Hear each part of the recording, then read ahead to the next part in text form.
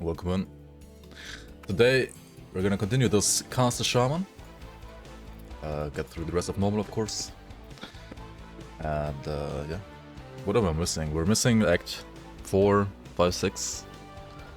Welcome in Bloomers, welcome in Corn, Old, Ground Zero, Micmac. Hello, hello, hello. Dejustator, welcome on, welcome on. So let's maybe like turn down the music a little bit. As good as StarCraft music is, it is even fucking older than this game and doesn't have to overshadow this game, does it? So we've arrived at Homestead, and he wasn't sure we would make it. Little did he know that we're playing an OP beginner build, Totem Shaman,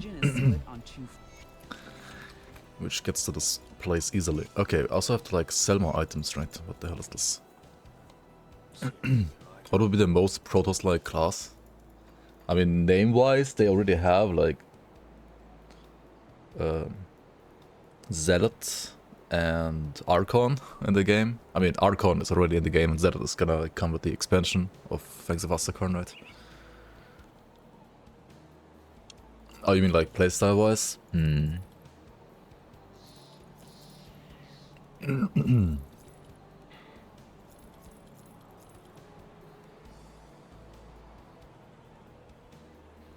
I mean, you could be like some lightning dual-wield melee character that would like represent as Zealot, I guess, kind of.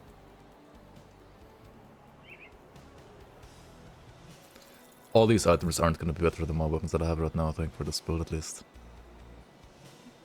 So you're just gonna like sell all of them. Thunder Touch Bracers is really nice if you're playing Promise Strike. I have no idea why these don't have attack speed though. And I mean, for my build right now it's useless anyway. So let's just sell that. And I mean, eventually I will need like, actually like right now I need like a lot more Chaos Rest, don't I? Because we're gonna like be able to, like we want to be able to do not die to Bolvar and the Blood Growth, which is like the second to next area that we're gonna get to. So what you can always do, right, like you could like sell all items until like the page is, well, not quite full but almost full, and then write Chaos Resistance here, and it's gonna like show you all the items that have Chaos Resistance. And I only have, well, 2 here. I guess this one is fine. Yeah, we can play this one. The shoulder has literally less than the one I already have, so that wouldn't really be an upgrade, would it? Wildun Vindicator equals Stimmed Marine. Some like, oops, some like insane attack speed character, yeah. But it would need to like hurt itself as well, right? Like get more attacks, or like get more total speed by hurting yourself. Because the Stim Pack like hurts the Marines, right?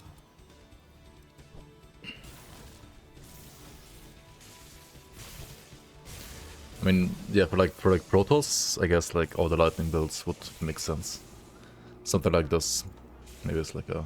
I mean, the Tempest Devotion reminds me a lot of like, which you're probably gonna like pick right now, honestly. Reminds me a lot of like the storms from the Templars as well. They can cast. Snumek, Cobra, welcome guys. Hello, hello, hello. Yeah, the Side Storms. Lightning Vines. Oh yeah, I guess. I mean, if you're playing the League, right? I mean, I bring this up every now and then because the League is obviously awesome. If you're playing the Community League, then yeah, you can cosplay a like Protoss Templar even more, I guess. If you're like a Lightning Conjurer or like Lightning Druid. Show devotions. You can check out the devotions as well, like what I have right now, like in the description below on YouTube. Like there's some Grand Tools links there. You can like check out the build pretty much as it is right now in this very moment. I will definitely get Tempest next, and then I should probably work towards like Ultos, the Storm Shepherd. Maybe like grab Giant or Chariot for like healing along the way. It kind of like depends what secondary class you want to play. Like if you want to play like a Elementalist, for example, like a Demolitionist secondary, then Giant is going to be insanely good because Elementalist is a very, very good like regen class as well. For something like a, well, Druid, for example, you could also check out like a Ludrigan Druid build guide on my YouTube channel. There are like several, I think like 2 or 3 like different Ludrigan guides I made at some like across like various points in time, which again have like different tools linked down below, and there you can like check out the devotions as well. Glad to watch some video game. Kind of stressful right now with work or life. Life. Also, maybe I should like summon my wind devils. What the fuck am I doing, right? They are permanent now, so I kind of like forget to even summon them in the first place. But they're not automatically summoned when you spawn in the game. Yeah. You do have to remember to actually summon them.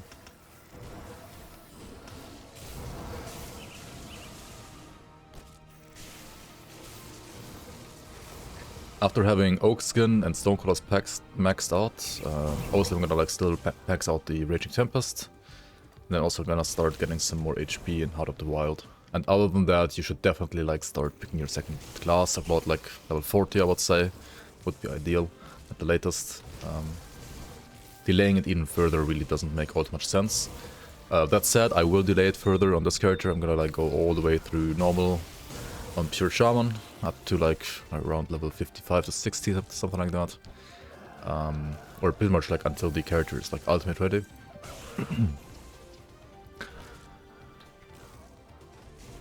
Yeah. And why am I doing that? Well, so that you can at home basically like decide what class you want to play secondary. There's many different options.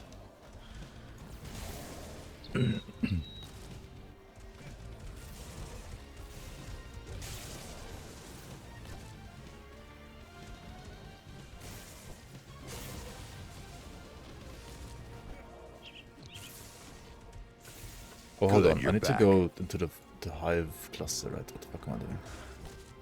The Hive cluster needs to be under attack. I'm getting a little bit ahead of myself here. Yo, Draggle, thanks for the 3 months. Welcome on. Appreciate the prime. Wait, did I not go inside? I didn't go inside yet, right? What is this? A triple rare? Like a rare prefix, rare suffix, and rare base, which you will, well, be notified by A, from the drop sound, and B, because it has like a fully glowing like green with a golden like border like symbol left to its name, to the left of its name. So that's kind of nice. Is this particular one good? I mean, for this build that I'm playing right now, not really, but if you are playing a like, you know, Judgment Oathkeeper, it's I think a pretty good drop actually.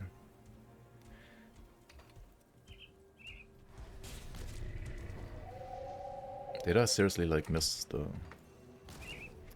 Yeah. Here it is.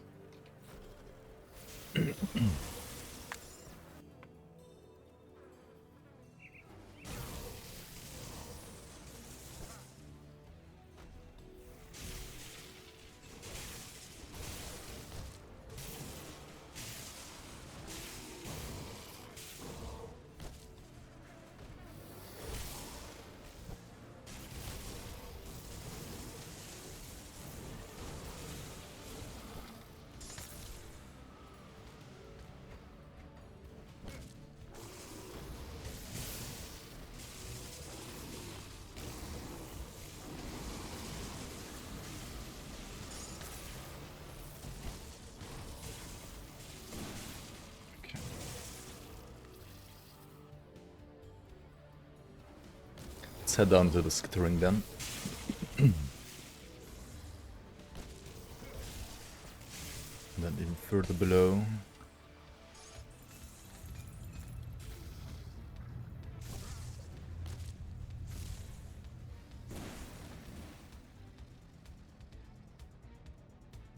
The Den of the Lost.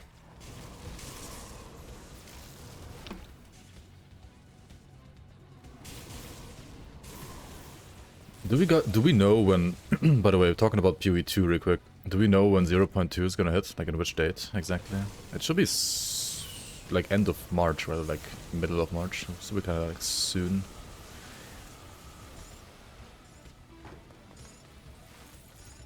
Which community is more toxic, League of Legends or Dota? I don't know. It's probably a close battle between the two. I feel like both communities have actually gotten better though. Like, because they they actually ban people more than they did in the past for like talking shit, at least in League. And yeah, I mean, I feel like both games are full of smurfs nowadays. Like, it used to be different, like people actually like used to start play the game for the first time and so on. Toxic kids, like 30-year-old kids or actual kids. I don't think like any actual kids are playing MOBAs anymore. I don't know. I guess they got unpopular at some point.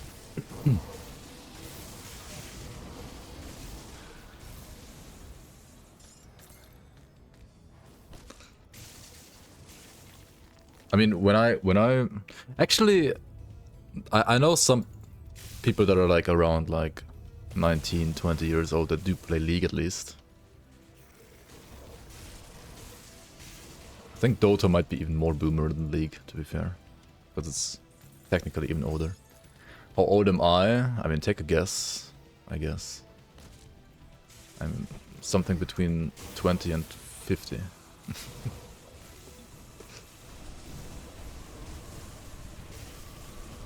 When you mentioned League of Legends to your 9-year-old nephew, he laughed like I said something ridiculous. Like, did you say just LOL or like the actual, like the full name?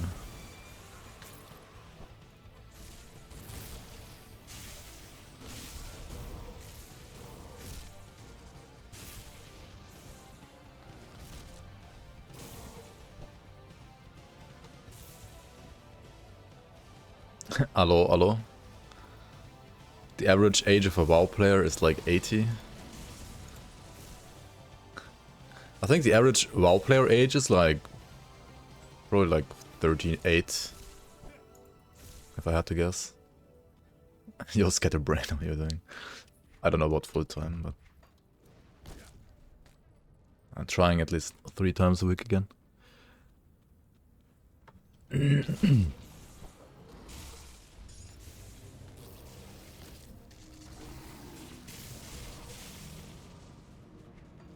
I think like most people that like playing WoW are like 35-ish, right? Yeah. Something like that. You did say League of Legends, like the full name? Okay.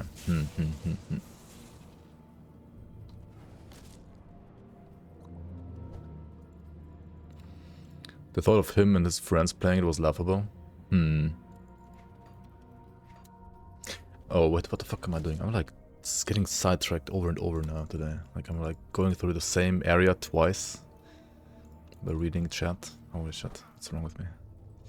Okay, we're gonna get to the ethereal amalgamation now, right? We already killed the boss here. I guess it just happened so fast. And on this build, you're just like putting down totems, you can read chat, you don't have to like pay attention to anything really. It's such a like chill build to play. Like I even like forget where I'm actually like supposed to go. What rank was I in LoL? I was like, what was it, like Diamond 2 in 2014, 13, Diamond 3, Diamond 2 most of the time, something like that.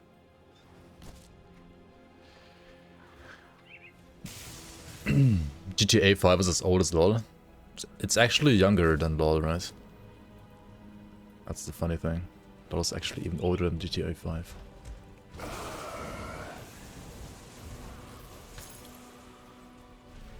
Oh, because like kids still like GTA 5.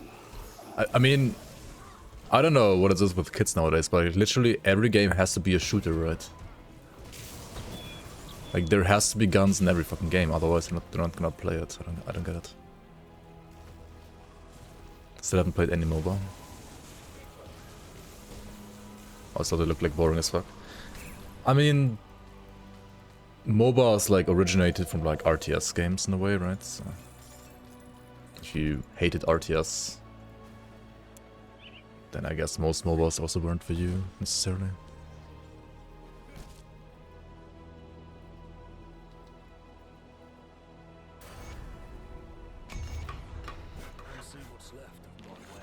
I don't know, I feel like back in the day, like, shooters were way more frowned upon because there were no, like, kids-friendly shooters, right? Like, you had fucking Doom, which was definitely not kids-friendly. You had, like, Quake, which, well, some kids played, but it wasn't really kids-friendly technically either. You had, like, Counter-Strike, which obviously isn't kids-friendly either. You had, like, something like Fortnite didn't exist, right? You played Doom when you were, like, 7? Okay.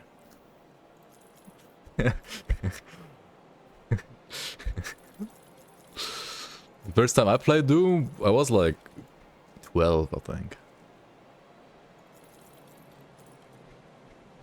Half-Life? I mean, I also... The first time I played Half-Life, I was like 14. There was my scouts have reported back. There are 2 other groups. The one you call Ulgrim has... I have come to represent GoldenEye? Yeah, GoldenEye. I also didn't play like until I was like at least... I feel like maybe like my parents were like really strict. Like I basically didn't play a single shooter until I was like at least 12. And I would also say like none of them were like... Well, none of them were like trying to be like... Like even GoldenEye and so on, right? Like there's still like blood and stuff, right? And you actually like it's kind of like realistic. Like it shows you that like killing people are like it's brutal, right? But in fucking Fortnite, right? You shoot someone and then like candy pops out. Like what is this?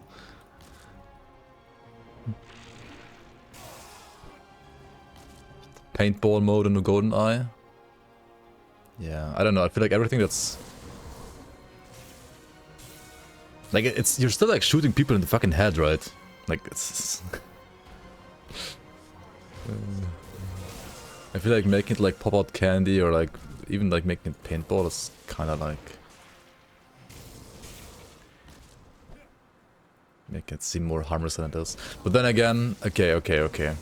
Like on one hand, right, I didn't play like computer games that were like shooters until I was like 12. On the other hand, and we definitely played like, I don't know, fucking like police and like how does it even say in English, like gangsters and police, right? When we were like outside as kids and we used like, I don't know, either fucking sticks as guns or like those like kid guns as guns, right? So I guess we like played like shooters in real life instead. Which I guess isn't much better. Like turf wars kinda, yeah, exactly.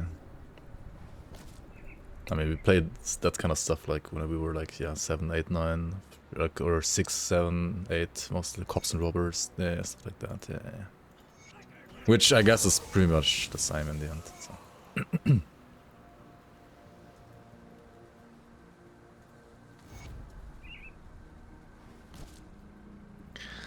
You remember when you talked about your nephew about Star Wars? You asked if you watched the old movies. He said he saw the old ones. After further talking, you realized he was talking about the movies from 2001. Yep. I mean, they're pretty old at this point as well, I guess. Yeah.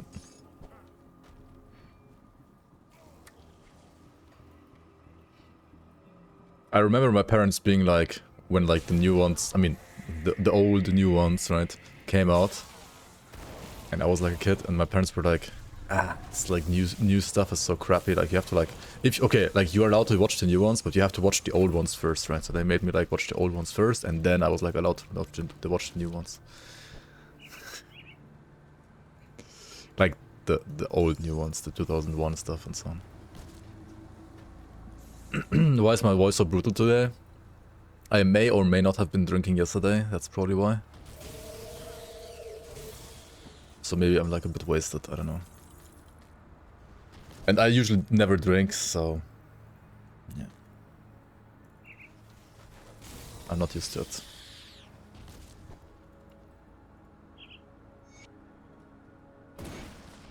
Maybe I should like drink more often. for my voice to sound more brutal. May or may not have been yelling in Dota. Yeah, true. After being out with like friends, a couple of drinks, I came back home and I played some Dota with Ground Zero and Magifer and so on. And those games might or might not have been infuriating. Which I guess is a given it's Dota, right? Usually never drink. I mean, the last time I drank before yesterday was the week before. Okay, but like the week before that, the last time I drank before that was like on New Year's. And before that, I like pretty much didn't drink anything like the entire last year. Is Magic done with Dota? No, he's still playing it every now and then. I think he streams less because like, I mean, nobody watches him play Dota. But he's still playing like as much as he was when he was streaming it every day. He just streams it less, I think, now. But he was streaming yesterday, I think. Which I also like realized a bit later. Like I was like talking absolute dog shit on apparently stream, but I didn't realize it was on stream. If you ever need to add more bourbon voice lines in the league, you can just drink and record that day. Drinking during the week, no wonder Germany's fucked. I mean, that's not like... I mean, I would say people have been drinking more during the week in the past than they are nowadays. And people drink wholly less now than before. Oh, right, also my Chaos Rest is fucked. I almost fucking died to Boiler because I didn't pay attention. You should have like at least 60% Chaos Rest, honestly, if you go here. And if you don't have that, you can very much die to him, like I almost did. Yeah, as you saw there.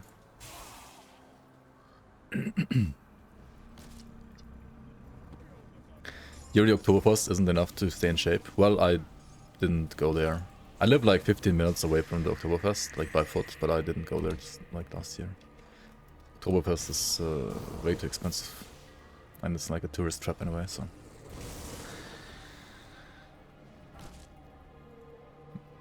Like, I could literally just get a beer for like 50 cents from the supermarket, or like a beer like in certain clubs for like €1 or like 1.50 or €2 max. Or I could get a beer at Oktoberfest for like 15 euros. Right? So, I don't know. What the fuck? Yeah, that's beer prices in Germany. It's like the same prices of like bottled water, basically. Yeah, the cheapest are like 50 cents, yeah. But I mean, those also like taste bad, right? Like the ones that actually taste okay are like maybe like €1, 1.50, something like that. Which is still fucking cheap, right?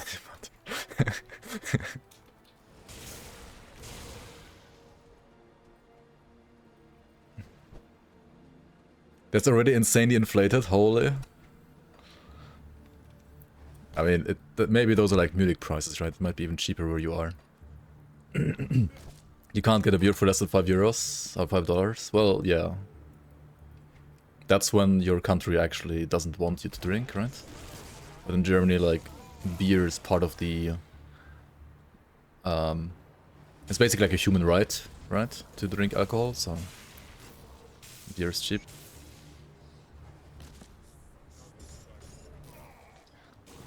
Like, there was definitely like a time frame in Germany where having an internet connection was not considered a necessity, but having access to cheap beer was. And you can tell also because our internet is fucking terrible, but our beer prices are low. Belgian beer better than German beer? Belgian beer is really good too, yeah, I have to say. Better or not, I don't know. I don't drink enough beer to judge that properly, to be fair. I have no idea.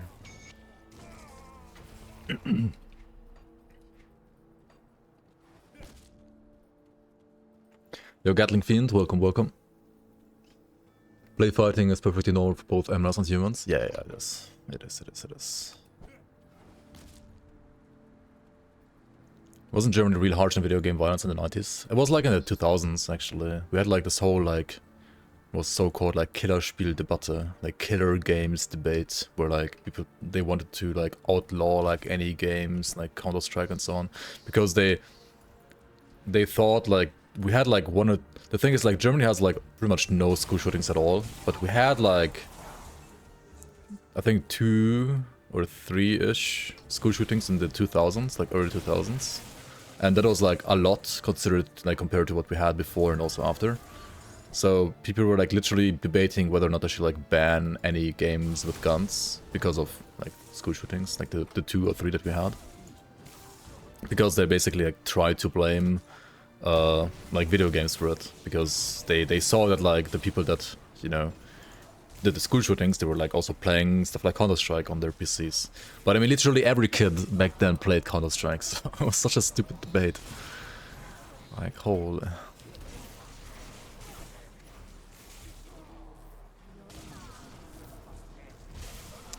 I do have to go here? Oh yeah, we have to go here, we have to kill this guy. Okay.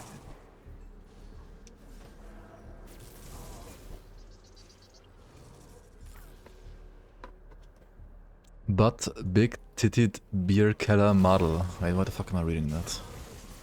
What do you mean? Is that a question or an exclamation point or just like a fact or?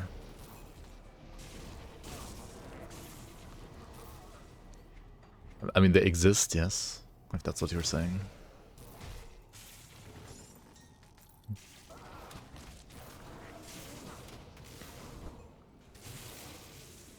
They should have banned all 80s action movies then as well. No, movies were fine. Movies were fine. Movies were totally fine. Violence in movies was fine because you were not playing the character, right?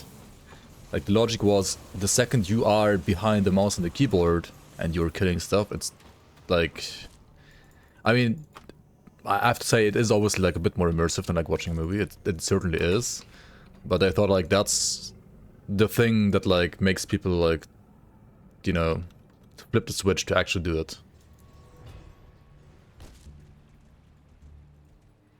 And yeah, also like all the people that have never gamed anything on any PC, like didn't even know how PC worked, of which like many people still existed in the 2000s in Germany at least. Yeah, they thought it's like the thing that like corrupts our kids, and I don't know.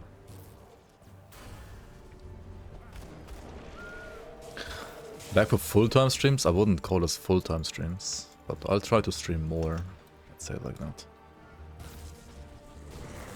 What's the deal with Schumacher? Is he even alive? I have no idea. I mean... Didn't he have like some kind of like skiing accident and then he was like in coma for a long time? I don't know if he recovered or not. Like he kind of got deleted from the news, so I have no idea. And I'm not really big into like celebrity people, so I have no idea. I know his brother is alive and does like stupid like car commercials all the time. Like Ralf Schumacher, right? Who was also like Formula 1 pilot, but not as quite as successful. I mean, he was like fine, but not as good as Michael Schumacher. We all jumped on people's heads after playing Super Mario. Yeah, true, right? Like that literally happened like every single day, right? Yep. Like the reason why like people like young kids like jump on the like heads and bellies of like their parents is because of Mario, of course. Like before Mario, kids have never done that ever before. Like didn't exist. True and real.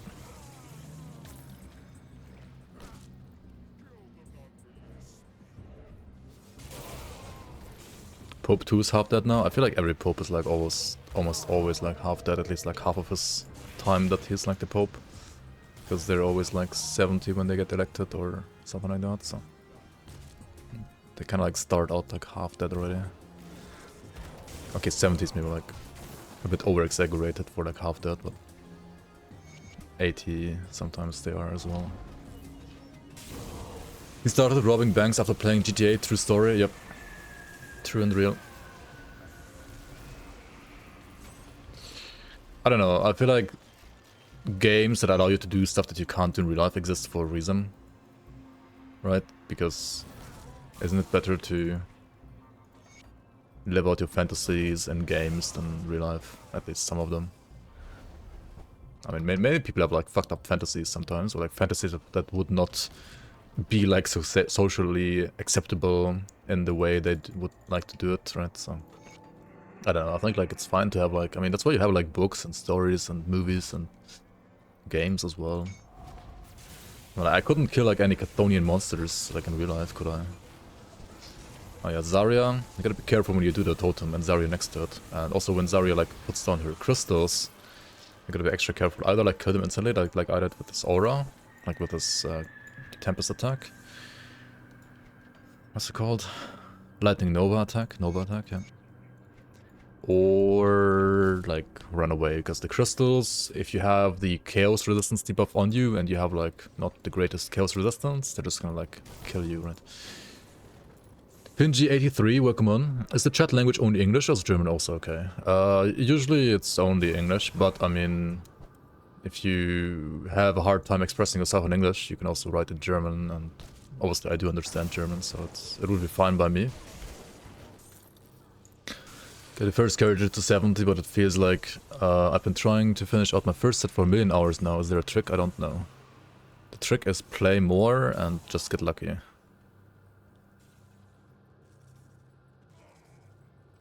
Can't we use Zarya's pendant? We can actually. You're right. You're right. We should and can. We can and should. Yeah, because this is like +1 to all skills to Shaman, obviously. It's very good. Even though we lose some lightning damage from the other praxis thing. It's probably worth it, and I do have like maxed out Pierce Res even with this amulet on, so yeah, that's a pretty good idea to use this one. It's a bit like pet-centric, the amulet, but +1 to all the skills and this entire mastery is still obviously very good, especially when you only play one mastery, like I am right now. So yeah, everything got like boosted by 1, which is nice. All those points are useful as well for me.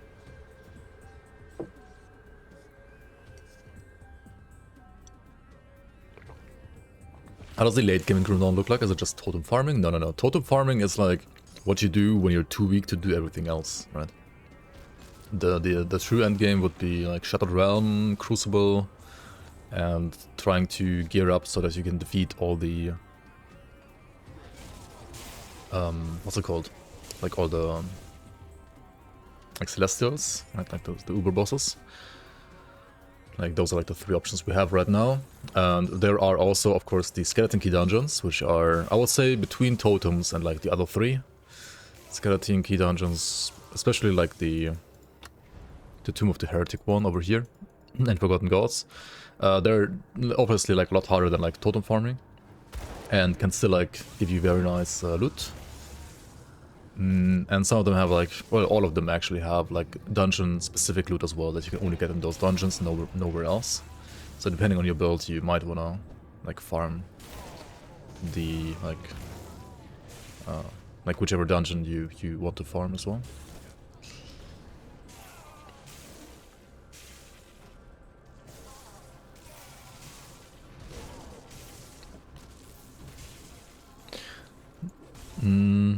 Yeah, random sets, like if it's your first character, I would never really plan a build around like a set. Yeah, this is like, as you said yourself, like this is not Diablo, you're not getting a free set handed to you at level whatever. You have to find them, and they're almost all random drops. There are some that you can target farm, but even those take like a long time to get because the drop rate is kind of low. So what I usually do is I plan my build around like actually rather easy to get target farmable items, like which are usually green items, green so-called monster frequents, something like Grover's Sky Effigy, Sigarius' Sacred Blade, Zarya's Pendant, like items that like drop from specific monsters or bosses at a decent chance, or sometimes even like 100% chance. And then you only have to like get lucky with like the affixes, I guess, a bit, but it's not that bad. And you can make like very, very strong builds to be able to like farm, well, not the very hardest content necessarily, but like almost all content with those. And then you can like use that build to efficiently, well, farm like the content that gives you the best results for like random sets. And then either you get the set that you wanted to play after that, for the character that you have right now, or you get like another set that looks interesting to you and you like switch characters. Like sometimes switching characters can be faster to get like an actual good endgame build going, because once you also are at the point where you should be with a like monster infrequent build like I just told you, you should be able to, for example, defeat the Lokar Celestial boss, which is one of the easier Celestial bosses, which allows you to get the Lokar set, and the Lokar set is a set that speeds up leveling significantly, resulting in you being able to like run from level 1 to 94 in like 6 hours-ish, or sometimes even like faster than that.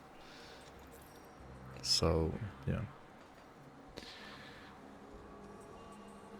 Gigabyte lost the best GPU in the market. AMD's actually king now.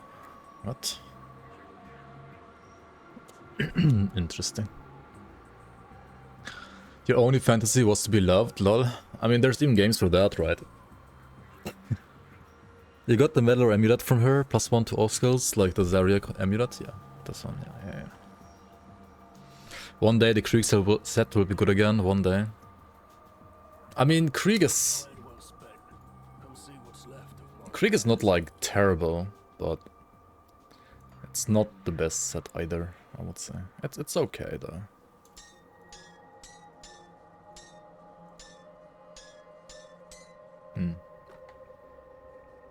Pierce Elemental, Pierce Aether Stun. I mean, this one is better than the Crony Ring right now, I would say, for sure. But it doesn't fix the Chaos or Vitality problem that I have.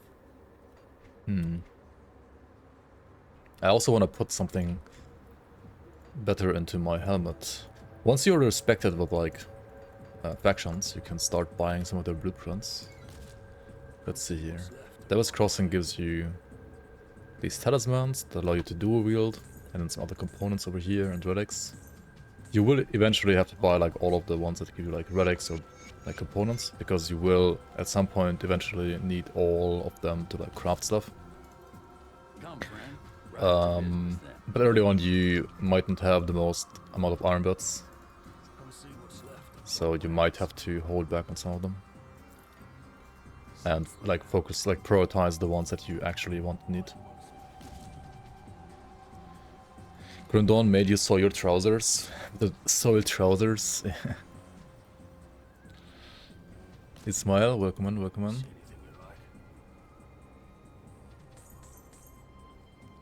Zevos. Alright, you can craft a runestone in the helmet now. Runestone is a really good component. You should probably like either put runestone or a sanctified bone in your helmet most of the time. Actually, in this case... Oh, these are not respected yet. Yeah, let's use the runestone then for now. But in my case, I actually would rather use a sanctified bone, because sanctified bone gives you... Oh. That's interesting. Sanctified bone gives you like chaos vitality resistance. Okay, I guess we're going like no component for now on the helmet. I need like some crystals. Need to find some crystals, but I don't want to lose my portal here. Just want to like finish this map first. Does Grundon have iconic spells like Frozen Orb or Blizzard from Diablo 2? I have no idea what Frozen Orb and Blizzard are from Diablo 2, so I don't know how iconic they really are. But then again, like Grundon has also like those skills, which are all cool, I think. Like, I think they're all iconic.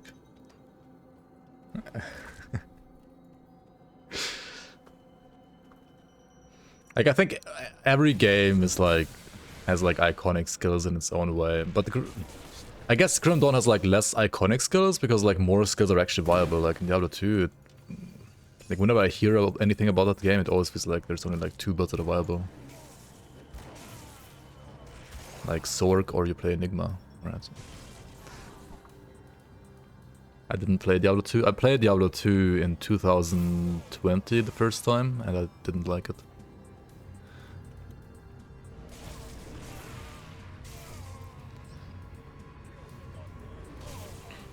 I didn't like it because I already played Grim Dawn at that point.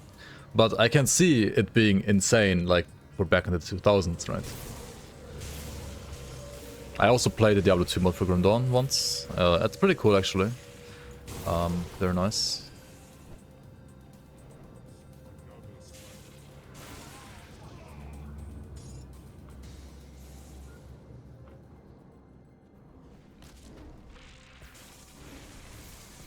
I just think like in the current year, like there's just better games than Diablo 2, so I didn't really like bother playing it all that much.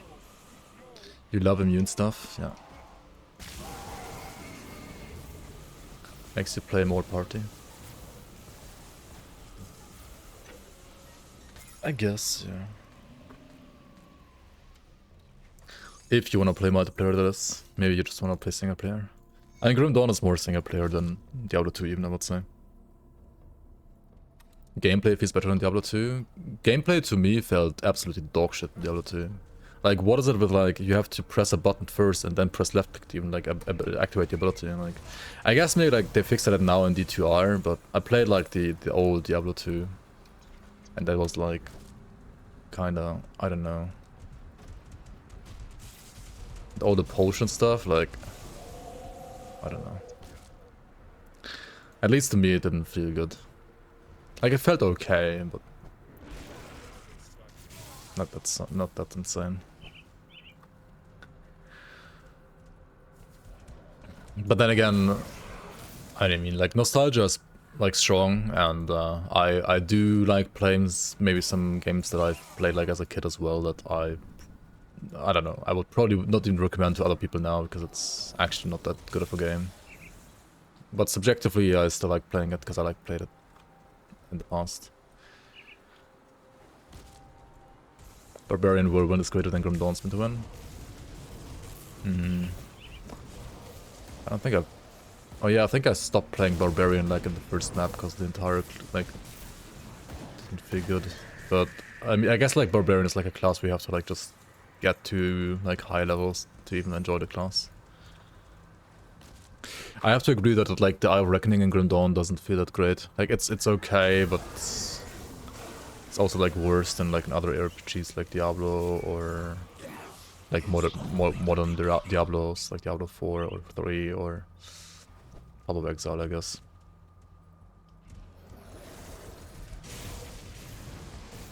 Corpse Explosion was better, doesn't exist in Grim Dawn. That's true, that doesn't exist in Grim Dawn.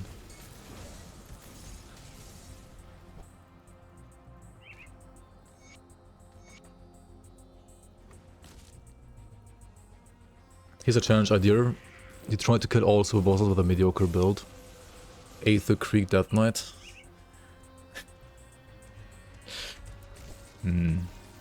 I think you can do all bosses except for maybe Kala and Crate.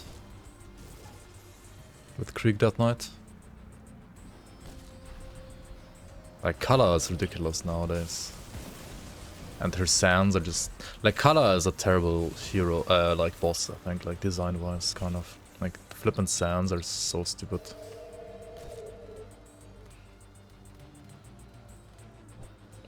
Scratch Ravager? I think Krieg should be able to kill Ravager. It's not gonna be a fast kill, but it should be possible.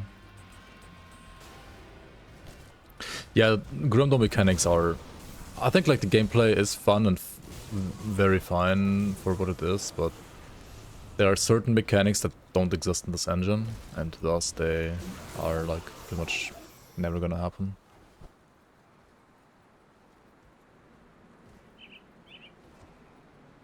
Ravager is tougher than Kala?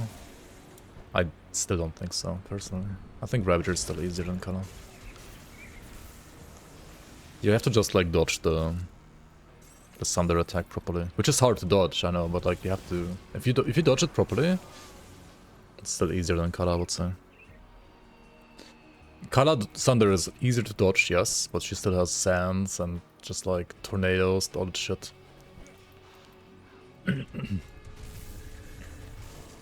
Maybe with like all the armor buffs, it's easier now to get to kill Kala though.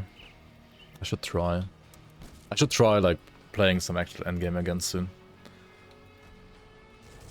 Increase no regen, and you play Leech, right?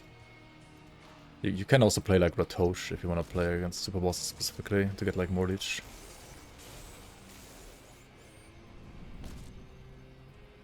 Big armor slash physical resistance makes Kala kinda easy. Yeah, but you can't get Physicals anymore, right? So that is the problem. A beginner playing endgame? Yeah, I'm new to this game. I only play beginner builds. If you don't allow Kala to like put 4 stacks on you, you're fine, I guess, yeah. Like 4 tornado stacks on you. Maybe, yeah.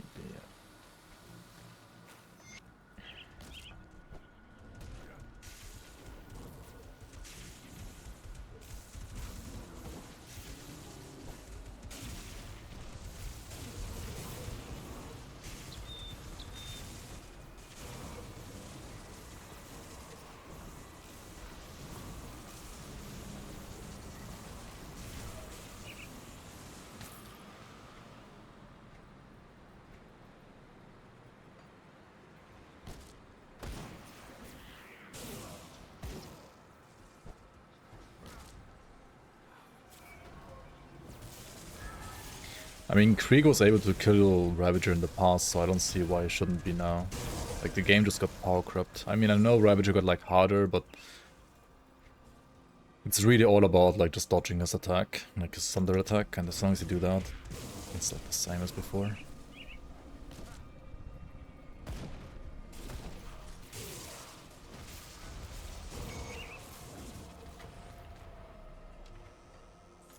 Alright, we can pick up the Tempest now.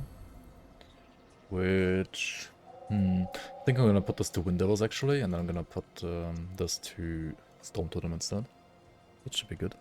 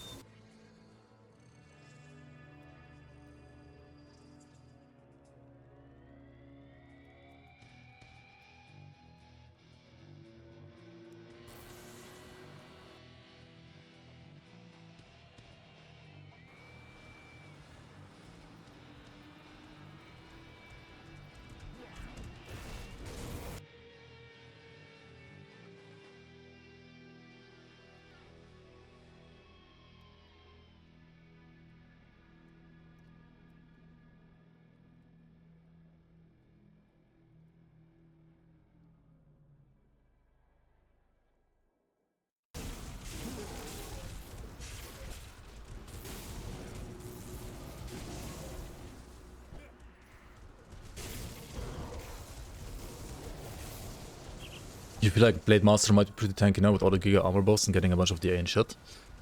Any good builds? I mean, Belgothian should be good. For example. Like Belgo BM. Should be pretty good. And Belgo always had like good armor, I think. So now it's gonna be even more. Nadan. Nadan is probably fine too, yeah. But like Nadan has 2 hands, so it doesn't get the physical resistance, or like, well, the percent armor now from dual blades.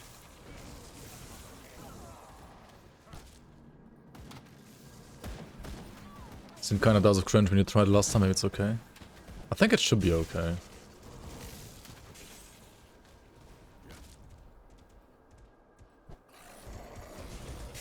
Why can't you find a Savage Relic for your Necromancer? Have you checked out all of the faction Quartermasters? Because some of the relics you can just buy from the Quartermasters. Like the faction vendors, basically. He lost another 100 today to Purge. You hate that mechanic? I know this is maybe like controversial, but I actually love the mechanic. Also, I think it's a lot fairer now than it used to be. Like, you used to have to like reapply all of your like buffs manually again. Either way, it is painful, and you can certainly die to it. I think I lost like 1 character to it as well once. See anything you like?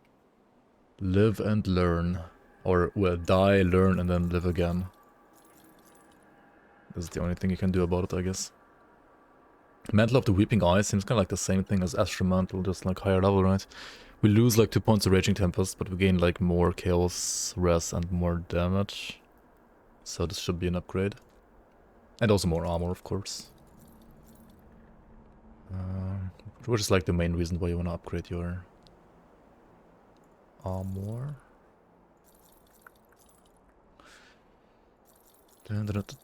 Cool.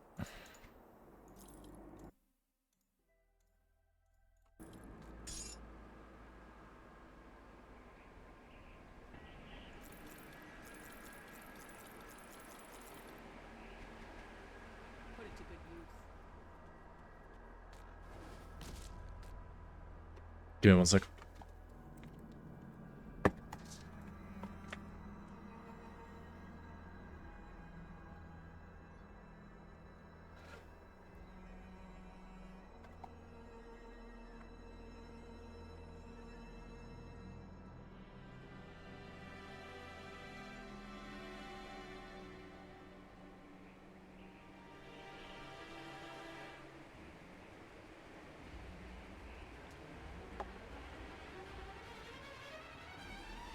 Plasma Blades leveling was ass for a long time. It might be better now though, I kinda wanna try it actually.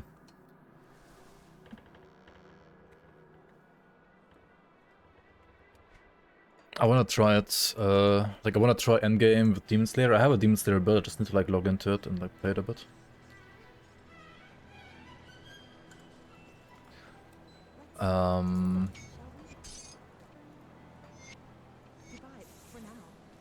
Oh, we have enough crystals now, woohoo.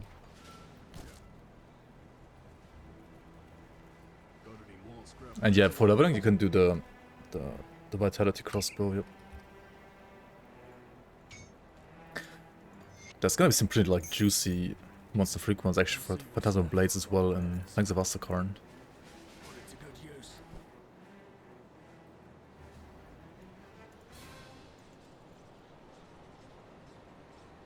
Any leakers? There's I think like one weapon at least for Pierce PB.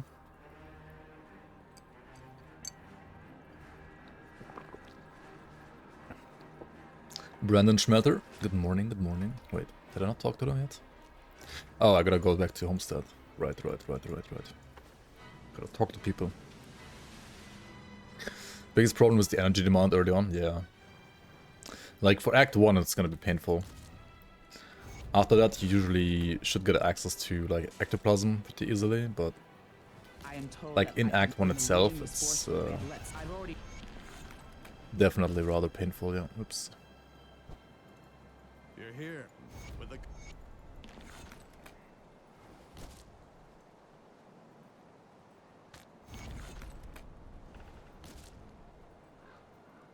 Can't wait for the conversion to be dropped. Yeah, it's currently already dropped on the playtest, but yeah, it will also be dropped on live eventually.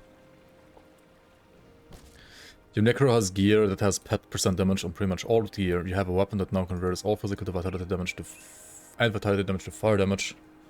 The increased fire damage and duration with your Skeleton's Rip Spirit. Would that be an upgrade to damage or a bad weapon? I also use Blind Field. Blind Fiend. May the light of Empyrean. I mean, depends if you want to like play Vitality pets or not. If you don't want to play Vitality, I mean Fire, right? If you don't want to play Fire, then obviously it's not good. If you want to play Fire, then it's good. I think the second you get that item, it depends like what level you are. But it's probably an upgrade either way for you right now. If I had to guess. My favorite skill in the game. My favorite skill in the game.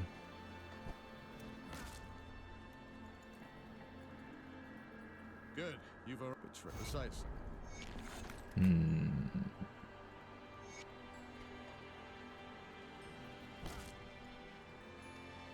And probably Shadow Strike. Or like the grenades. Or Virus Might Skater. My favorite skill is Blast Shield. Alright, you have to go down here first. Your favorite skill, Drain Essence? Oof.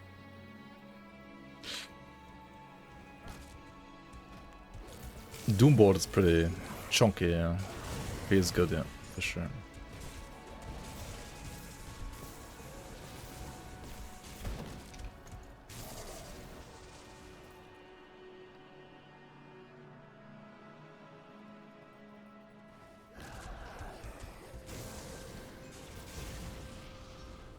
Guess your favorite skill, Frozen Sky Shard.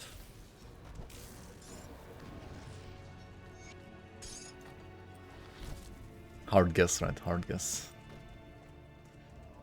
They might announce Fang's release date in the April misadventure.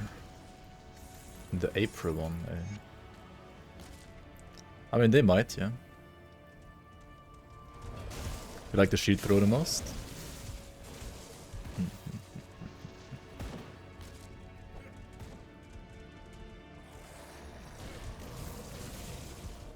Oh, the Dragon ARPG? I've seen it. It looks okay, I guess. But it didn't seem like interesting enough for me to try it out for some reason. Like, it's okay, I guess. Didn't seem insanely crazy or... But I guess it's okay. I'm kind of busy with just Grim Dawn right now, to be fair, and also Lost Epoch Season 2 soon, and then FoA 2 0.2.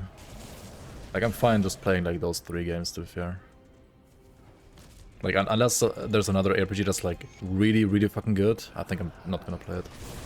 And I guess I'm also gonna like play Titan Quest 2, which hopefully is good. I mean, looks good, I think, but we'll see.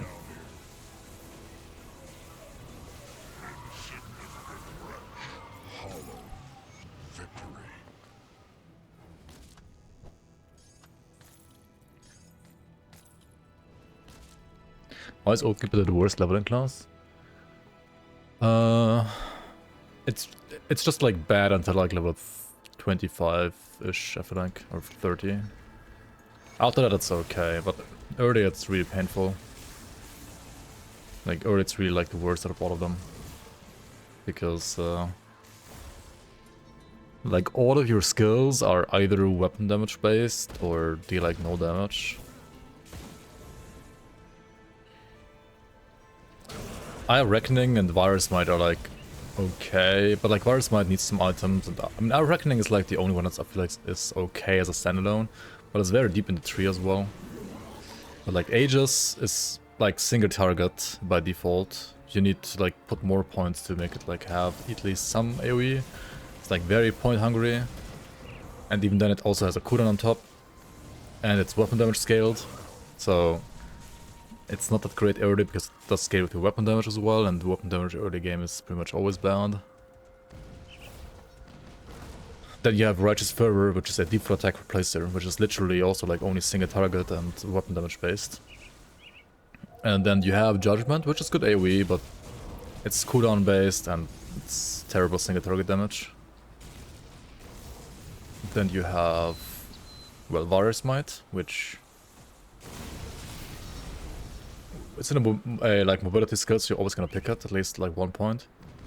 But for it to be like actually great damage, you need to get cooldown reduction on it and then be able to like max out the second part of the skill. So like you can stack the fire damage quite significantly. And then what else do you have? You have the Guardians. The Guardians are actually kind of okay. It's like a supportive damage skill. But again, not really like a main damage skill. And then you have Our Reckoning, which I guess is like the best standalone damage skill early on.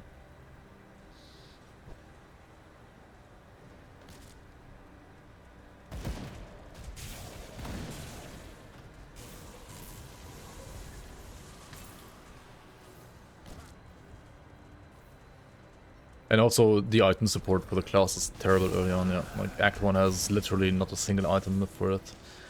Act 2, well, once you're in Undercity, or like at the Steps of Torment rather, you have the Self-Vigilance offhand for the Virus Might. You have the Flesh Warped Defender in like around Homestead, but that's like Act 3 already.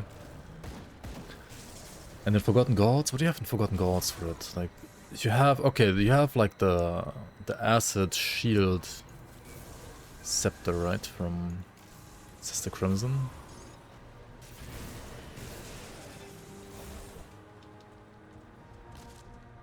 What else is there in FG for Oathkeeper? Guns.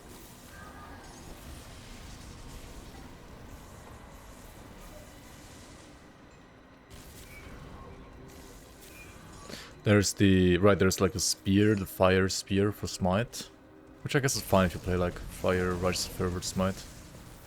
But it's still like... just a terrible skill. for leveling early.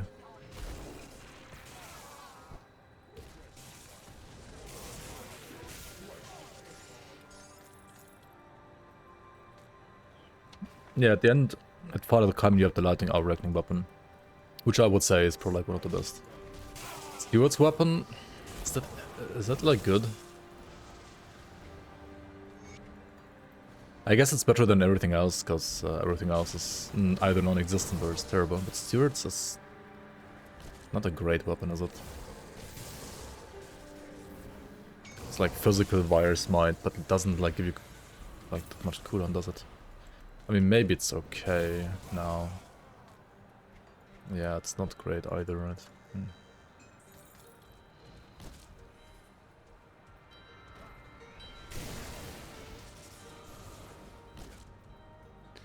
I mean, it's okay, right? But it's still like literally worse than every single other class.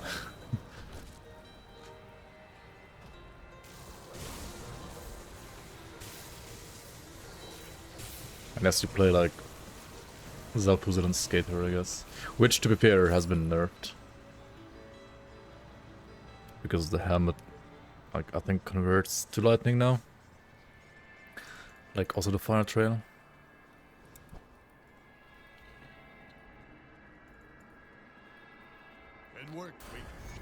It's fine to, like, play Oathkeeper on your first character. It's totally fine to do that. But if possible, try to pick it as, like, a secondary, right? I'm gonna stick to Shaman some more.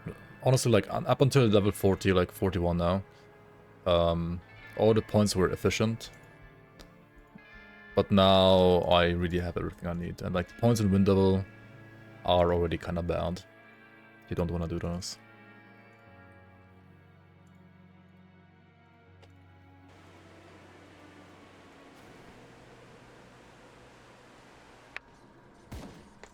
Oh yeah, it's right, actually, like, Templar leveling, like, Templar Skater used to be, obviously, always a great build, but kind of struggled early game, because, like, Arcanus was bad for leveling early, and also Oathkeeper was even worse for leveling early game. So obviously you had to, like, pick Arcanus, but kind of sucked as well. But now Penati is good, right? So you can play Penati until you get Virus Might. Also, Cadaver's Tempest got better as well. And you can also, like, still play Trozen, which was like what you used to play, and is still okay, I guess.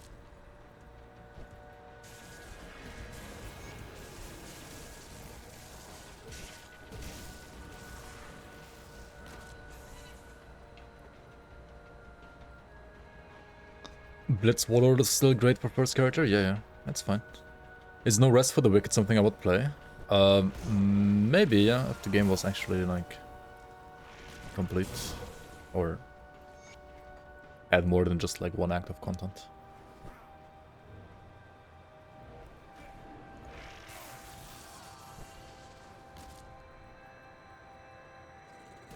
Acid RF is really strong to level. Easy to get because of the boss drop. Oh yeah, the dual wield stuff. Yeah.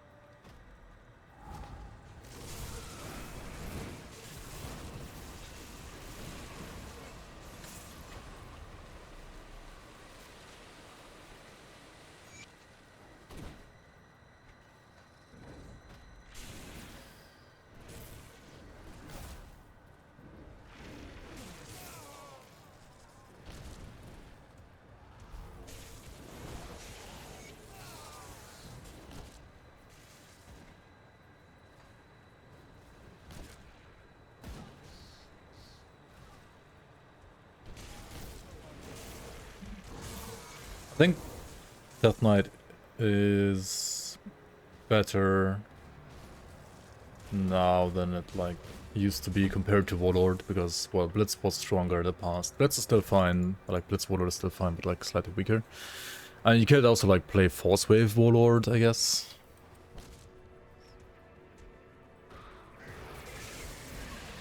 But, like, Blade Arc Death Knight, I think it's really, really good, actually. Like, Blade Arc Death Knight is insane.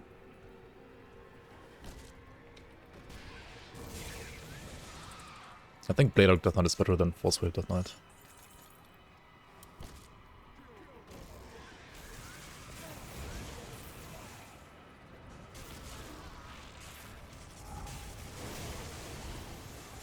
Yeah, I think so too. Like that, like two-handed Blade Arc item is just completely nuts.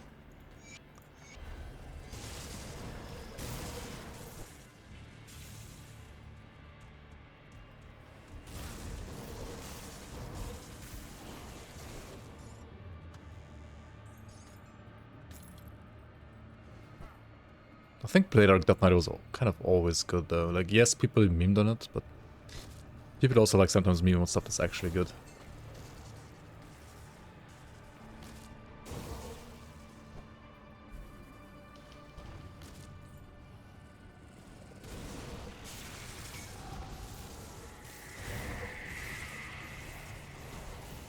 I mean, I also played like Blade Arc Commander with Sun Heralds when like people said, oh, you should like play Force Wave instead or Cadence. I just played Blade Arc. I think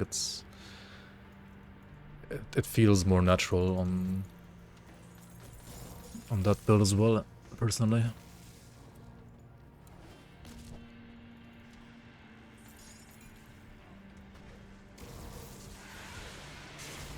Sun Herald, the item from Forgotten Gods, from Astros, the Sun Herald. Battle Scourge Blade Arc was also always good. Right, yeah, Battle Mage, Spell Scourge, yeah. That was always good as well. I think that was like the best Blade Arc build for a long time. I mean, probably might be, still is. But got some other good builds alongside it now, I think. It's hard to cap the Blade Arc skill. Yeah, that might be true.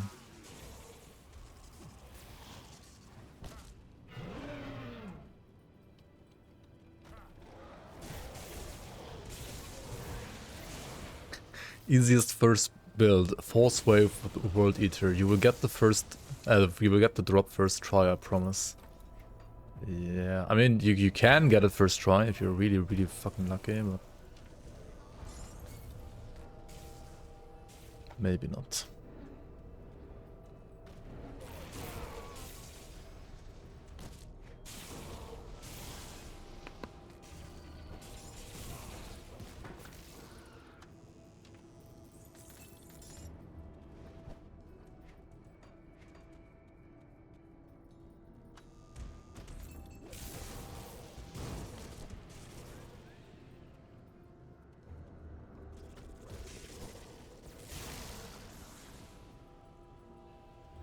Spam Force Wave is also slightly stronger than before. Interesting. Yeah, I was wondering, like, people say like, oh, Spam Force Wave nerfed, blah blah, right? But obviously it's like a nerf compared to like non-spam Force Wave, but usually whenever like Zentai does number changes like these, it makes the spam version be either the same as before or like, yeah, I guess in this case even like slightly stronger. I wasn't sure if it was going to be like slightly stronger or slightly weaker because I couldn't tell by the numbers. But yeah, if you try it out in game, of course you will see the DPS increase or decrease. That's good to know, I guess. It might depend on like itemization a bit though, and like the specific build. Because the TDM, the minus TDM, could have like a different effect on like different builds. He tested it on elemental Force Wave. Huh. Okay, slightly better. Yeah, I would assume it's like at least pretty much about the same on like across all Force Wave characters.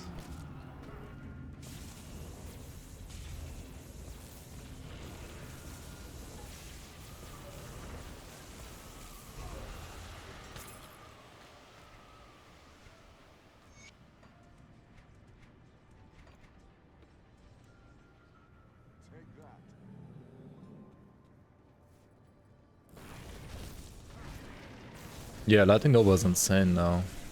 Like, I really feel the damage. It's crazy damage. Like, you don't even have to be a druid anymore to like play Lightning Caterpillar's Tempest. You can just play Lightning Nova.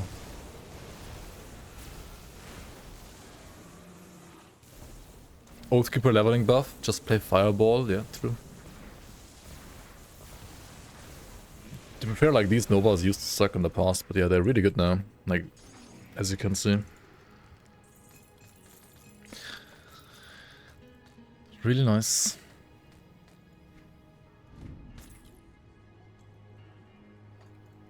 Oh hey, you got the Tempest of the Void even. This is a nice helmet. Very fitting for this build. The problem with blue items though is like, why do they not have good resistances? Like, why is it only 13 Chaos Rest and that's it? Like, what the hell? Compared to my green weapon, I mean my green helmet right now, it's crazy.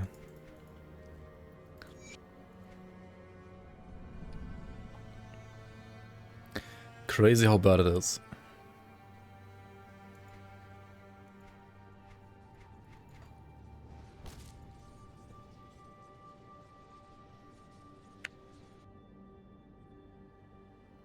MIs ruined the blue items. I do feel like some MIs are a bit too strong too early in the game. I mean, I don't mind them being as strong as they are like late game, but I think during leveling phase they are, like, many of them are just simply too strong in my opinion. Come see what's left of my wares. They either give like too many stats or their skill modifiers are like too broken. I look at this, another +1 Shaman amulet actually, interesting.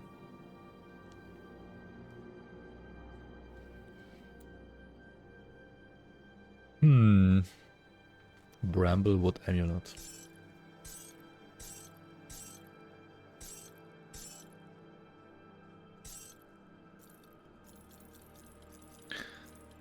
Vanilla Grim Dawn, like when it first came out, did not have monster frequency. Well, they did have monster frequency actually, but they had no skill modifiers and they had like terrible, like not insane stats at least.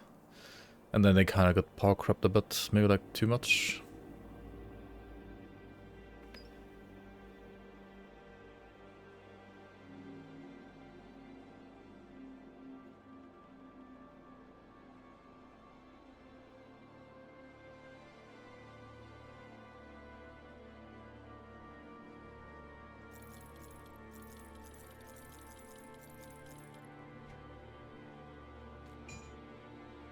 This is a really good, like, Promise Struck weapon actually as well. Alvaric's Rebuke.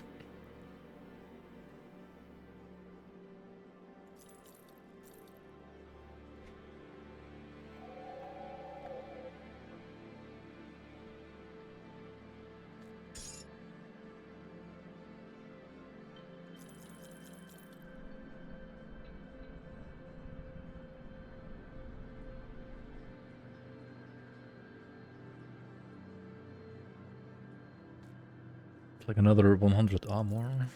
That's...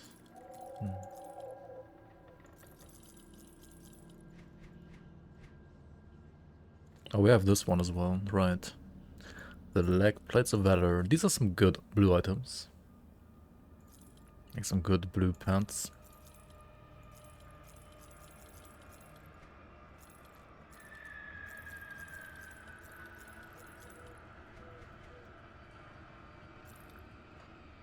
Put it to good use.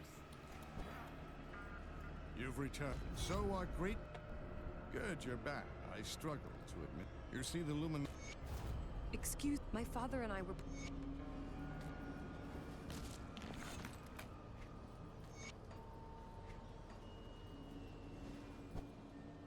Berserker's Cowl. What if I told you Berserker, like the entire Berserker set, is gonna be obviously supported by the Berserker class. It's gonna get lots of Berserker bonuses.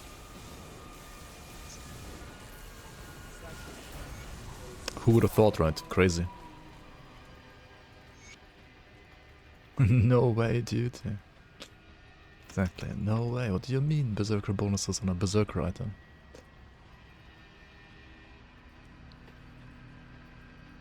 There is no such thing as leveling gear being too strong, normal is the introductionary difficulty. I mean, should the introduction to a game, like, trivialize the game for you? I don't know.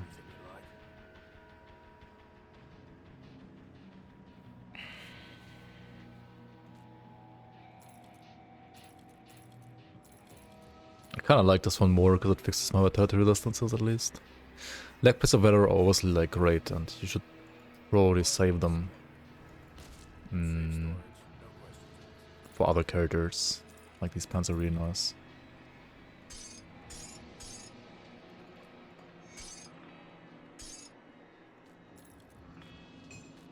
What did we get as a random legendary here? Death Omen. Unlucky.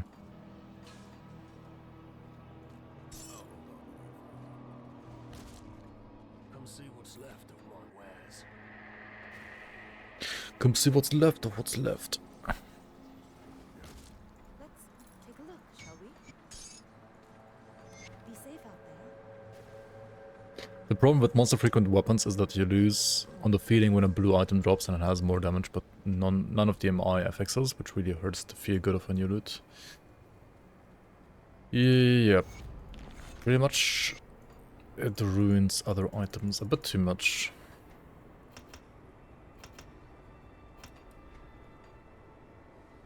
Death's Omen.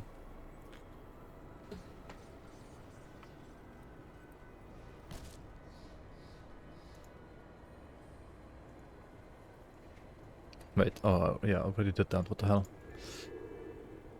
What's wrong with me today, like, flippin'... Pepega.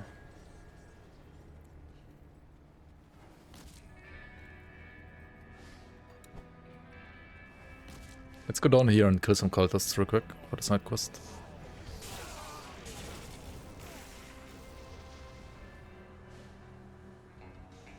Hopefully Fangs will make blues great again. Yeah, I mean... I feel like Fangs is making blues great again the same way like Last Epoch Season 2 is making set items great again. Like in Last Epoch Season 2 you can dismantle set items to give you affixes that you then can use to craft on non-set items. Grim Dawn, Fangs of Astakarn is gonna make it so you can ascend blue items, but the ascended blue items, they're just legendary purple items. So they basically like serve as crafting material for other legendaries, you could say. I mean, it's not really like that, but that's mechanically what it is, right?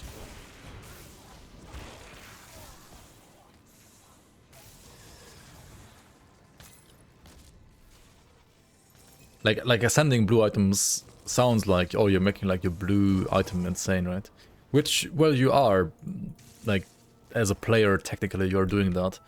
But on a, I mean, well, gameplay wise you are doing that, but on a, like, technical level, you are using a blue item as a ingredient for a blueprint for a legendary item. No, it's gonna convert it into a item that you can only get that way, right? So, you cannot drop that legendary in any other way, you will get the legendary, whatever, like, ascended blah blah blah item, and that is basically the same item as the blue, just like in purple and like with some other stats on top.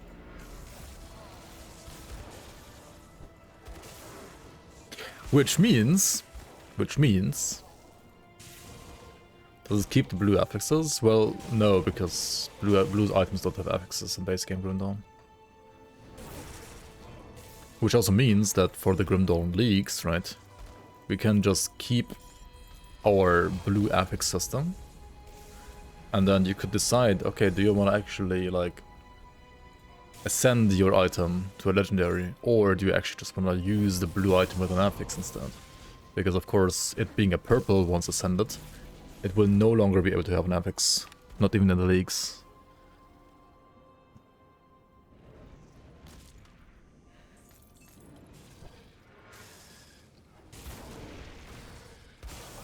There's not gonna be like any ascended items with affixes on top.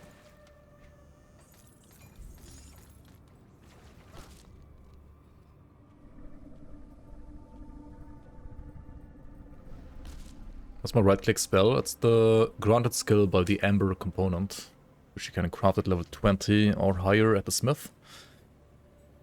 It's the Empowered Lighting Nova. This one right here. Which is like a nice, well, filler ability. Does it keep the blue stats anyway? I don't think so. I don't know how it's gonna work exactly, but if it works kind of just like blueprint crafting, then it's not gonna like keep the stats. It's just like the new legendary that you craft, it's gonna have like the same stats with like more stats on top right. But it's not gonna like keep the roll, I guess. Maybe it will. Maybe not, we'll see. Try to play hardcore with no class selection and see how far you can go. That is something I've tried actually in the past at some point. I didn't make it all the way. And I've never tried it a second time yet. But maybe I will at some point when I have time for it and I don't know what else to do. It's a good challenge if you have lots of time and no life.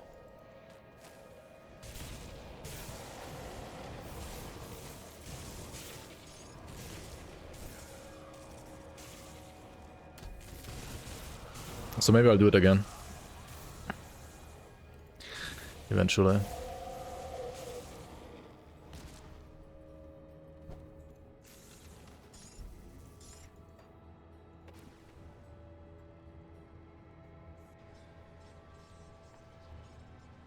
They should end the blues and just widen green MIs. That's another take, yeah. You could just like delete blues from the game completely. See what's left of my wares.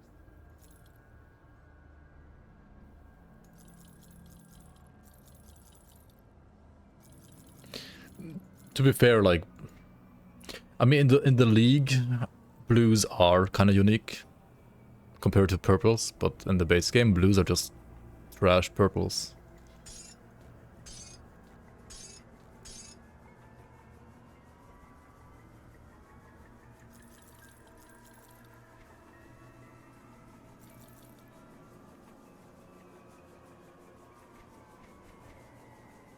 See you around.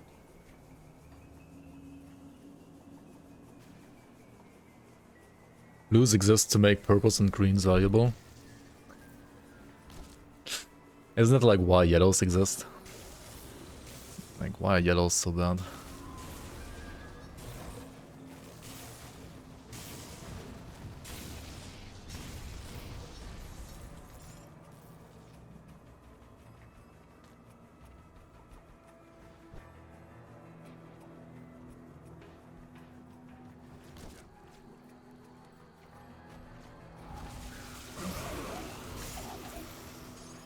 Blues are a problem with no solution.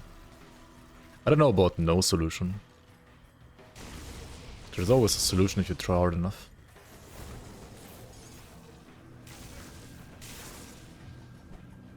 I think. Aggressive attack.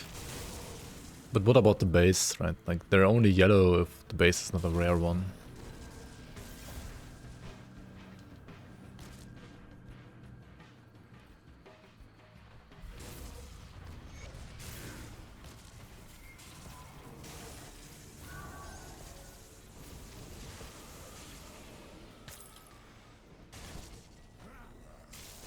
Well, only one class of the series, because I wanna just do like a couple of mini-series, like just normal difficulty playthroughs. Mostly just to like have content of proof for like a new guide series, or like a revamped guide series for like how to level like each mastery, like in general. Because like those videos were pretty like well received, I would say, and they are pretty old, especially like the soldier one is like 5 years old now, I think. And Fangs of Astrakarn is coming out later this year, so they should be updated, I think. It's all you need. I mean, not really, but I think for, well, like for normal difficulty, like it's all you need. You can of course also like do challenge runs where you only like choose one mastery, or like even no mastery at all throughout all of the game, even ultimate difficulty. But it's certainly worse than like just choosing 2 masteries. like 10 out of 10 times.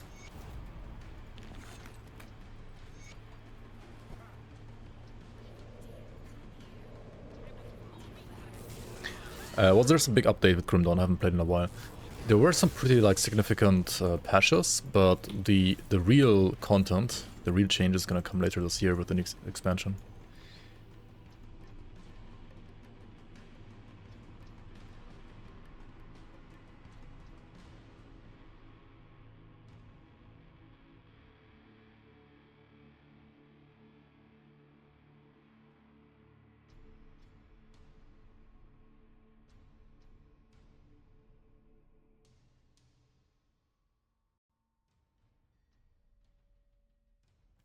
Danke, danke.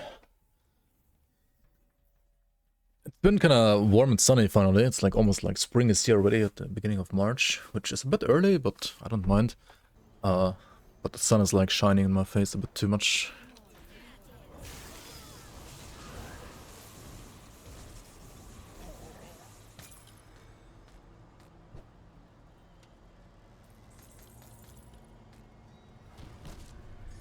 The Sunder is gonna be the most surprising for you. Yeah, enemies, especially, well, pretty much only bosses, have like a new type of debuff where they can debuff you with certain attacks.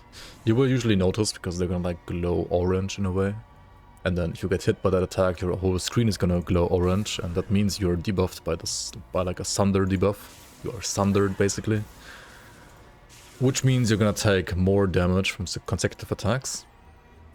As long as you're debuffed, so...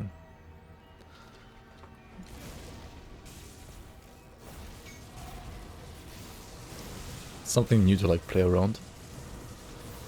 Apart from that, I would say the game actually got easier, not harder. But yeah, you do have like the new evade ability where you can like...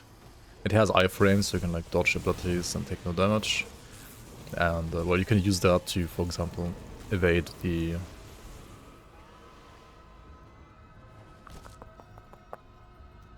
like, Sunder abilities.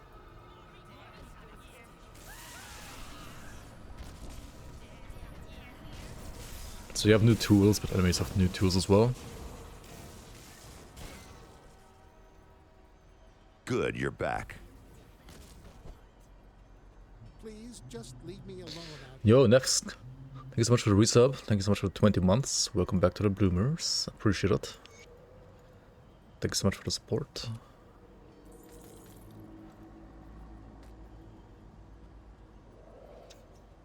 Autoron's blood savagery leveling. Oh yeah, actually interesting. Like Autoron's blood has a weapon pool skill now, doesn't it? That is juicy, juicy, juicy. Should be really good for like an Archon, for example. I'm gonna do like Savagery Archon. Or Savagery Water, I guess would also work, but like if you're playing Water, you probably wanna play some Soldier skill, otherwise why pick Soldier, right? Except for tankiness at ZDPS, I guess. You could like add Blade Arc on top. Play like Bleed Savagery and Bleed Blade Arc.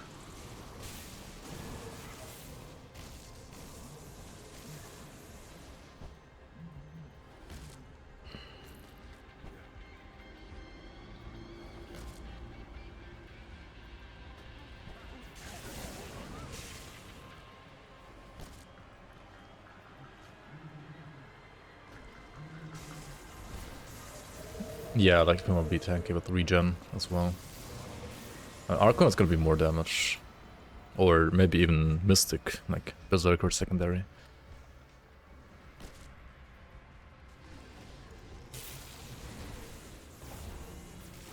I kind of feel like Mystic is a weird name choice still. I like all the other names for the new classes, but Mystic is a bit... like it leans heavily into the like caster side.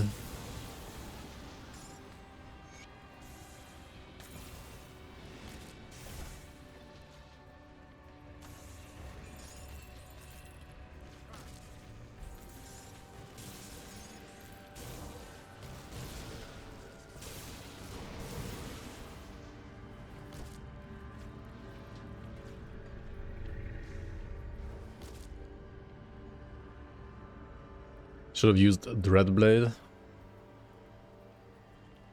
Like Dreadblade for Nightblade and then Reaver for instead of Mystic or what? I don't think Dreadblade would be fitting for Shaman either.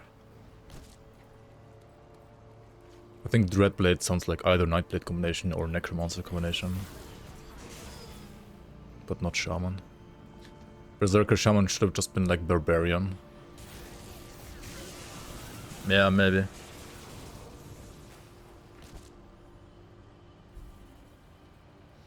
Berserker is a half caster with cold damage. I mean, Berserker is kind of like Shaman, yeah.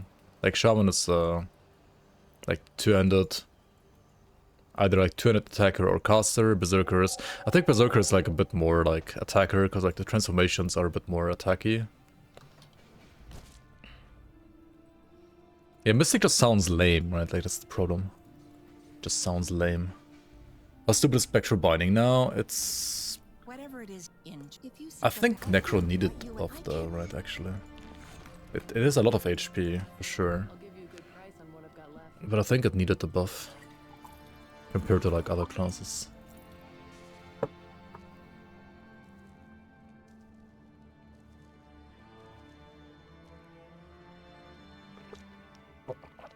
I wonder if you can play like Pakla Shaman properly. Like Pakla. Conjurer or Ritualist.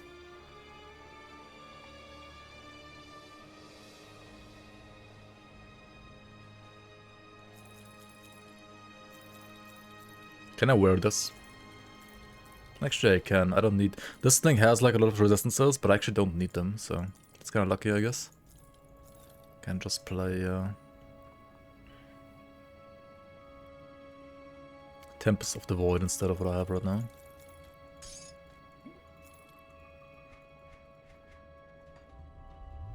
Iron well spent. Dreadblade for Zerg Necro. tinkering is my Instead we get Veil Keeper. Which people are gonna meme on all the time because I'm gonna mispronounce it every single time. I'm gonna say like Whale Keeper all the time, right? Obviously.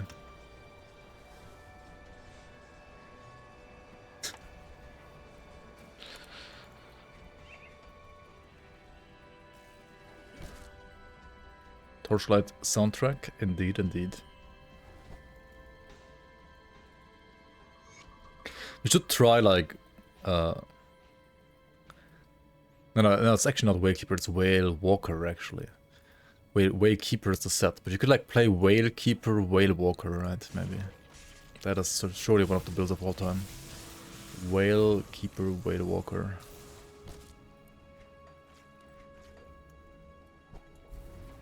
Actually, it would probably suck, because it's not gonna have any Berserker support, I guess.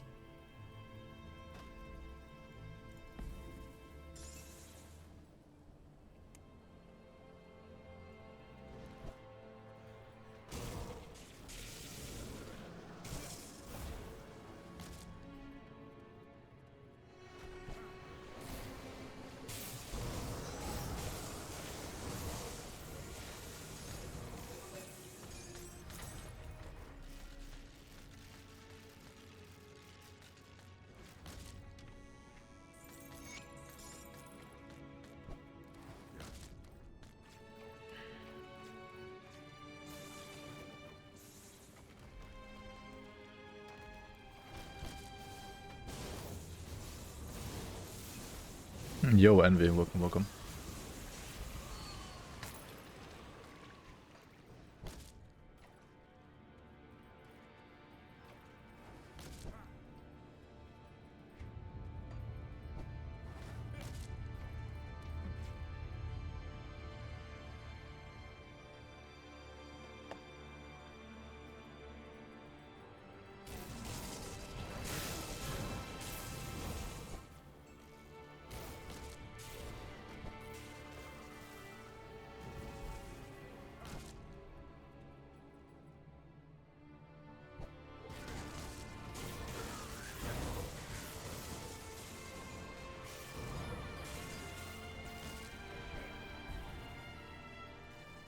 Rune tools is down.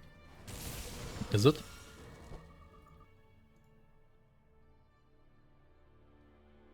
I don't think it is. She didn't get laid off, holy boggies. I don't know, I think this link works. Works for me.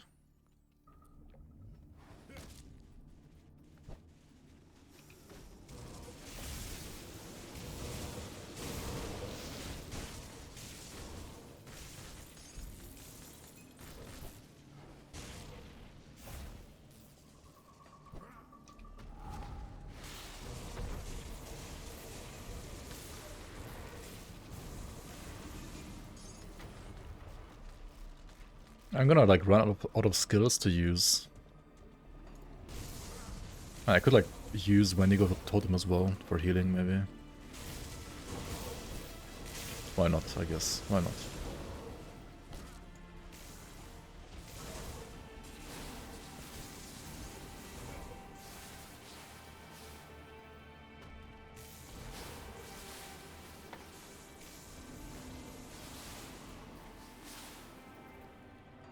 Monk of Torment being the best damage reduction skill in the game. I don't know about that. Is it really?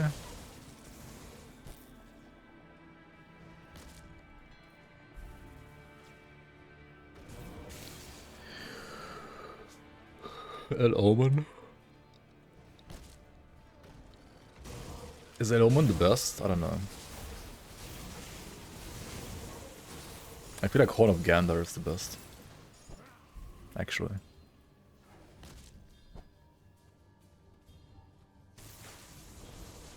El Omen reapplies its debuff every second, so it's longer than 1 second. Like, it has full uptime, but you have to like recast it like instantly, and it's a bit clunky sometimes. Easiest to scale and spreads. Yeah, it's also the most annoying to cast, I think.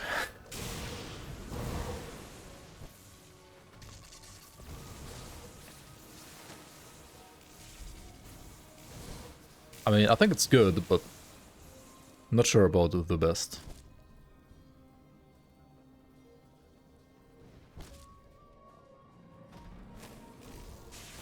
I mean, if you have cooldown reduction to Warcry, like Warcry is literally the best though, because it doesn't even have any cast animation anymore right now. You just press it and you can like keep on attacking. It has no animation, so it doesn't interrupt any attacks.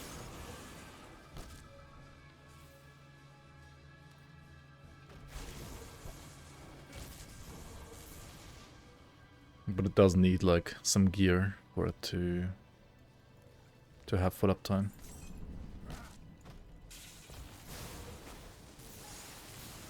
And I think without full uptime, like without items, I think Horn of Gander is actually the best. But Horn of Gander has like a kind of long animation. It's the one downside. I mean, I think like all the damage reduction skills are all good in their own way nowadays. I like Order of Sensory, which is like just an aura, but well, what's it called? Like the values are way lower, right? The values are way lower. So it kind of like makes up for that as well. And it's an exclusive, so you have to like play it instead of other stuff. It's kind of like everything has a downside and upside. Good for castles, ranged is kind of shitty for melee.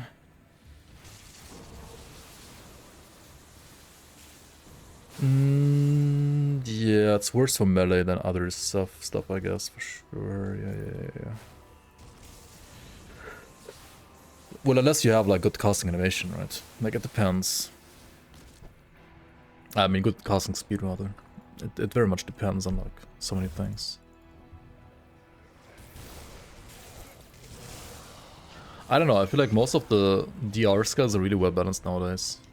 They also buffed the decay again from Ravenous Earth, so that's pretty good value again now. Like it's the same as El Omen. It's less annoying to recast, but you have to like actually hit enemies with projectiles of the thing that you put down, so that part is annoying.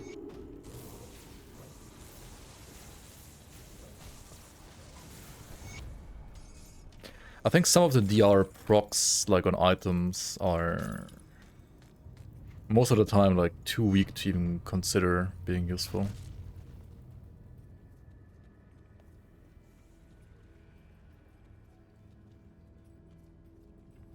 I don't know what is this part here. Need to fix that. Death God Reaper should be really strong right now, yeah. That's true. They Giga buffed Bone Harvest like across the board, right? It's kinda crazy.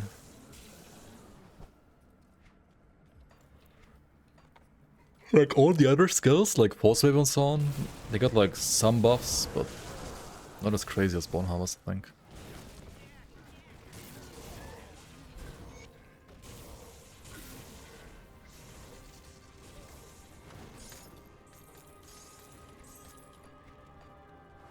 Blood Knight DK obviously also got buffed, yeah.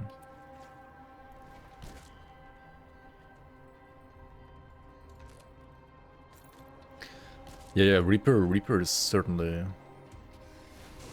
stronger class than before comparatively. I feel like something like Spellbreaker didn't really get any buffs this patch. Or like Saboteur as well.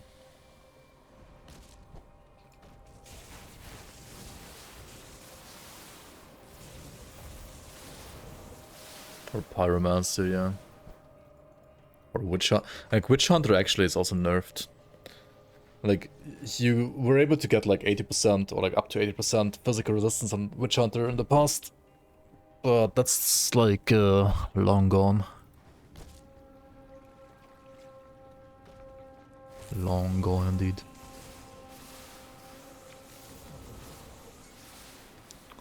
For pets, choosing between percent offensive ability and percent all damage, what's better? You always avoid offensive ability for pets. I mean, if you have enough OA, then you don't need OA. Not a double Physicist class anymore. Yeah, I mean, already like last patch, it kind of had like... It was like a shadow of its former self when it comes to physical resistance, and now... It's only single Physicist, yeah. Like, Witch Hunters... I feel like defensively a lot worse than before. Which ironically is like a dervish buff, I guess.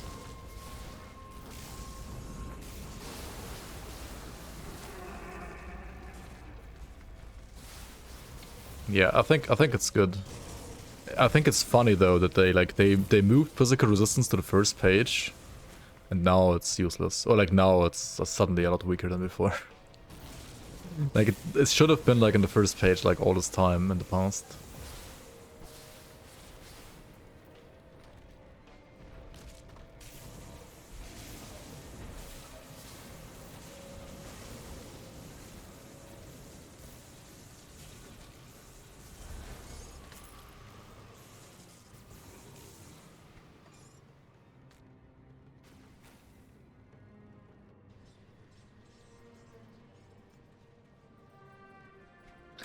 If you build your characters well, you have like a big HP pool now though. Like you have like 15k is like bare minimum.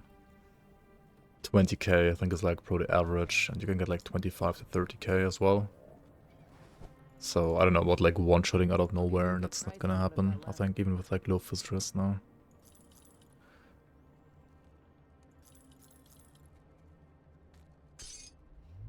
And I mean, you should have higher armor as well.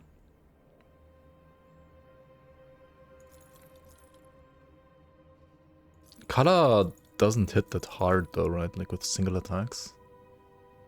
It's mostly just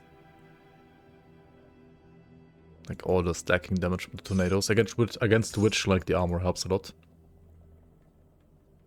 So Kala should probably be easier than before. I still hate the boss, but it's probably easier than before. Kind of want some more Chaos Rush here.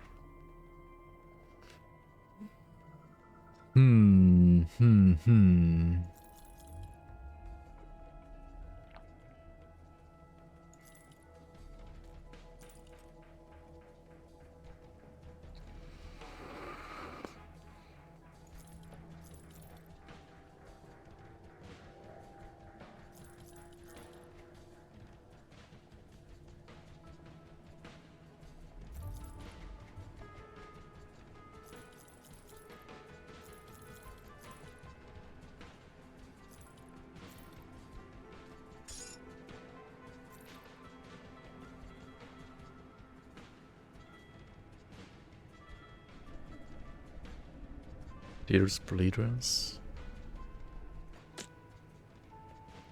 I feel like none of these are perfect yet. What I actually want to have here. Living Rings can be good though, right? Maybe not a Wanderer prefix though. Wanderer's kind of pet stats, so yeah. Any new information on release or on the release date for the new expansion? Not really, no. No. You missed the Walker animation? I kinda do too, actually. I kinda do too. A blessed welcome.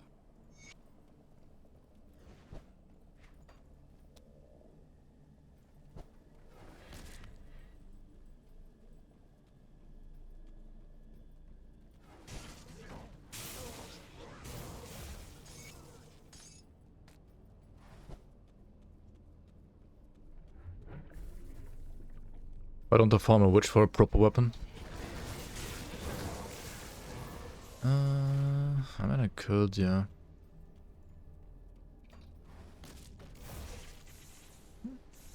Naomi, welcome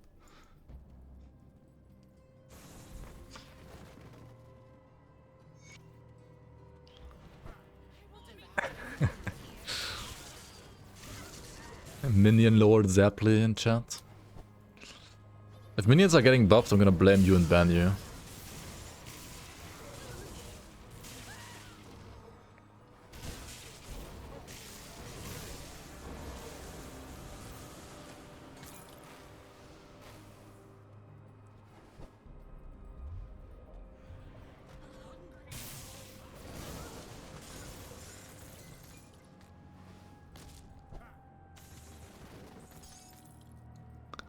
Do it. Do it.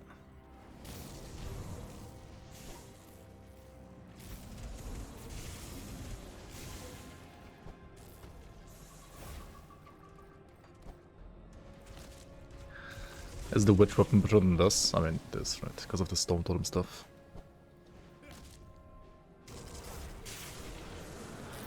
I also didn't pick up the Yeti Horn. I mean, Yeti Horn... Wait, is Yeti Horn good enough to even be worth considering? I kind of like glanced over it and just sewed all of them that I got. The Yeti Horn, the Yeti Horn. Like, you can play Yeti Horn, right? But...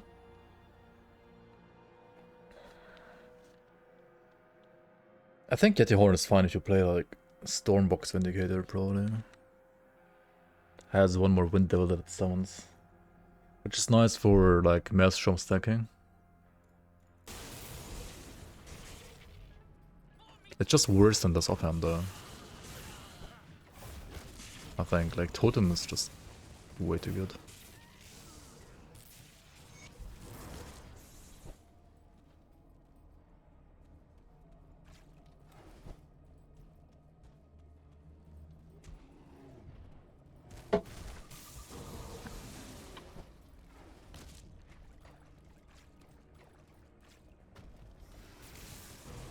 What happened to Moira? She's still complaining on the forums about pets.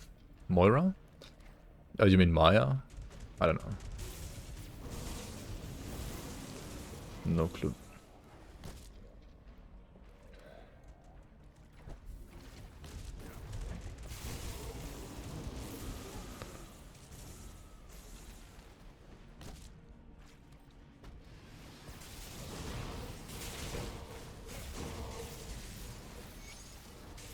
Breaker Moira on the forums, Monka. Yeah.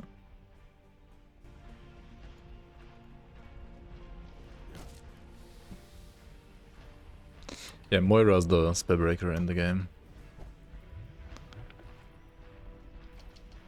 Isn't that every single pet where Maya's complaining about pets? I guess kinda, yeah. Pet God Maya.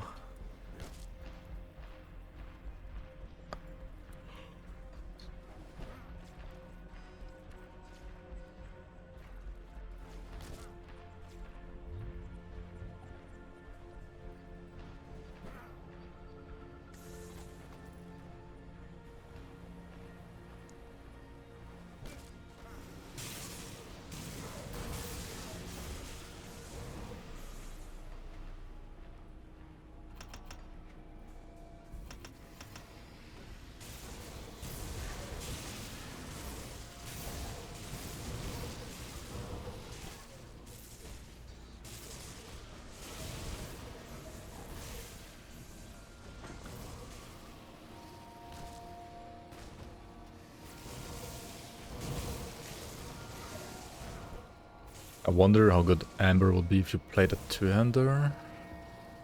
Because it has like 90% main hand damage actually. But 90% is not really like high enough to properly play around the weapon damage, is it? Like it does help a bit, but...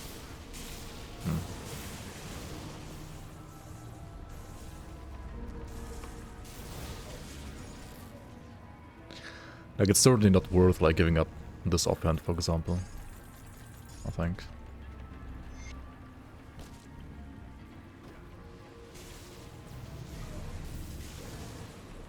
Being 29 is rough. Yeah.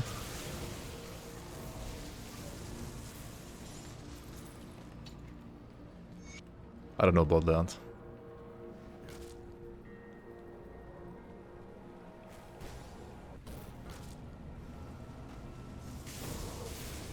Yeah, come back in like 20 years, I guess.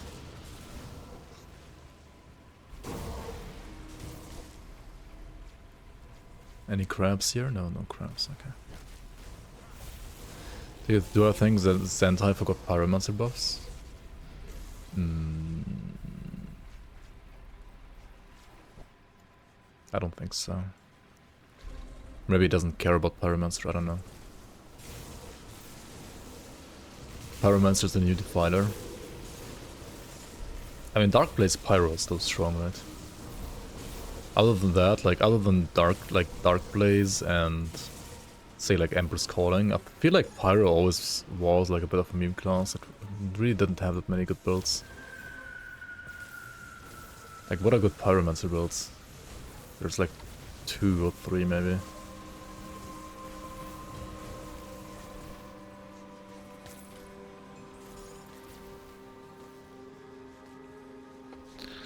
Harbinger Pyro. Harbinger.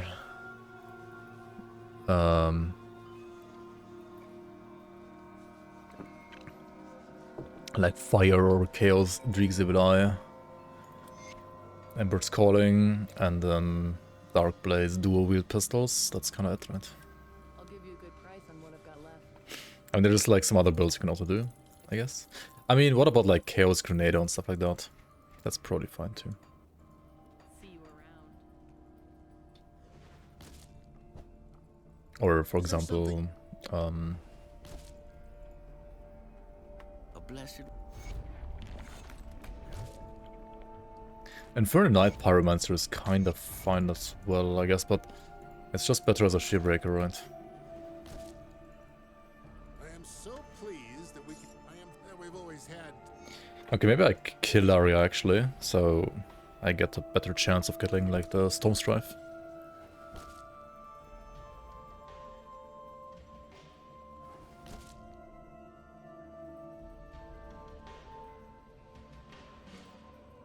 Aren't there like top tier meta dual with Scepter builds? There's like Cold, Fire and Chaos, yeah.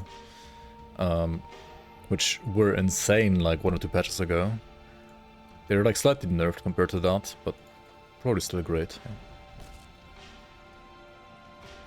I don't know.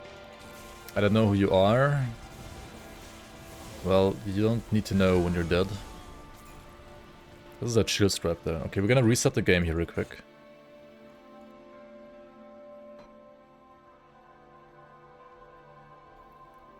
And then rerun that witch until we get a Storm Strife. Also, I guess in the meantime we can like, talk to this lady here. The altar of Return. And then all the Now quests. that you ever since the you have Been there, done that. Goradi I'd leave it up to you. Okay. I mean, hang on, I could just like kill Genaxia as well. I kill both the witches.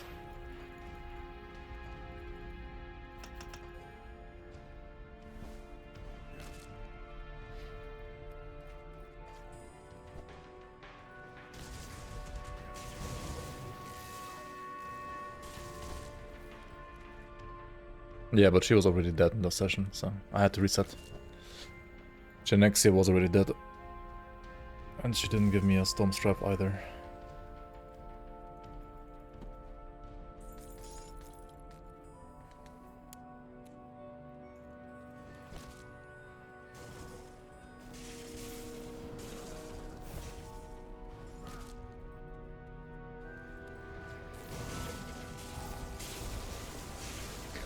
So these witches, they have like 3 different items they can drop, right? So Storm Strife, Chill Strife, and Flame Strife.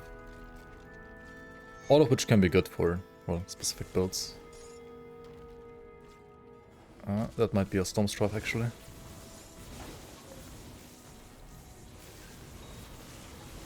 Kinda looks like a tip of Thunder as well, very nice. Okay, we need 210 cunning. Okay, that's easily fixable.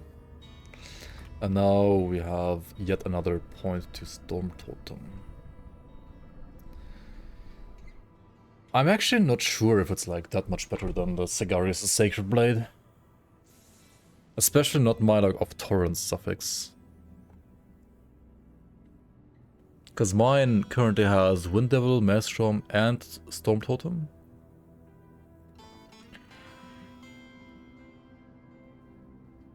This one is only Storm Totem.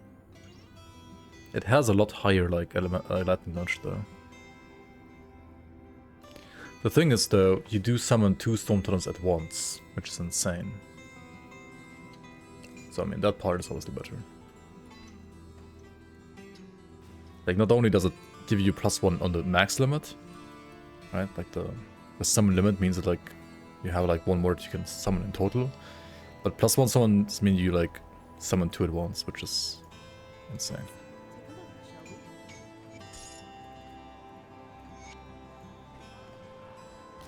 Exactly.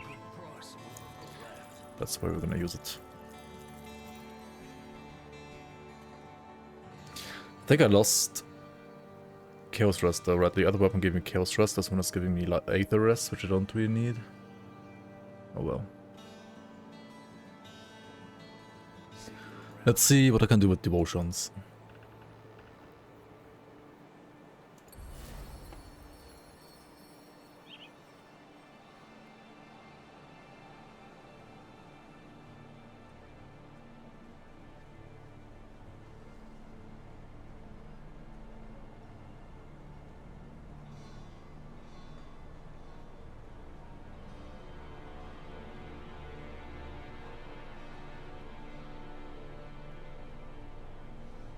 Interesting, interesting.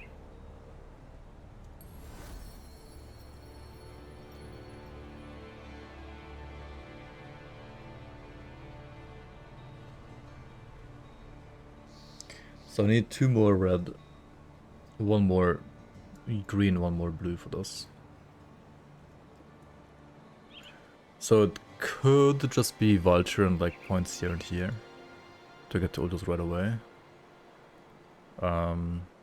Which would be okay to do right now in this very moment. Definitely not what you want to do later on, I think. But since I do need some Chaos Trust, maybe I'm gonna do that right away. What's my movement speed? Never mind. I can't really like lose Jackal, because otherwise my movement speed is terrible. I guess we just go for Behemoth then. It's fine.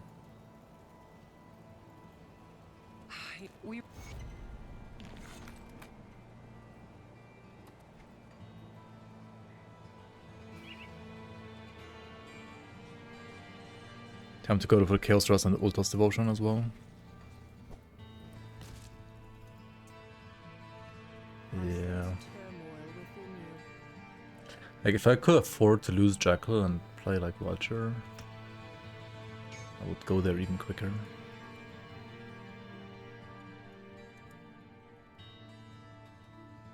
Actually, I have like full dependencies right now.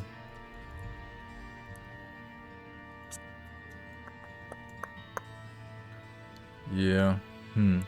Okay.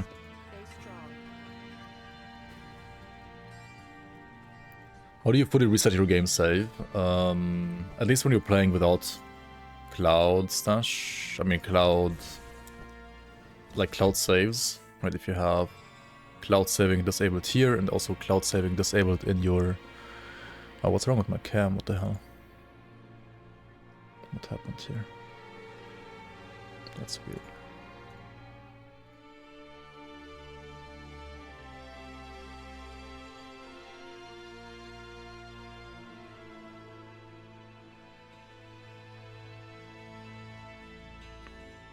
There we go.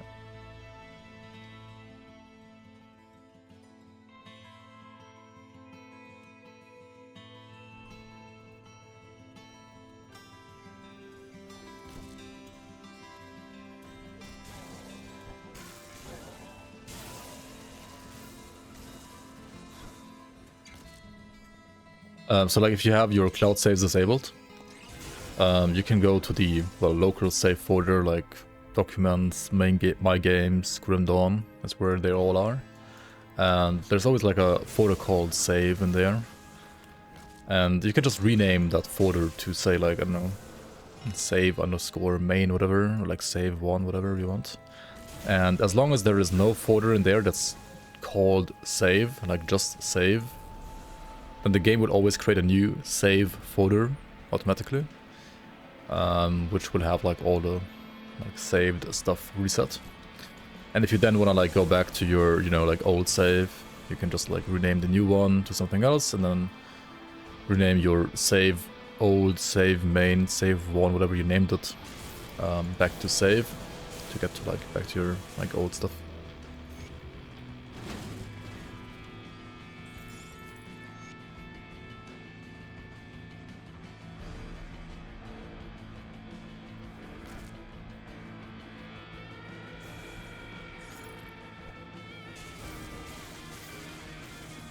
You miss a skill that can only be used with 200 ranged.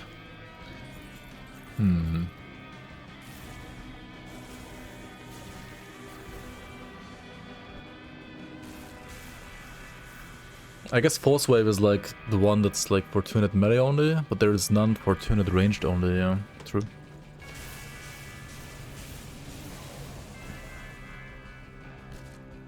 Oh well, like shield and 200 ranged. In the case of Force Wave.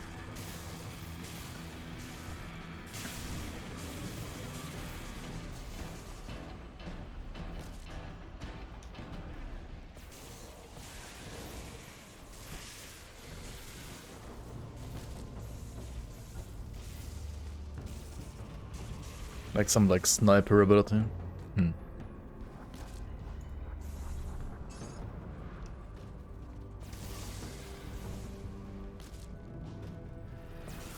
Oh no.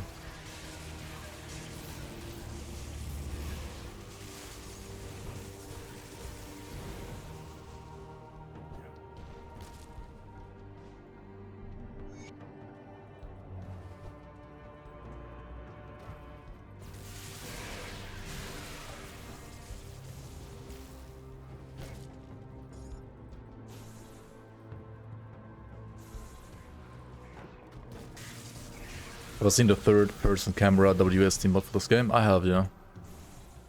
I saw them on Reddit. I mean, the first-person mod already like exists in the game since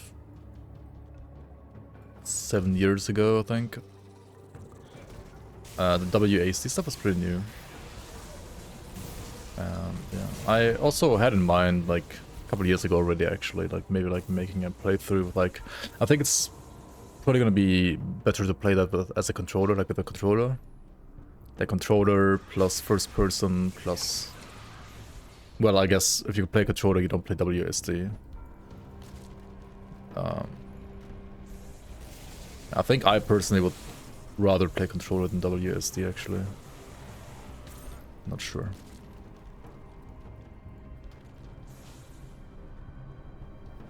That's pretty cool.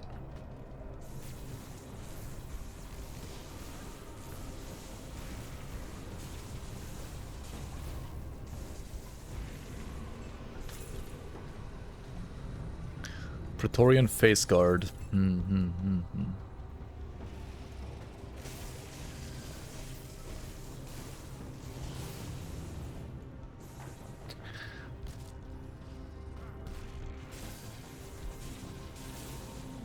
This blue item right here is a good example for like why blues can't be good, right?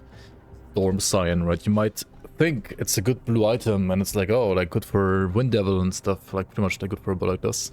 But if you compare this to like all the greens, like green monster frequency, it's just terrible, right? Like when will you ever play this item? It's just bad. Like it doesn't even have like percent electrical damage. And then obviously it's missing skill modifiers of any kind of, like of any sort. Like, I don't know. Just bad.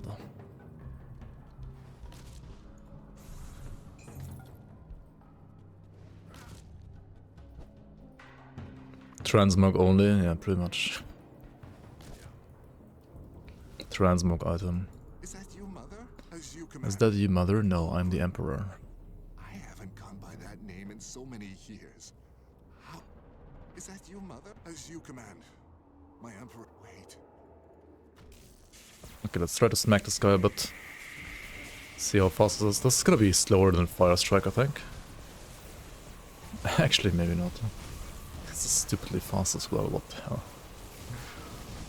Oh my god, totems are so strong. Broken, I guess. What's my favorite meta build? My favorite meta build right now, like fun-wise, is probably playing some kind of like werewolf on the playtest server, but other than that, like pre-Astakarn, I really like our Reckoning Sentinel a lot. I also like all the like Shadow Strike Night Blades a lot, especially like Spellbreaker and Reaper.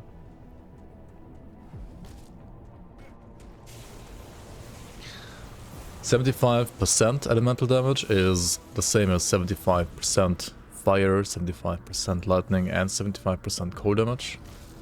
But if you had 75 flat elemental damage, then that would be 25 fire, 25 lightning, and 25 cold. So like flat, like weapon damage, right, is like basically split between the three, but percent damage is applied to all three.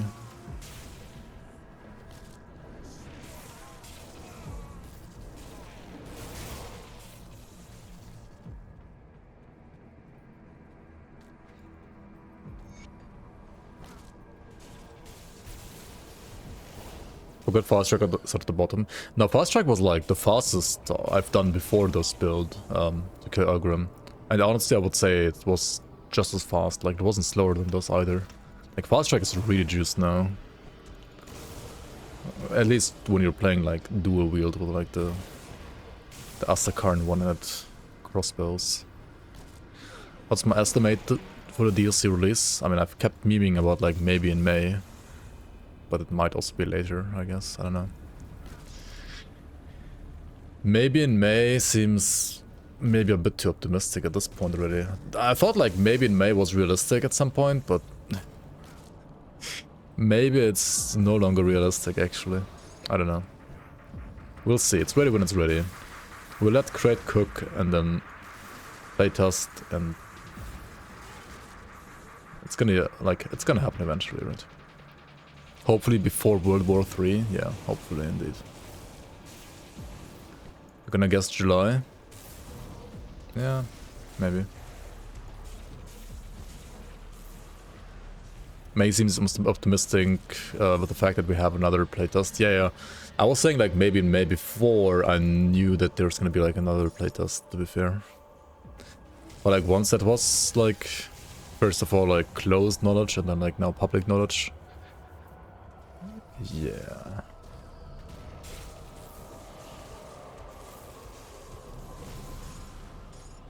It's gonna take a while.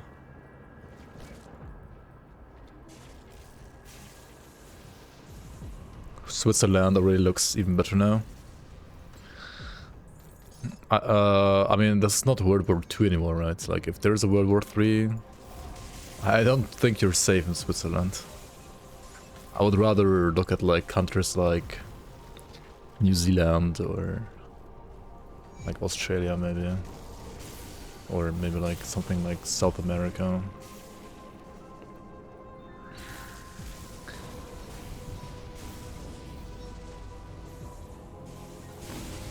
Like Brazil, maybe. Or like just Argentina, Chile. Yeah, the only thing, like nuclear fallout, like doesn't care about neutrality. Like, you would have to I hope you're ready. go to the, like, southern hemisphere, because northern one would be fucked. Doesn't matter where you are.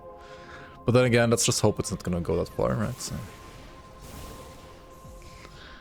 Would I ever do a veteran mode leveling? No, it's just trivial. I mean, veteran is 2. It's just a bit slower at the start, to be fair. It's the same, just slower. I don't think it's like really much harder. Like it is harder, of course, but it's not like dangerously harder. I did like some veteran playthroughs. It's not like that I haven't done them. Like I have done some. There are some on my channel.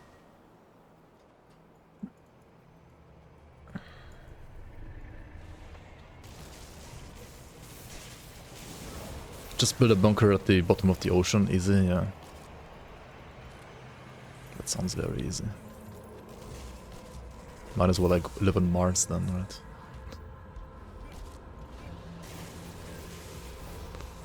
All big media are biased. I mean, they've always been. We just, I feel like, didn't realize maybe as much in the past.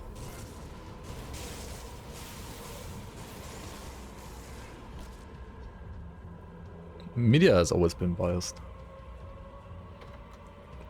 Some like more obvious, some less, but the thing is like some are biased, but also they don't even like pretend to use facts. Some pretend to use facts and some like use actual facts, but even the ones that use actual facts can still like, you know, have a heavy bias on like the conclusion they take off the facts, of those facts, or like they present some facts but not all facts. Yeah, I don't know.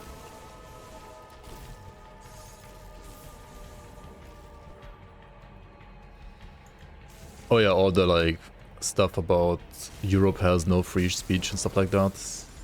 It's kind of crazy how like that's become like a big thing suddenly in like certain parts of, especially like NA media now.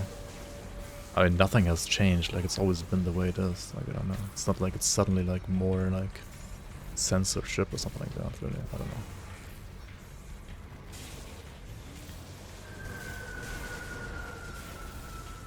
Like for example in Germany, like for some things you could always like be prosecuted like more than in America.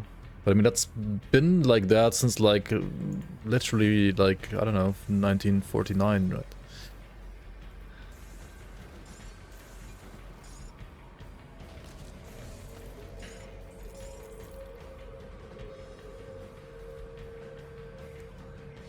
But like suddenly when certain people can't use like certain symbols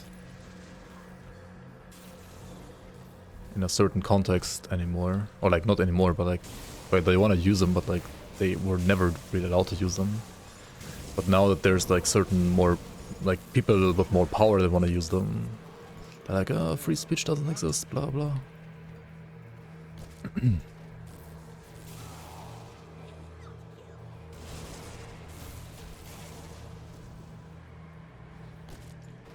Is there gonna be an open beta for Fangs of Astakarn? No. As far as I know, there's not gonna be one.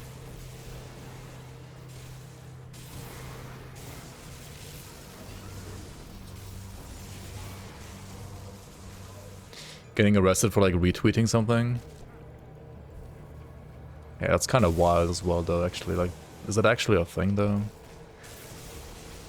I mean, some people say like technically you could get arrested for that, right, I guess, but it's kind of wild.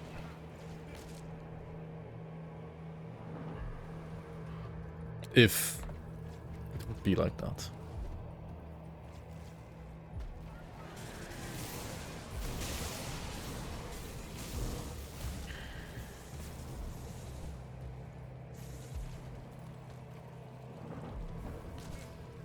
Does Germany regret shutting down all nuclear power plants? I mean, Germany is like a big country. I'm sure there's some people that regret shutting down nuclear power plants, like in the country. There are definitely people that do regret that. Does the like vast majority of people regret this move? I don't know. Maybe, maybe not. I should have to like ask everybody who lives in Germany, and I don't have the time for that.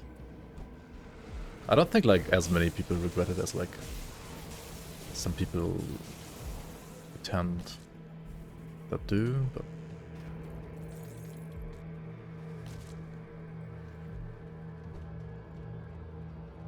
The best disinfectant for bad ideas is sunlight. I mean, yeah, getting sunlight helps with your vitamin D and like not being depressed in general, and it also like usually helps with like not getting bad ideas because you're just a more happy person.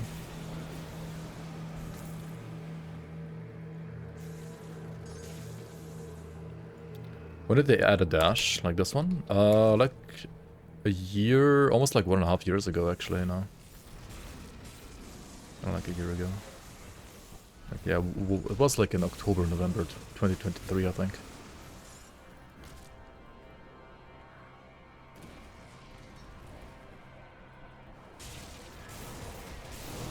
There is a law in Germany now against justification of an offensive war. What? What do you mean now? When did that law like happen? I'm pretty sure that law doesn't exist.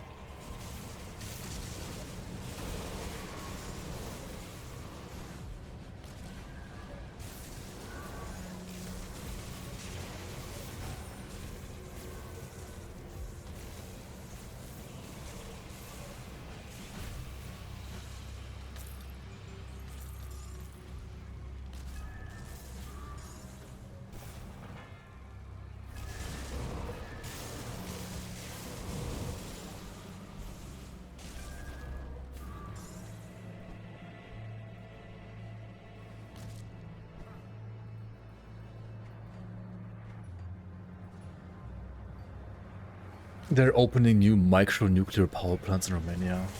What? What the fuck kind of like news are you all like talking about?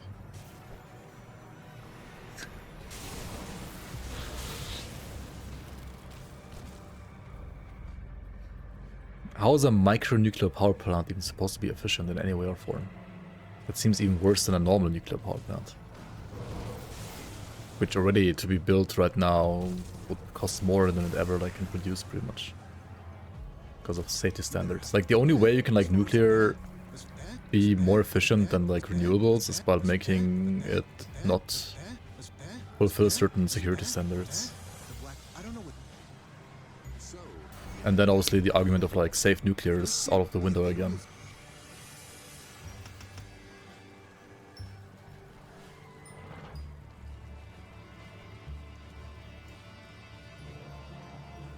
Yeah, that's kind of how I feel about like some of these conversations here right now. Like,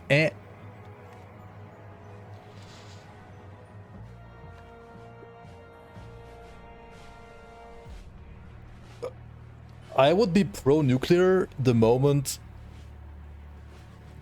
Germany starts mining uranium in Germany. As long as they don't do that, I'm gonna be against nuclear. Because like getting nuclear from like fucking, like getting uranium from either like the US or like Canada or Russia or like flipping, I don't know, like Mali or Mauritania is not something I want to support.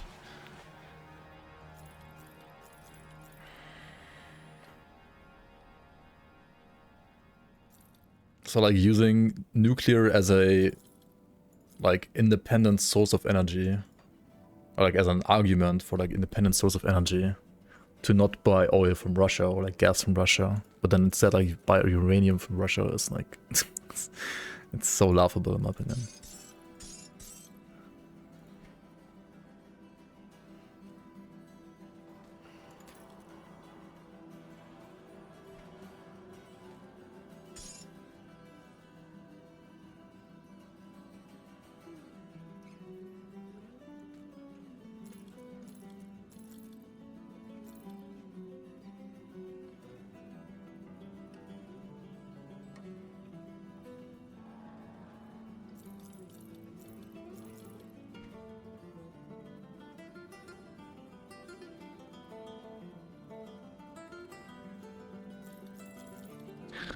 Alright, anyway, my Chaos Rest sucks. My Aether Rest is great, which is great for like where I am right now, but ultimately I want to like get all of the resistance up to 80%. And I'm not quite there yet, am I? Da, da, da, da, da. I mean, some of these items have like a lot more armor than what I have right now, but are they actually good? Hmm.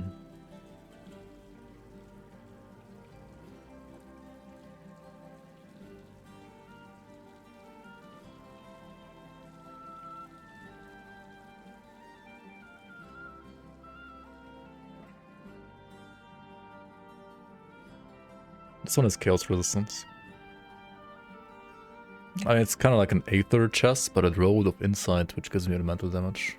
And has a lot of armor. The problem is it's a level 55 item, so... kind of far away. This one has like 5 billion resistances. But they're mostly elemental, which is not even that good. And physical Aether damage is kind of useless too. So we're gonna skip that one. Imperious of the Cabal is kind of skippable too, I guess. Skip, skip, skip.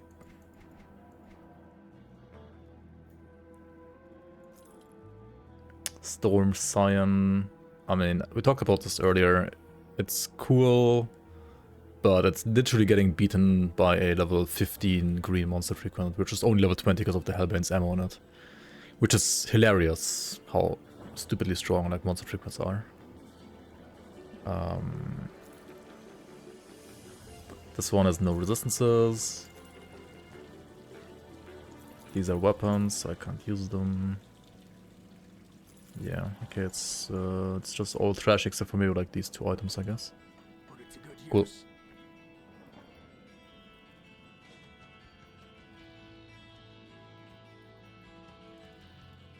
Straftatbedingung eines Angriffskrieges.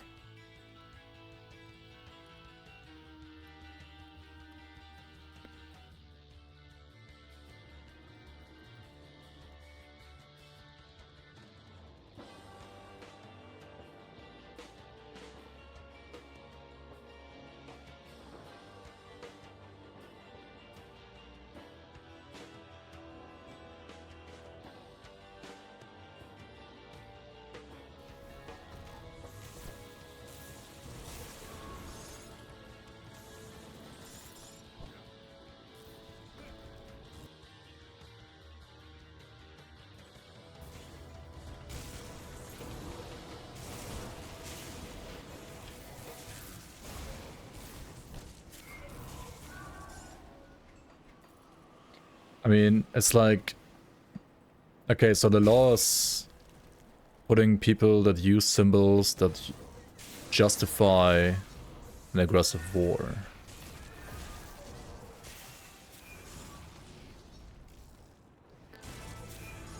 I mean, similarly how, like, maybe you could say, like, Nazi symbols were, like, used as a... like, justification of supporting the wars of Hitler. I mean, that kind of, like, context. You're also not allowed to, like, use symbols that are, like, in...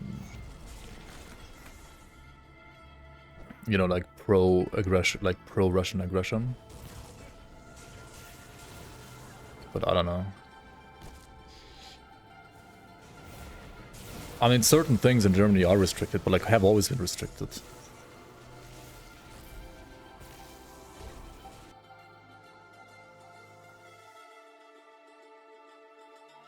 It's not a new law, right? That's the thing. Like, it's not a new law. The law has been there since I don't know how long exactly, but it's an old law.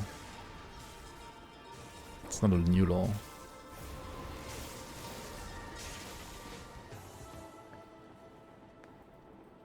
If you argue that Russia has a legitimate interest, I think that's... yeah, like that part is a bit harder to me to justify, like... yeah, I mean, it is...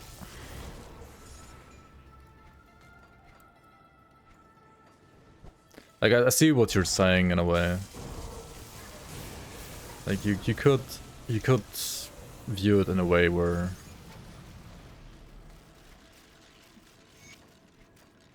I mean, you can... I'm pretty sure you can, like, still say that, like, there are certain interests because of certain other things, like for example with like the, what's it called in English, like basically when like the Donbass like republics were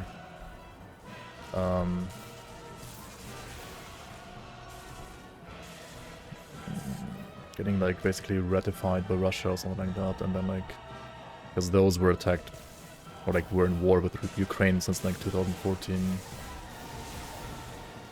That's like kind of why like Russia like helped them to, you know, defend themselves, you could say, and that's like the other side of the medal, right? But I mean, you can still say something like that without getting put in jail, as long as you don't like use certain hate symbols, right? Just like certain symbols have been like classified as like symbols of hate, similar to like the swastika, I guess, in a way, which maybe is a bit over the top, maybe not, I don't know. But it's not like you can't say things that I just said. Like it's definitely possible to do that.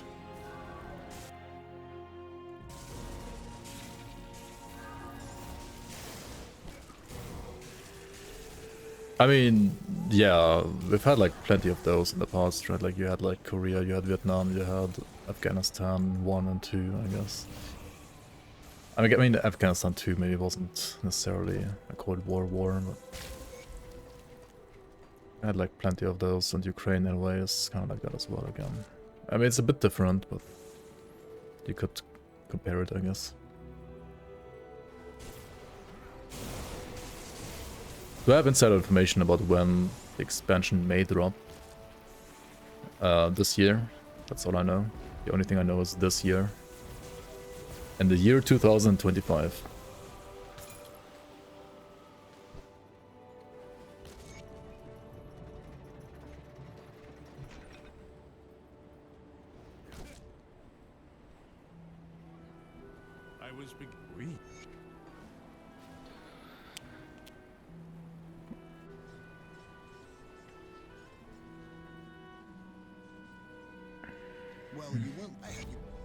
European gas nowadays is Russian gas pumped through Azerbaijan, oil through India, and so on. I mean, it's less than before, and instead we like import more gas from the US. That's like the biggest difference is like we import more gas from the US, which is always like a lot more expensive than from Russia. So of course, like in a way, you could say like the US had a very high economic like interest in Germany like cutting the direct line to Russia.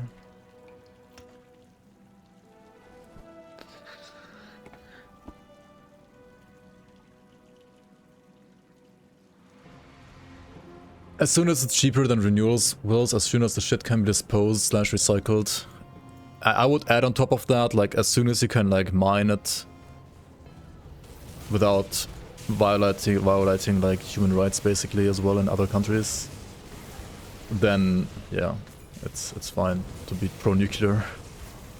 For that, I think it's wishful thinking.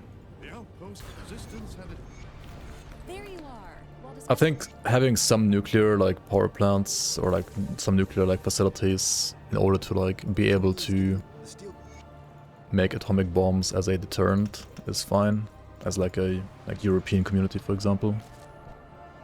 But beyond that, it's not really like necessary or like good really either, or like efficient. I mean, maybe fusion, right? Like it's ready in 30 years, they say. Every 30 years, it's ready in 30 years. Yep.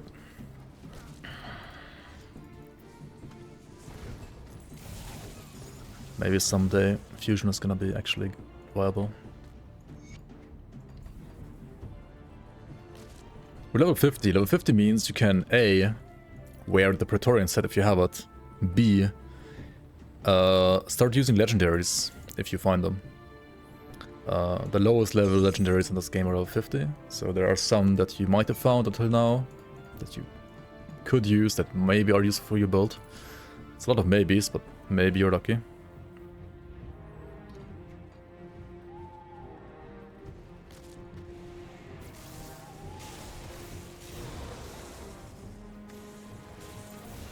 thorium.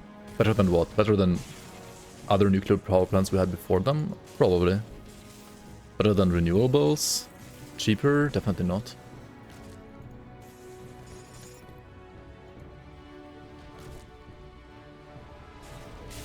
But the thing with the renewables is like, it's not baseload, right? Like, you need to have like a perfect combination of stuff to have like good baseload. And that's not always given. So in certain situations, might still be fine. But most of the time, I feel like it's just cheaper and easier to have like renewables and then like use, for example, like natural gas as like a buffer in between.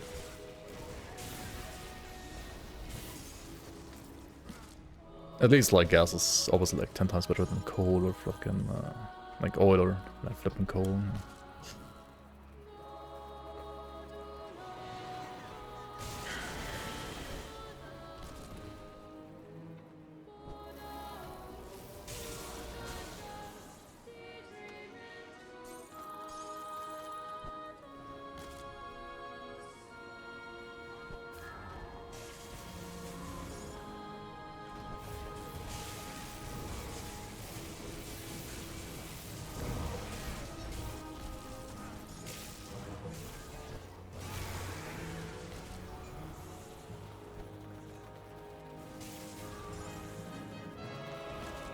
I mean, thorium might be like better, more efficient, whatever, but they're like not solving the whole like thing around it. Like it's still the same like cycle, of which it's like a part of, kind of.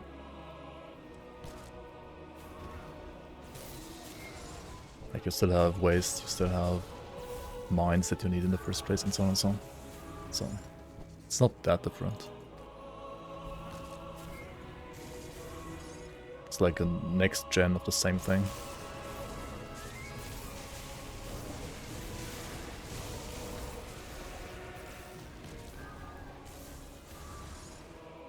Warcraft music's so good, man.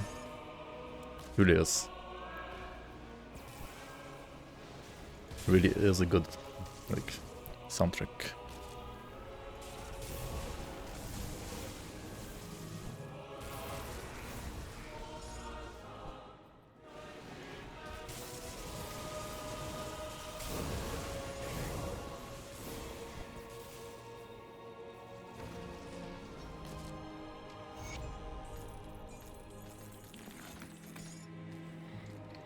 All energy prices are set to be raised in the second part of this year. I mean, it wouldn't be the first year where it's like that.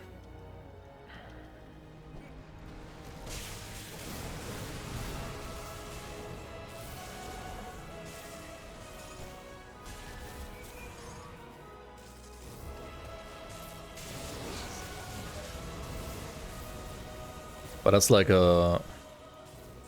not... like, that doesn't necessarily have to do that much with like the type of energy. It's also like a just like capitalistic dynamic.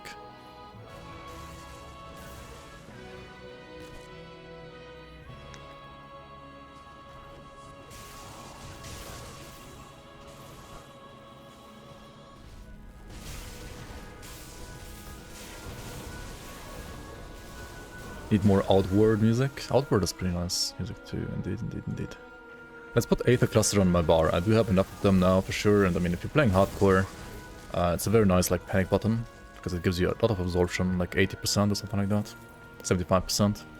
So makes you a lot tankier for like 8 seconds. So in case you are about to die, just press it, right? Rather press a component that you can farm reliably in Mammoth than to make a whole new character, right?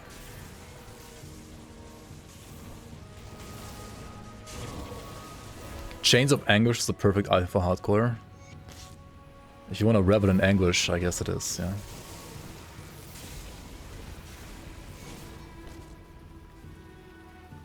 So this is what the preliminary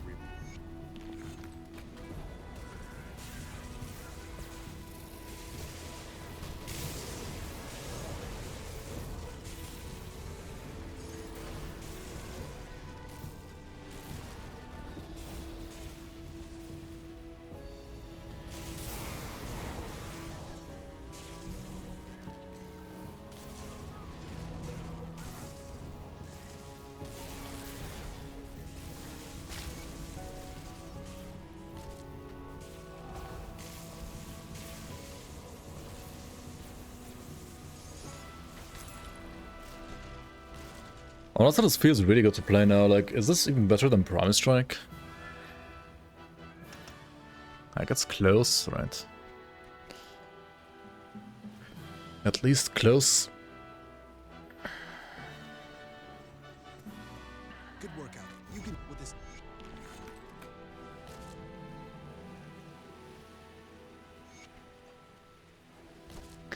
Is any hardcore viable melee Aether damage build?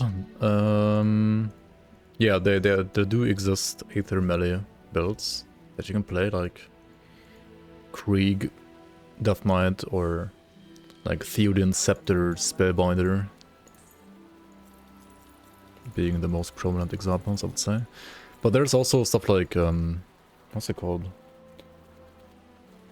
Ah, shit, what's the set called again? It's like an Oathkeeper set. Iron well spent.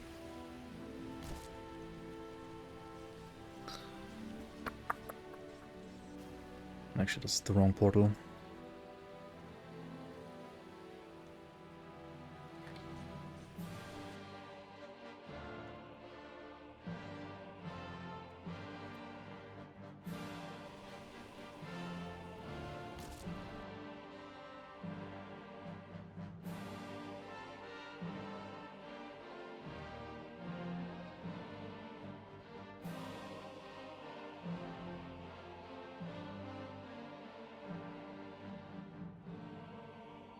Bonemonger. Like Bonemonger, Oppressor. Should be a good Aether build too, actually, I think.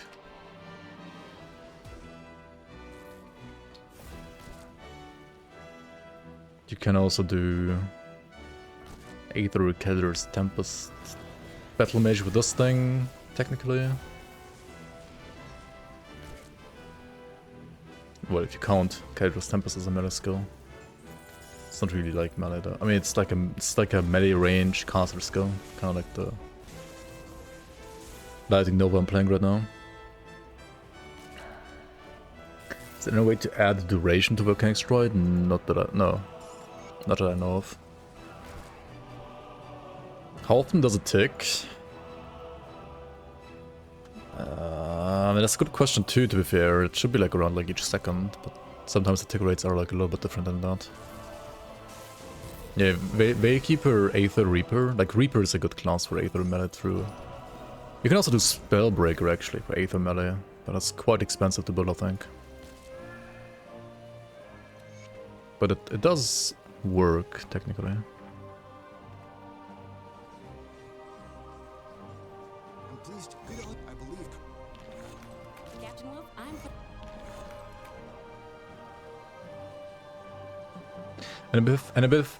Any benefit, how should I need to like get some more water to drink, I think. I can't really talk anymore probably. Any benefit to undercapping / overcapping weapon pool skills around 100%? Ask for a friend.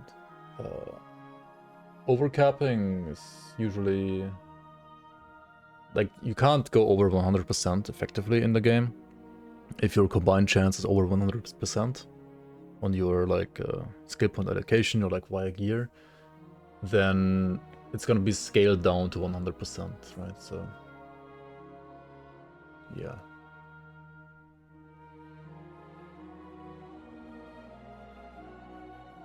So you have like one skill with like 50% chance and the other one with like 70% chance, then the 70% chance is gonna be scaled down to like, what is it, like, I don't know, 60 something.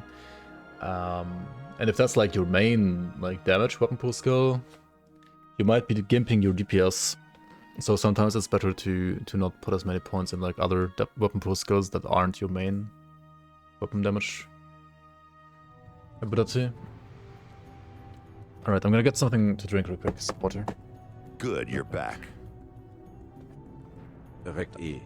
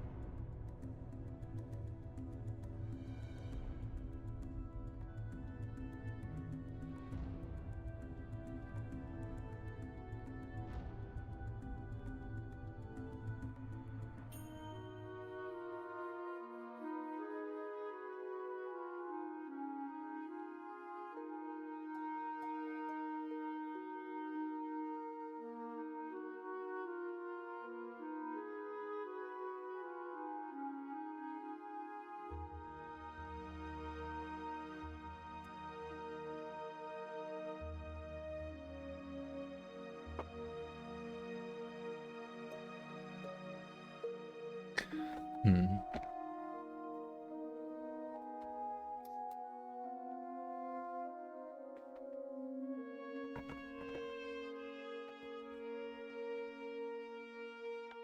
camera filter is like a little weird today. I don't know what's going on here.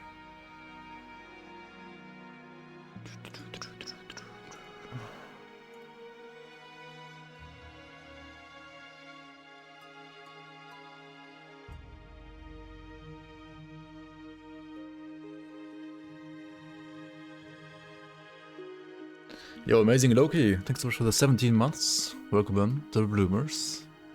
Appreciate it. Hallo, hallo, hallo.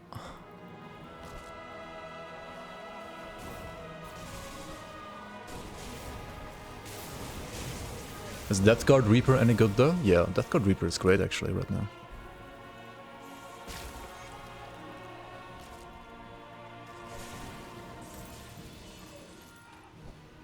Wow, Doc Leave music. Yeah, this is Doc Leave music.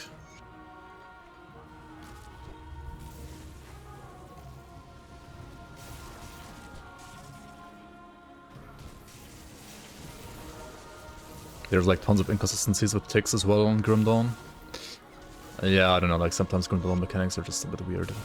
Like that's too deep mechanics even for me, to be fair, sometimes, like...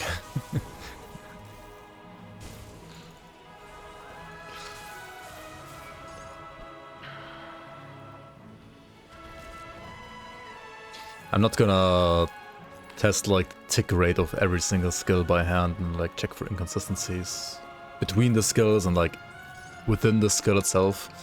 I'll leave that to like the even bigger nerds. 20-year-old engine, lots of jank, yeah, I guess so as well. I mean, yeah, it's just an old engine.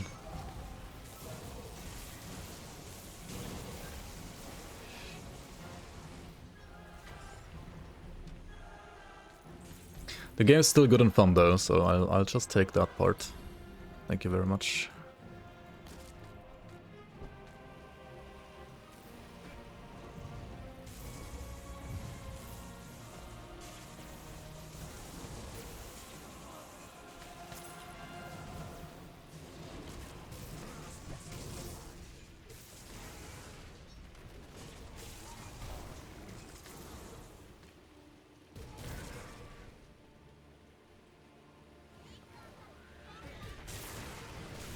Online play equals trade? Not necessarily, but the games will be balanced around trade if they're online, usually, yeah. That's true.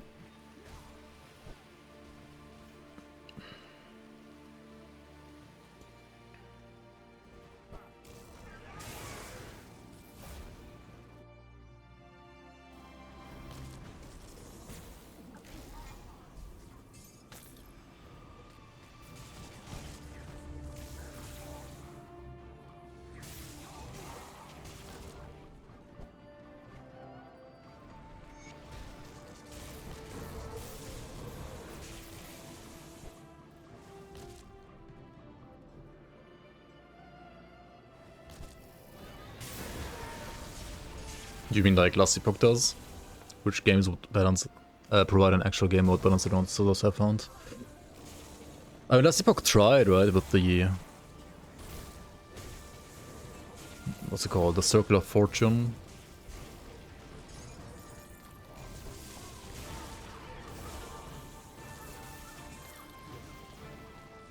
At least they tried.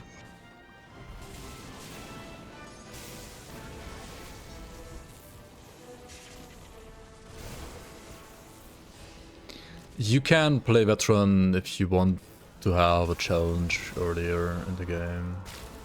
And you can play veteran if you want the transition from veteran to like a harder difficulty to be a bit smoother.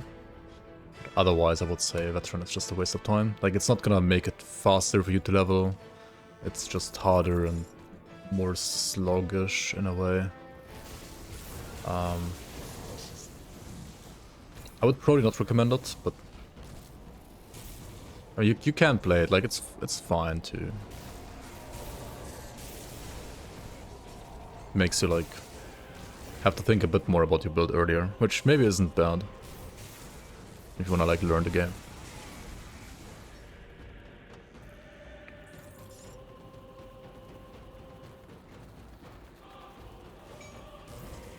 At least better than like Merchant's Guild shit show. Yeah.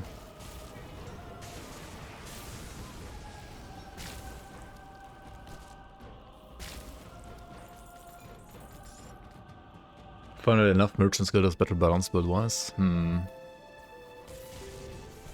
Like there's more build variety because you have like access to more items, I guess. Probably it's not just all like Rune Master or whatever that one, the like mage class is called again. Rune Master, I think.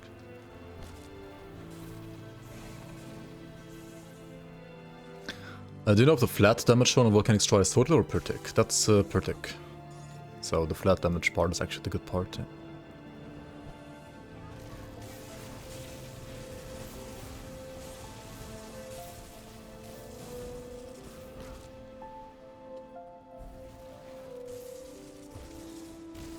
We don't know how to fix dungeons, so we'll just like let you skip dungeons. Yeah, it's kind of like hilarious change. Yeah, true.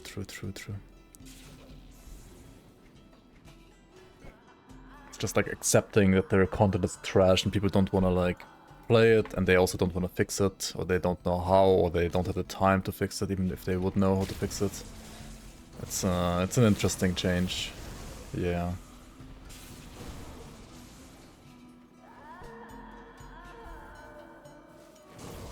Yeah, I mean, you could like add events and like stuff that's actually like worth doing in the dungeons, like in Grand Dawn, but didn't even read anything about next LE patch, don't give a fuck. Interesting. I mean, I guess just play like PoE 2 if you don't like LE anymore, and play like some new classes there instead. Hopefully there's gonna be new classes with the next patch, we'll see. Okay, I literally like picked everything here, right? What do I pick now? When you go Totem? I guess when you go Totem.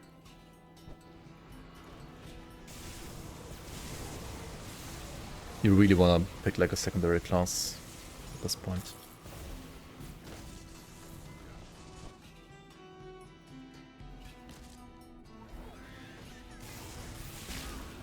PoE 2 at least has potential. That's what they said about Last Epoch 2. But yeah.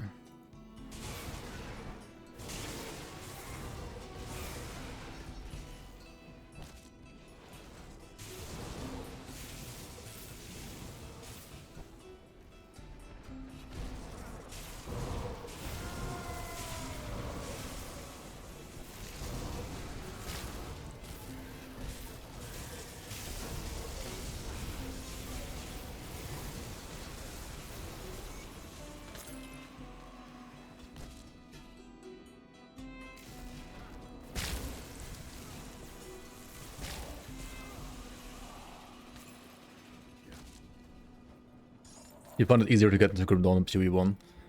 Got more into Grim Dawn, PoE is okay, but just find Grim Dawn more fun. Yeah, I kinda had the same experience, to be fair. Like, I started playing Grim Dawn and PoE 1 about the same time. But yeah, like, Grim Dawn grew on me, PoE 1... I mean, I have played it like every now and then, but for some reason I didn't like it that much.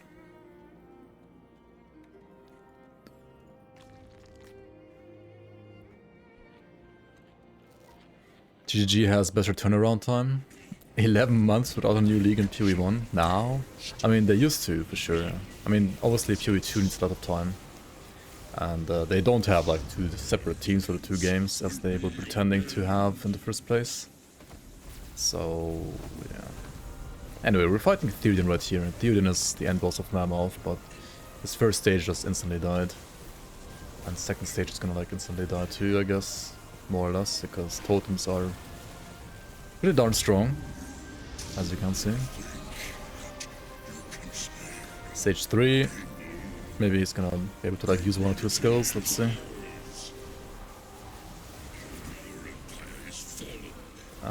Nope. Not really. Yeah.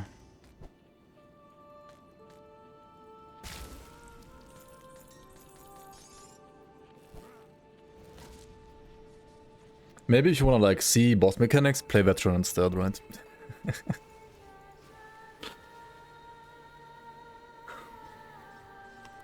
We've been preparing. I'm talking about the... Tell me. How goes the attack? The Master of Flash is no more.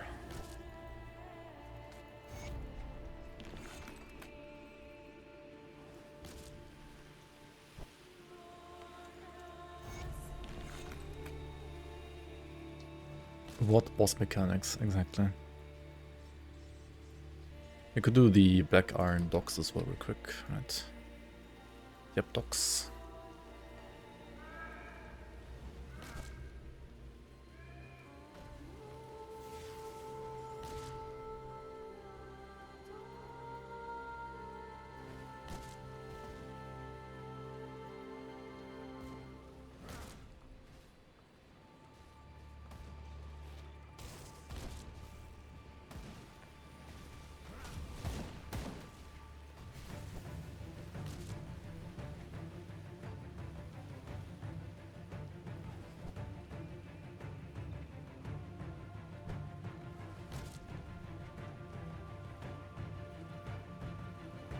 This quest is always a bit annoying when you get it, because the walk there is always so long.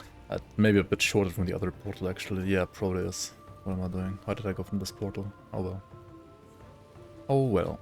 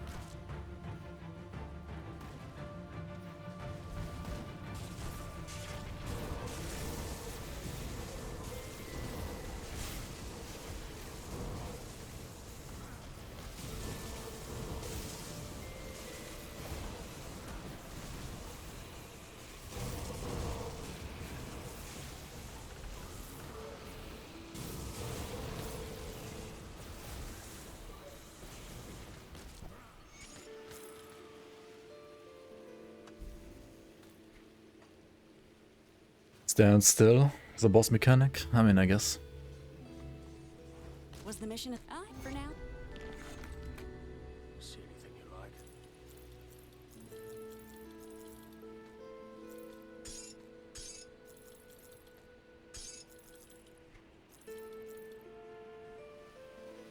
This chest is really nice, with Exterior's sky-torn robes, with Raging Tempest and Torret. It's even better to play Promise Strike, but Raging Tempest plus 3 is already pretty nice. It's another item you could use instead of the Galacross chest.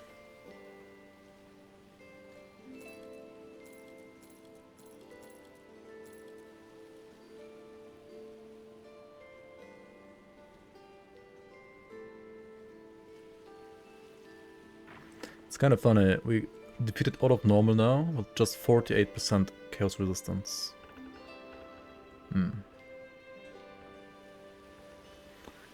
If you want to do the jump now to ultimate though, you need 50% overcap on elemental, poison and piercing, and 25 in the bottom row. Chaos is like the least important. So like Vitality and Aether is kind of already fine. Bleeding is not super important, to be fair. You need a bit more elemental damage, elemental resistance rather. Poison for sure, and definitely also pierce. And it might be not that easy for you to get there without like farming a bit more on this difficulty now. What we could and should do probably is refarm some of our items So we get like better resistances.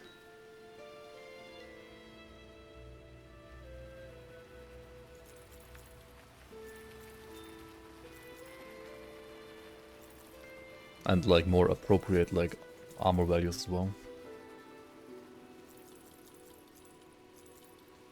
Stone Fist Rebuke, it's a classic.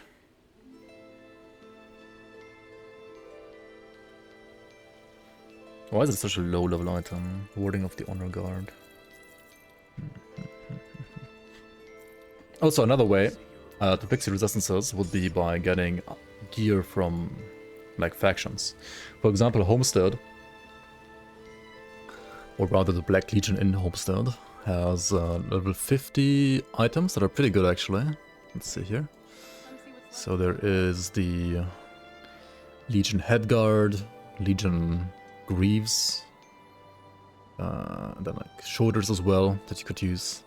And of course you could also use like Praetorian pieces, right, if you get Praetorian pieces. I have some shoulders here, some helmet here, which have fixed my elemental res, give me more pierce and poison res, but actually dropped my chaos res even further. Interesting. I'll hold on. I'll give you a good price on what I've got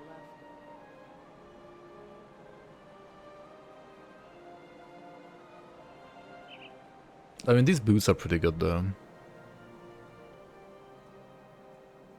That's for sure. Problem is, I lose even more bleed rest right now.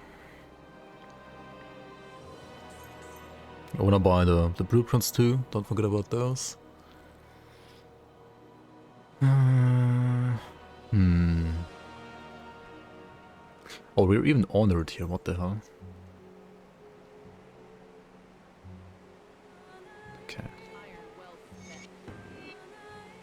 Once you're honored with like any faction really, you wanna buy the writ to increase the reputation gain even more. Yo, Kakadu Lover, welcome, welcome. Most interesting boss fight right now is Ravager of Souls. Oh, you mean Ravager of Minds? Yeah. Ravager of Minds is the one with the arcane balls. Ravager of Souls spawns the ghosts that sunder you as well, which is also interesting, I think, but of Minds is probably more interesting. Yeah.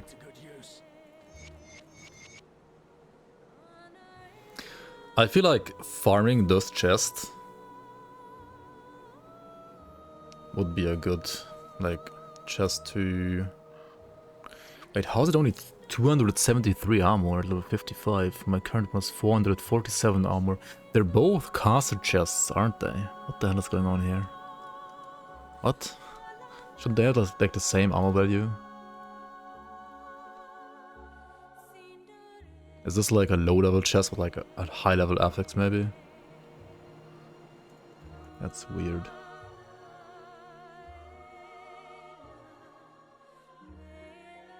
Valaxteria. Doesn't Valax have a 50, like a level 40 chest as well? Yeah, it's a level 40 chest. It's a level 40 chest with a 55 affix for some reason. And then the higher level version of that would be 55, yeah. But 55 has 520 armor. This one doesn't for some reason. That is, yeah, weird because it's, well, wrong base, I guess. That's funny. Also, we want to get a Shaman belt, right? +1 all skills to Shaman belt before we move over to Ultimate. Which you would get from either Homestead, you can just craft a belt, or the Chains of Brandis from Watcher Brandis in Port Valerie, which has Chaos Res as a baseline. So I think we're actually gonna like jump into Port Valerie real quick for a bit. Yeah, let's do that.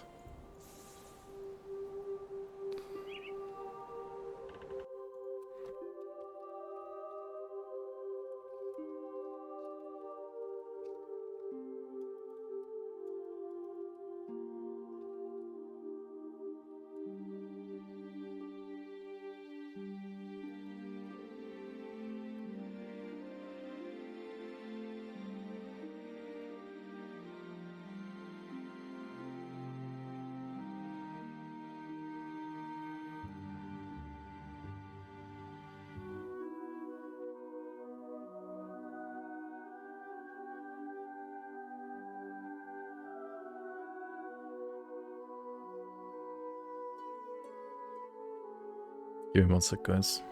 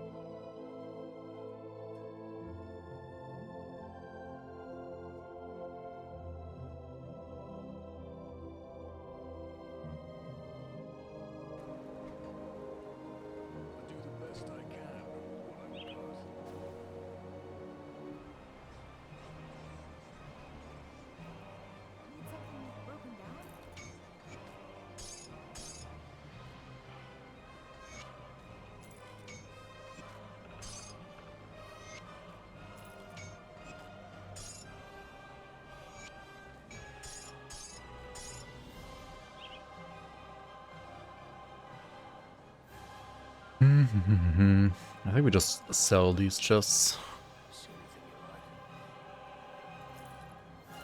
Yeah.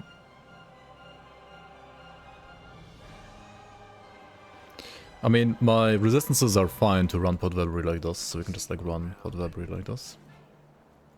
There's also like 2 devotion shrines we're gonna get here.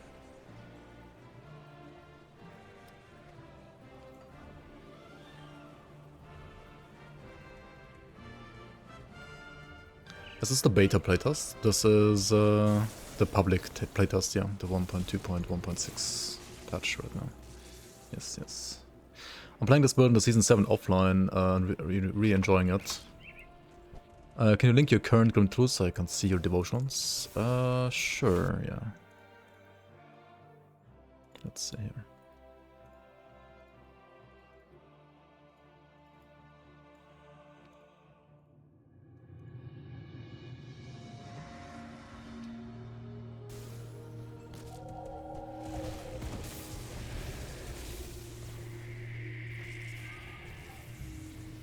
You're a heavy PoE1 player, but for some reason you're really hyped for the Grim Dawn expansion. That's nice.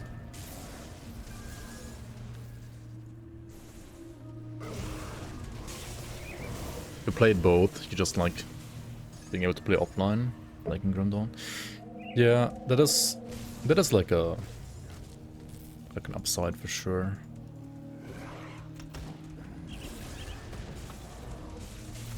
Just going with single mastery for now, yeah. For now, yes. I'm also not gonna like proceed all too much further. I'm only gonna like get to ultimate for now, and then maybe eventually like pick up a second class and like finish the character, either when like the Fangs of Asakarna is out or whenever I feel like. But I do want to do some more like of these level 1 to like 60-ish, like level 1 to like the end of normal basically runs.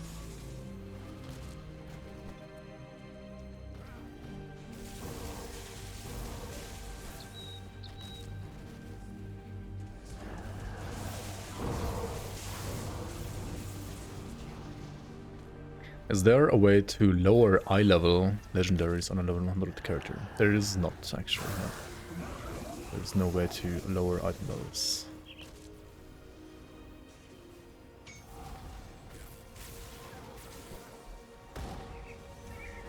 Let's just do all the events here at once. The Totem, the Shrine, the boss. Why not, right? Why not? My Aetherus is good, should be fine.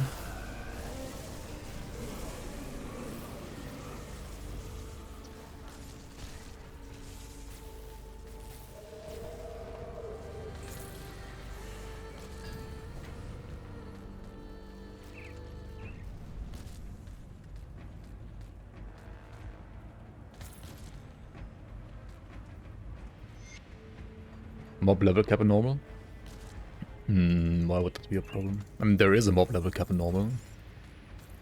But I'm not farming like Krieg's lab, am I? Like at this point. Oh, to lower the eye level of items. Well, Well, oh yeah, if you want to like farm like a lower level item, I think it works for monster frequents. Like if you want to like say farm a lower level monster frequent for like a second character, you could do that at normal, depending on like the area where it drops. It's not gonna necessarily work like super reliably, but for some items it might work.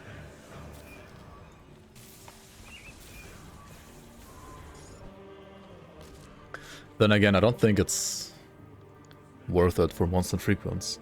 And for legendaries... Does it even work for legendaries? I'm actually not sure. I don't think so. But maybe.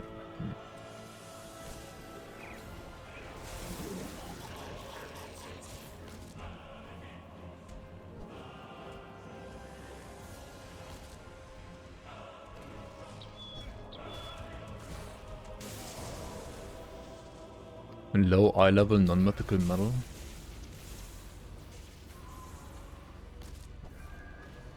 Wait, which one? There are some that are interesting and like worth using. I think like only one or two maybe, but... Mikael Håkans, welcome. We aren't getting GD2 before 2030. Yeah, GD2 is like a maybe next decade thing.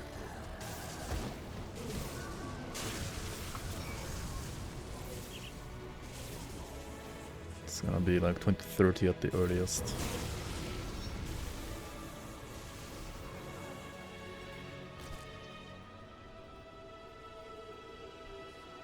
The Bloodsetter of Cthulhu.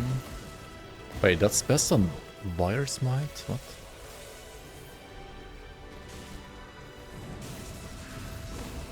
And it has like a proc that gives you like a bunch of flat damage, but... How's that good for Wire Smite? That's weird. Like that's the only medal I had in mind as well, where it's like sometimes it's worth it to use the non-mythical one for the proc, because the mythical one doesn't have the proc. But I've seen it usually maybe like on some like flat damage, like pistol gunners and stuff like that. Why on Wire Smite?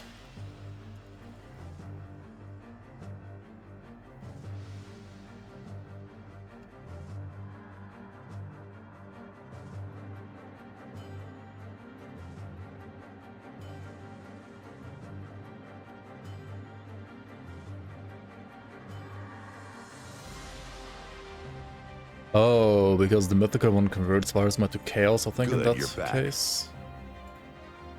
Hallo Rugby van Fieldsbloem, Rugby van Fieldsbloem, Rugby van Fieldsbloem. Hello. Appreciate the support, welcome back. Scrabbers, how you doing? How are you doing since yesterday? Dude, my voice is like literally... What do people say? Has more bass to it because of drinking yesterday. Like, not used to that. Fuck.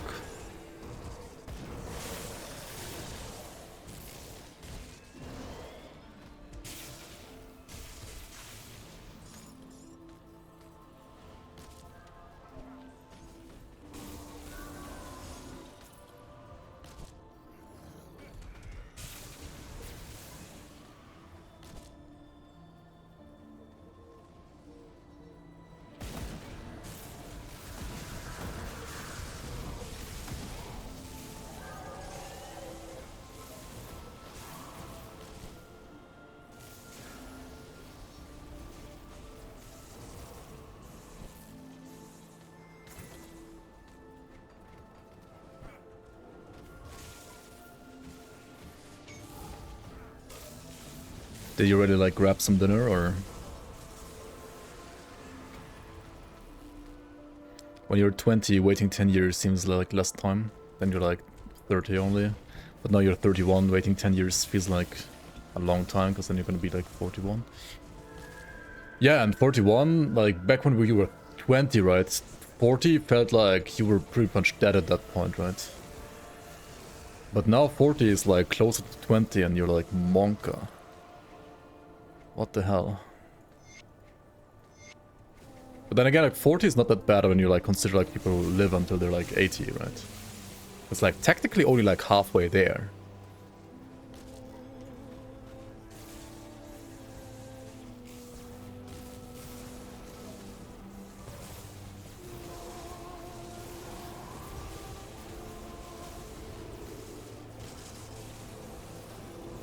GZ was feeding more than Magi? I don't know. To be fair, there were like some games where we all have been feeding because like the enemies were just like way better than all of us. Like that one like 5-man team like was ridiculously good compared to us, so that was rough.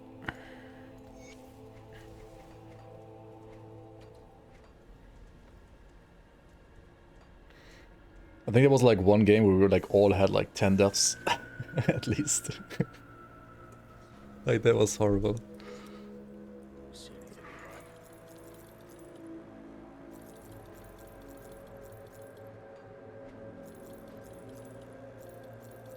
Okay, let me check gloves here, because like gloves are low armor right now, and well, I could have more armor on them.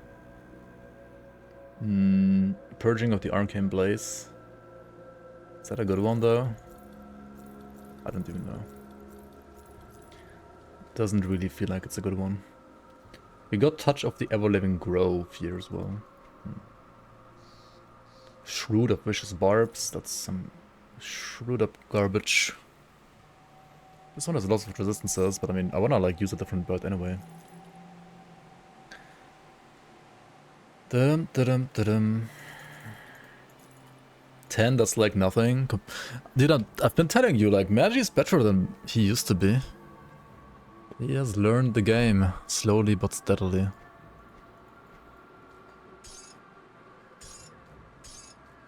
Like, at least a bit. Oh, the window was out? That's correct. Just press them and then they're out. Rookie mistake.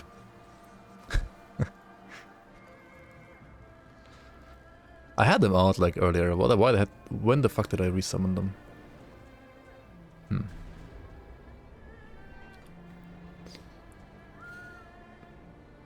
Just a warning for new players, you have 2,300 hours in Grim Dawn and you're still a noob, but this game is addictive. I mean, I wouldn't say you're a noob at that point, but there are some things that aren't the easiest, like, mechanic-wise.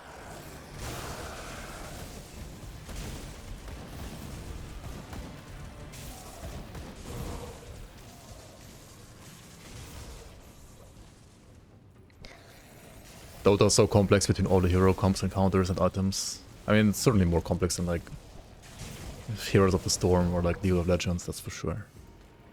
But it's also, like, a 20-year-old game, which also has been, like, figured out mostly. Dota, Omega lol.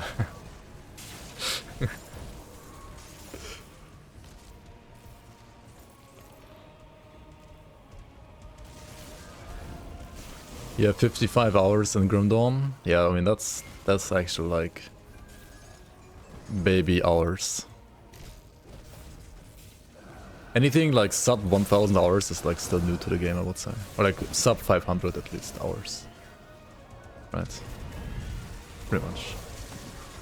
Depends of course like on your experience with like other RPGs that you had beforehand. When your eyes lose their HD rating and you start to understand which games are good for real. It's all about the gameplay and like gameplay loop, I think. And Grim Dawn has good gameplay loop, even though it could have like more endgame. The next expansion is gonna fix a lot of that though, and also the leagues, like the community leagues, they're also like fixing a lot of that. Vi sitter här i vänten och spelar lite Dota, ja precis. Så var det ju så som Bass Hunter said. Yep. That was horrible Swenglish right there, but oh well.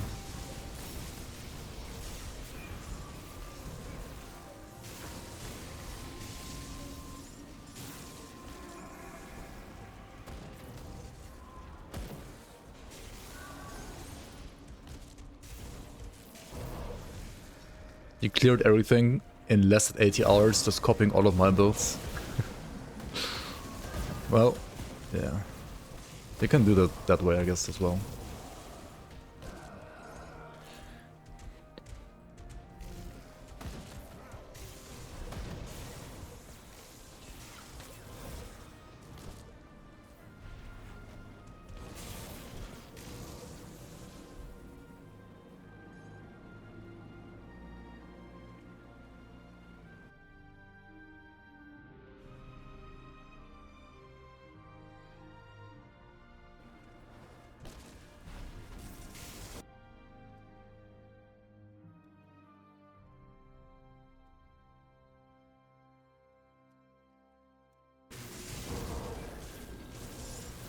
The totems are so stupid, I can even like just alt tab and like AFK while the monsters die on the second screen. Even in Pod Lagbury you can like AFK. Actually, I mean you shouldn't, because there sometimes are like stupid Aether Tornadoes that are painful and invincible. At least you can reach out, that's true. I try my best. Wish you could go back to 2004 and get a playlist of everything I was listening to while playing Dota and WoW. 2004, man, that was quite some time ago. Quote if Rectos reads chat. Hey, I'm actually reading chat, come on.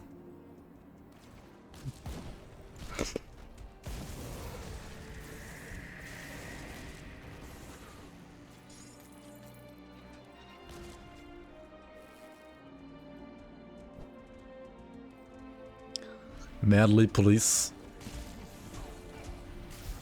The Madly police.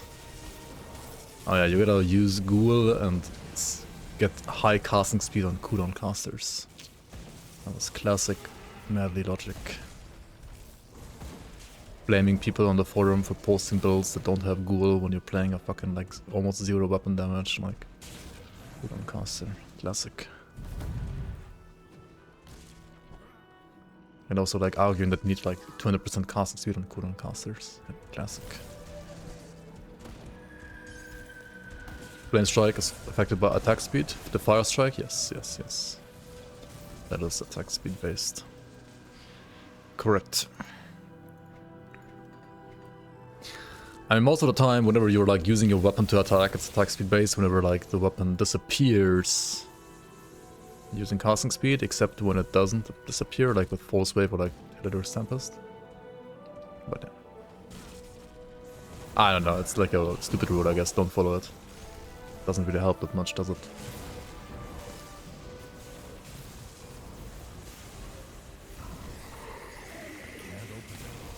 But you can't like trust weapon damage. Like for example, Editor's Tempest has weapon damage, right? Bone Harvest has weapon damage, but they're both like casting speed based. So that definitely doesn't work.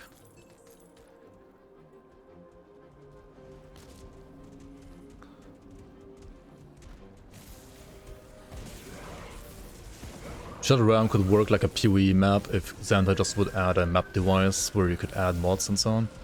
I mean, or they would just add a device where you can not only change mods on Shadow Realm, but in the entire game, including the campaign. Which is pretty much what they're like working on right now for Fangs of Aztekar. The Ascension Altar is kind of like that in a way. It's like a map device in a way, just like for the entire campaign. Including, well, Shattered Realm that you can play within the campaign, of course. Is there an ETA? No.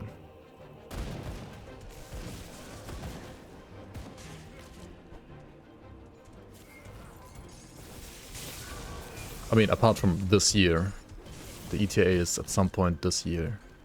And one of the 365 minus like 2 months that we have left of the year. Yep.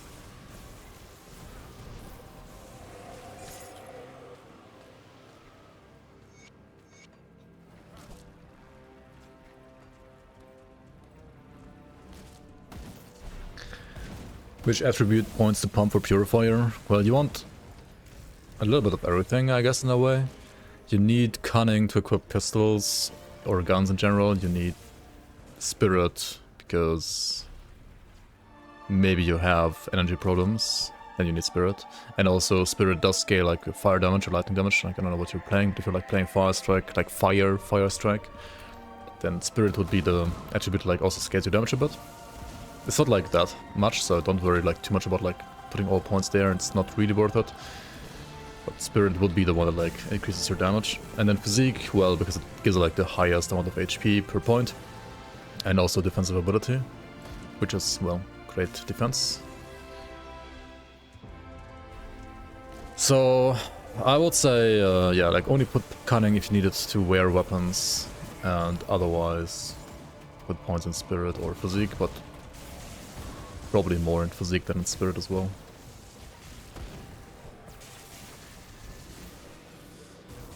YouTube chat is more like a comment, not a chat.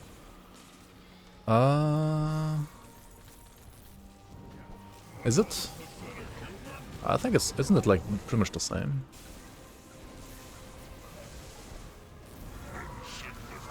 Hoping we can use the new tendency mode to farm instead of farming SR 75 to 76. I mean, it's 30 to 31 on the new patch now, right? The SR has been also officially compressed. Not just the league has done that, but yeah, it's like one of the things that they're successfully copying from the league in a way.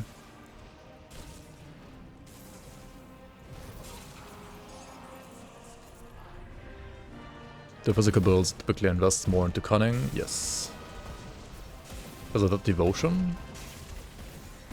I don't know about devotion necessarily, but they do invest into cunning simply because cunning gives you physical damage as well. You do chat is slower and you can't use emotes. Is it slower? I mean, it's just slower because like less people are writing. Depends like how many people write, whether it's faster or slower. The YouTube emotes suck though, that's true. So pretty much nobody uses emotes on YouTube.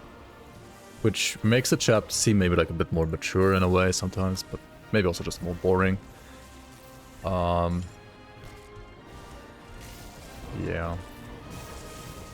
Otherwise I think it's pretty much the same.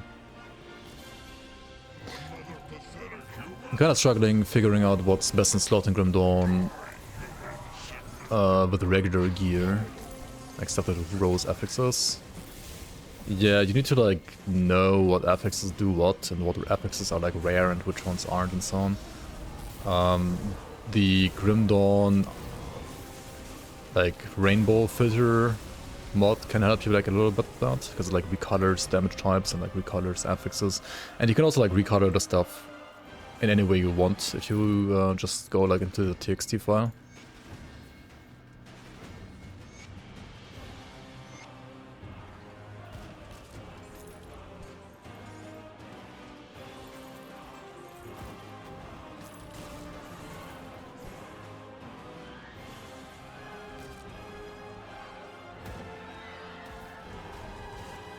Med gäng snackar via Discord nu. När jag akkurat var social så var det Teamspeak. Vad använder folk nu? Jag skulle säga det är fortfarande Discord som folk använder flest. I mean, I'm using Discord most of the time. I think like most people that like use something to chat in game use Discord nowadays. Like Discord kind of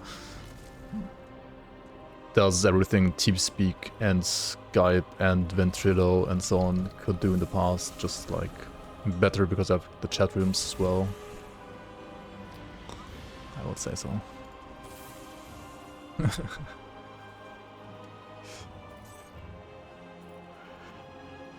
Like Discord is definitely like the hot spot to be at still. Oh, yeah, right, I can't go back to cell. What the fuck am I even trying to do in the dungeon? Going back. We got the belt, right, from Brandis? Where is it? There it is. There's like 3 Watchers, the last one is Brandis, and we got an aggressive arcane balance, which honestly is very good. I'm very happy with this roll. Has higher chaos rest than my current one. Has elemental and bleed rest on top, which is nice. Slow rest as well on top. Aggressive gives you offensive ability, Arcane Balance gives you like elemental damage as well, and I believe elemental and bleeding resistance. And it has higher armor, and most importantly, it has like +1 to all skills and of all of Arcanist. Rather not Arcanist, but Shaman in this case, of course. So it's pretty good. Pretty good build. Pretty decent. I mean, it could be better, but it is very good already. So no complaints. Certainly no complaints.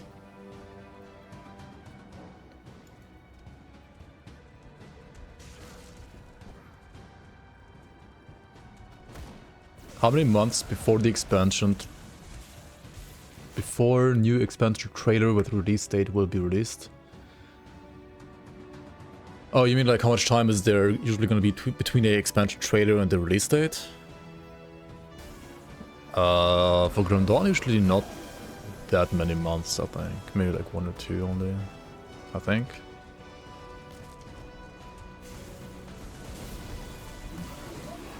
You try Discord, but there's a lot of bloat around it. I mean... yeah, it's like...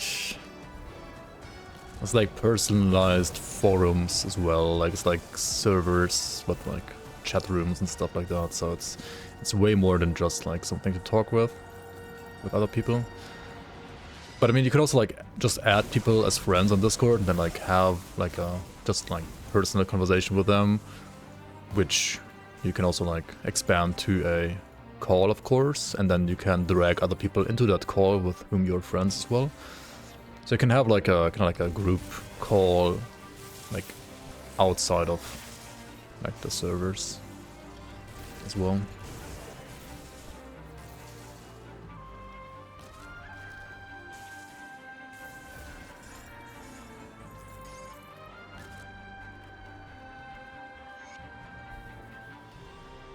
Is Ventrilo still around? I have no idea.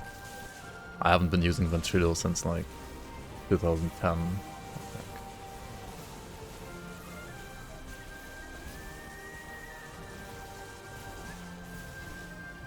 But it might be still around, no clue.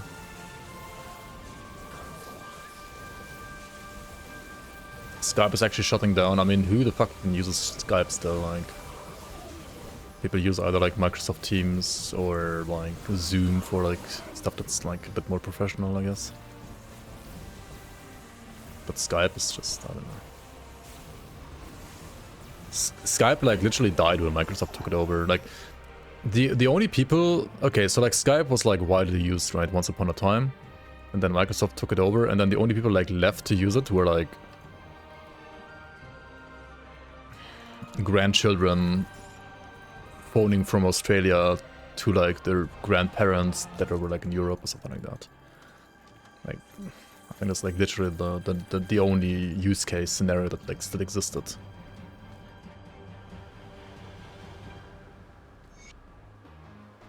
Night Hunter's Chest Guard and Black Hand. I mean, Black Hand is like some item, I think.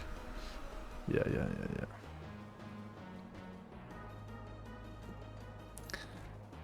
Let's actually remove weapons, because I'm not gonna use any of these weapons, definitely.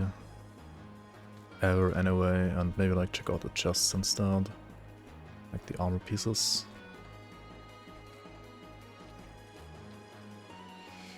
Imperial Hauberk. Okay.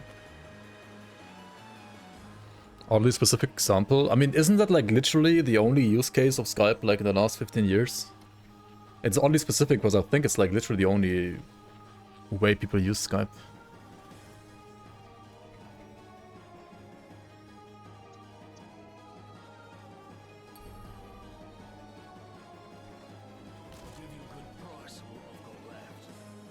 You already started playing games in the 80s? It's kind of like my dad, yeah.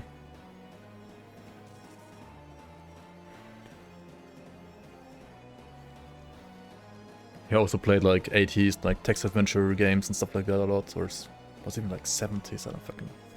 like all those like DOS games.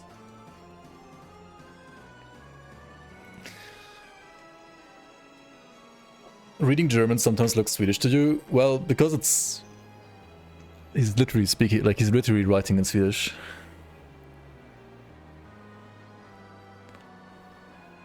Original Elite. Original Elite, eh?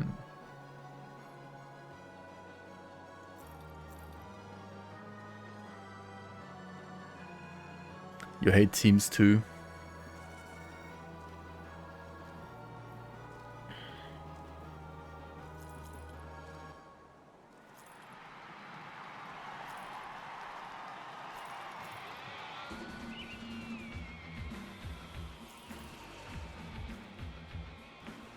Alright, we're level 55, which means we can use Valaxteria chests. I should farm a new one though, because the current one is just terrible.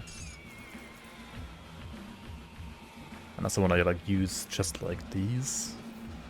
Oak skin bonuses, cold chaos piercers. I mean, they have a lot of resistances, don't they? Imperious, but like lightning roll is kind of bad. This is kind of bad. This is kind of just bad. This is just bad. This crap's just fucking bad.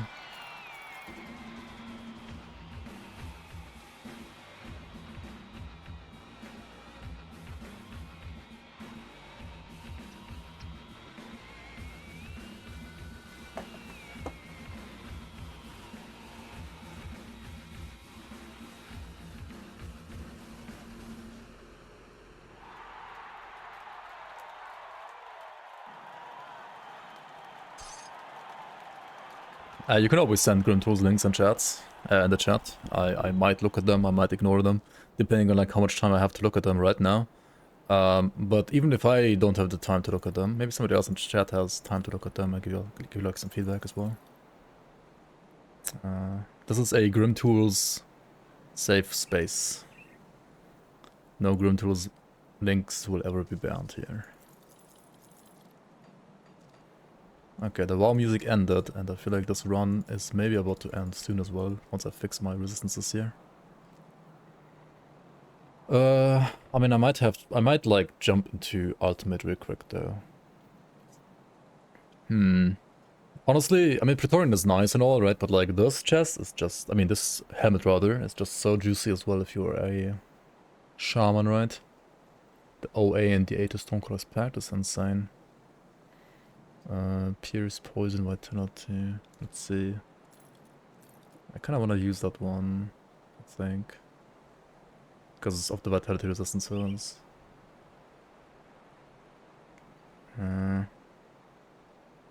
It's also higher Poison Rest, so that's good too. This one is Pierce Elemental. I think I'm gonna switch out my shoulders then as well.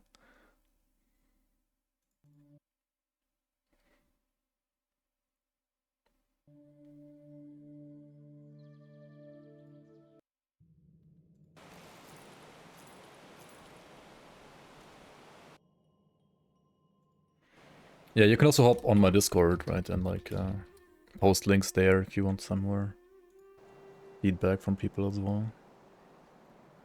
Hello viewers, welcome.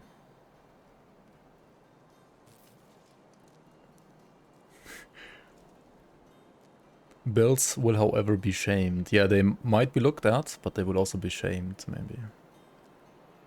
Nothing is... Yeah, the links are safe, but the builds aren't safe, it's true. They will be shamed for sure. They will definitely be shamed.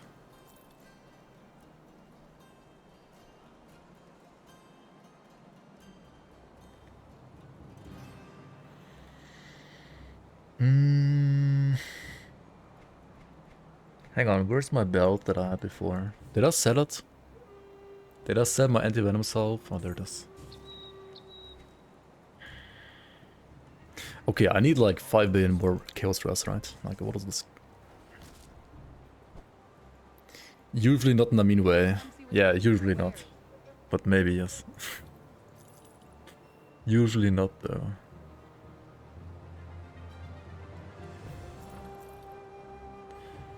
Usually.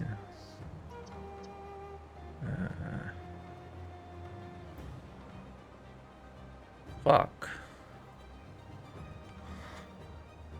What are good shoulders?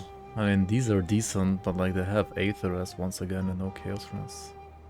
Fierce Aetheress on this one too.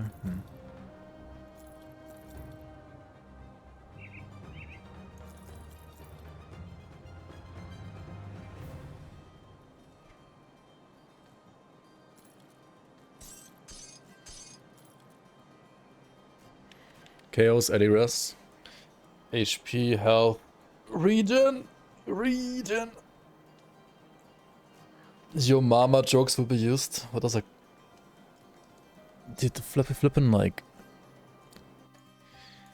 I don't know what happened to my like chroma key thing filter recently. Like, I feel like I fucked it up a bit. Can you fix it live?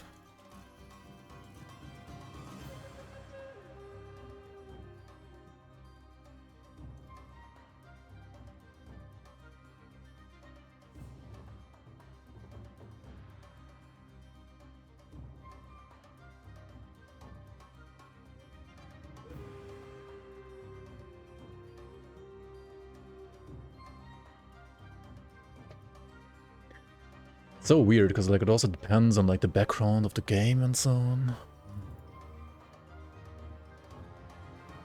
I never heard of your mama jokes, of course.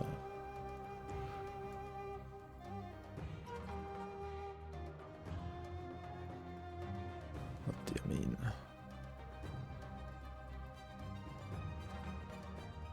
Oh my god. Oh my god, oh my god, I'm gone. Oh my god, what the fuck? Scuffed! Why is it so scuffed?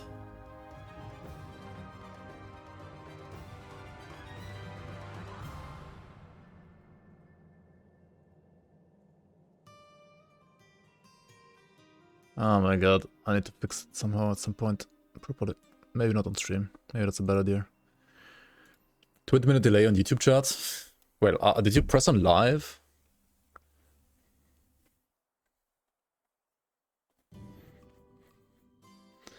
Svenska, tyska, holländska, norska, danska och lite isländska är nära besläktande. Ja, det är sant.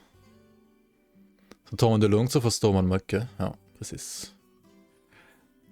Isländska är ju ganska annat då.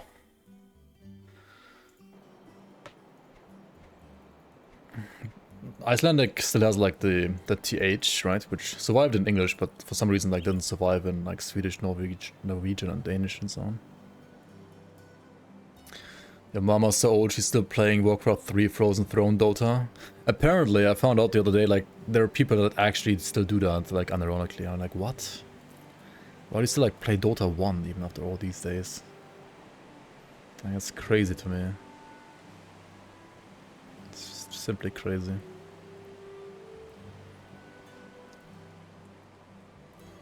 Dota 1 shaming.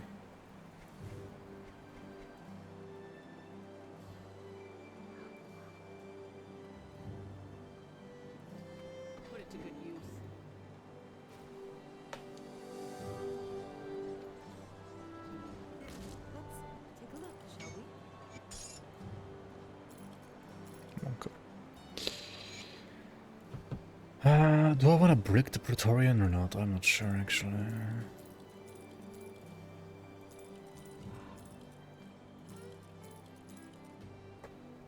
This is a rough one. I mean, you can brick it.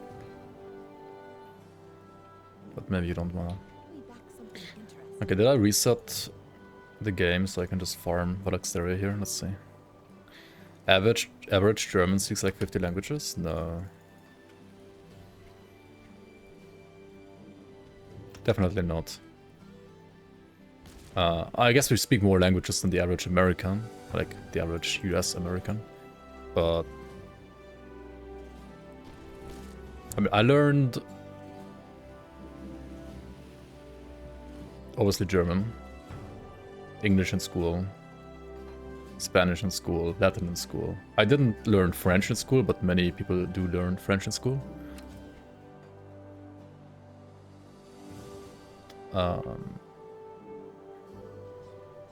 Some people also learn Italian or like Portuguese. or Russian or Polish or Chinese or Japanese, depending on like the school where you go to, you can like learn those languages too. And then like once you're like at the university or like in college, whatever you want to call it, you can pretty much like learn any language. Turkish, Arabic are like kind of common too, I guess, nowadays. But I mean, the average German doesn't learn those languages. I would say the average German maybe learns like, I don't know, like 3 languages, something like that. And then of course you have like different dialects as well.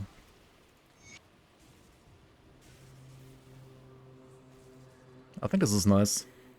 This has actually like level 55 armor, and it rolled like poison rust on top. Let's see here, we have way too much elemental rust. We need more pierce resistance, we need more vitality resistance, more chaos rust, which I think we just fix by like using a sanctified bone in the chest. It should be good enough. What's the hardest language to learn in your experience? I would say like all the Romanic, like Latin languages, Latin-based languages are rather easy. Because I think Latin is a very like logical language, and all the others are like built on top of that, so everything is like kinda easy. I would say German is more complicated than like, for example, Spanish or Italian and so on. I think like Slavic languages are pretty hard when it comes to pronunciation, or like Russian as well. Like the grammar might not be that hard necessarily, like for example Finnish grammar is like way harder. But like pronunciation is a lot harder in Slavic languages. And Chinese I think is also very hard. I think Japanese, for example, is very easy compared to Chinese.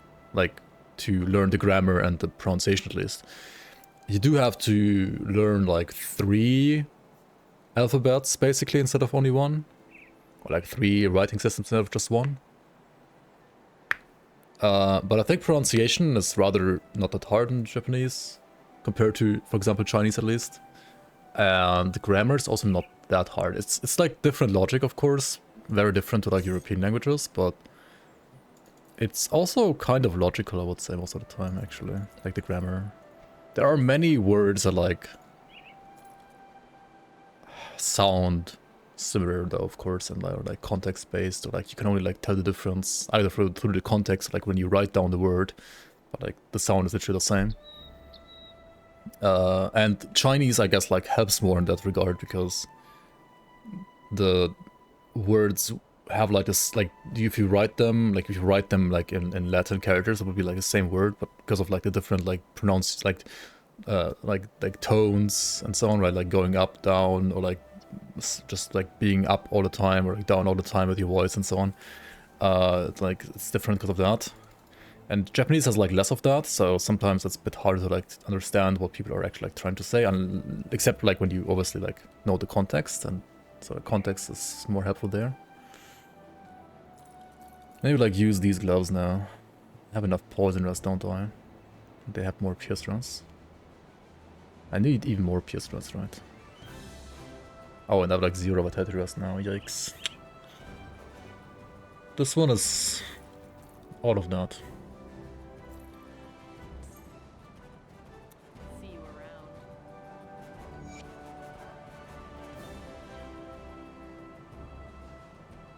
Yeah, this looks good to me, apart from the flippin' like chaos rust being absolutely terrible.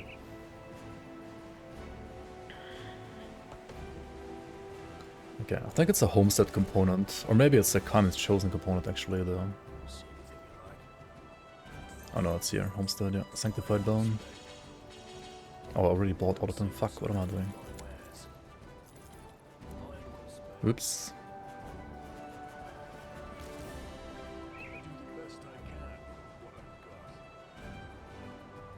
Why does German always sound so angry?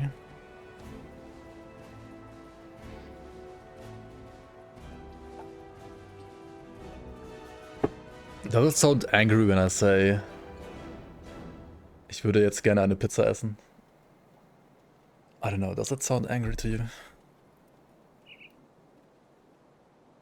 Maybe because of like the harsh like tss in pizza. It's not. It's a bit like sharper than in English.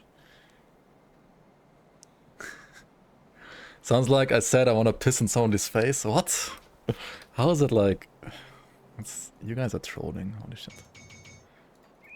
I just meant like I want to eat some pizza right now. Like I would like to eat some pizza right now is what I said. That's all I said.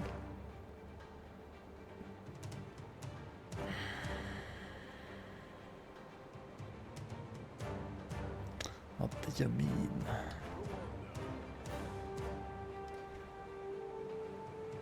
Okay, Chaos Resistance, I guess we could like postpone until like a bit later.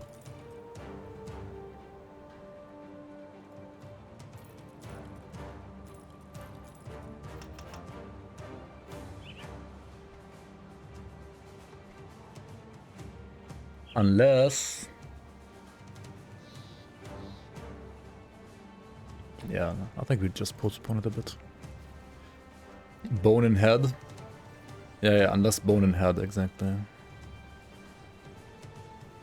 Another bone in head, instead of like runestone.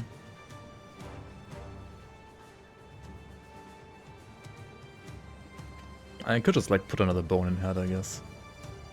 Why not? I'm still using the Slith Primary Ring from like level 1. Okay. That's interesting.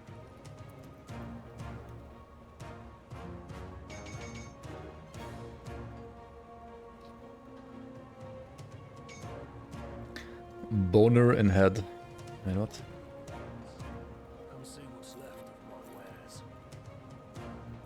Classic. What is this music? This is the music from the game called Outward, which I've never played. But it's decent music, so we're playing it. Service in Lufthansa was 10 out of 10. Oh yeah, Lufthansa is usually always good. I mean, it's very expensive as well. Or, well, not very, but decently expensive. I've used them too, though. Like, they're not giga expensive. They're fine. More expensive than like a cheap airline, I guess. But cheap airline also equals cheap service most of the time. So. Could do Black Terror. The thing is, like, I need movement speed and bleed dress right now from... Actually, I don't need movement speed that badly anymore. Hang on. Could, like, remove one, maybe. Bleed dress would be bad, though. But, I mean, bleed dress is kind of...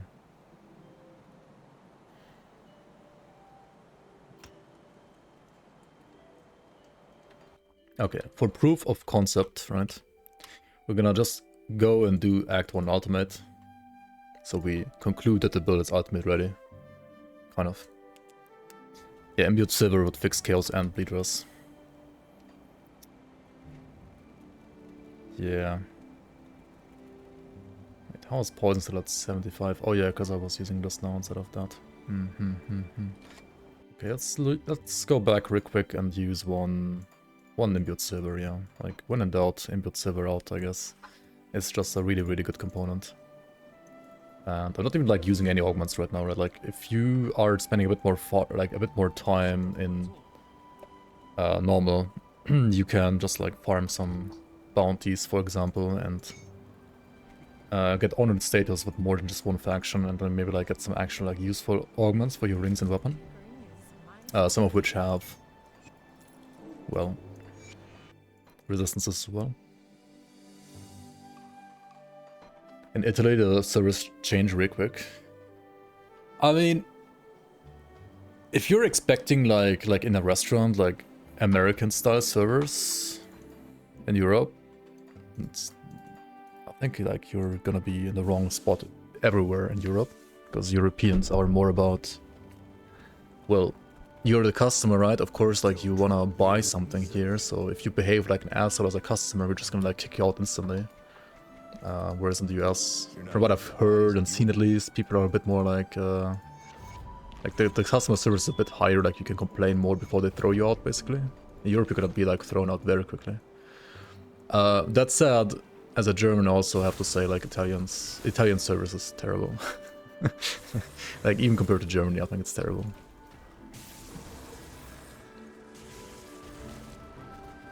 The food is great, but the service is terrible. But I mean, I usually don't care about the service. I just care about the food, so I don't mind all too much. But if you are somebody who cares about the service, which I don't really that much, then yeah, you're gonna have a bad time in Italy most of the time.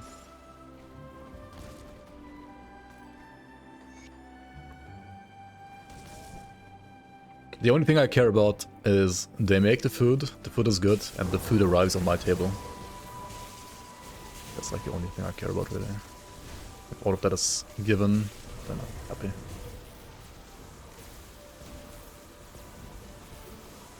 Okay, we're missing like a bit of damage now, I feel like.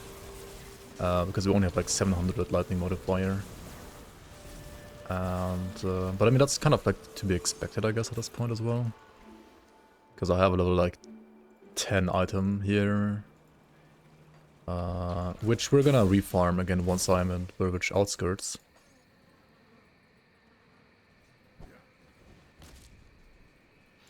Your parents are from Italy, so you're not really too Americanized. We don't complain about every little thing. But some of them don't really seem to care about their job. The thing is, like, it depends like where you go as well. I feel like in some places, they know they're always gonna have like enough customers anyway, because it's like some maybe like touristy spot, for example, right? And then they really don't give a fuck. Like some of the lakes, for example, in northern Italy, when you go there, like some of those spots are like the towns are super small, and you can't like build more houses there because it's literally like there's no room. But they still have like a lot of tourists, so they're like overflown by like tourists. And then they happen to have like 1 out of like 3 maybe like restaurants in that town, because like you literally can't build more restaurants in that town. So, well, they're always gonna have customers. So they really don't care that much how they treat you. Because there's no room to even have any options, you know? I mean, the only alternative would be like not go to that place in the first place, but then, well, you're not at the lake, and if you want to be at that lake, then you have to be there. And you have to, well, I guess eventually eat in one of the restaurants as well. So I guess it depends also like where you go, right? How much of a monopoly they have over like food services, basically.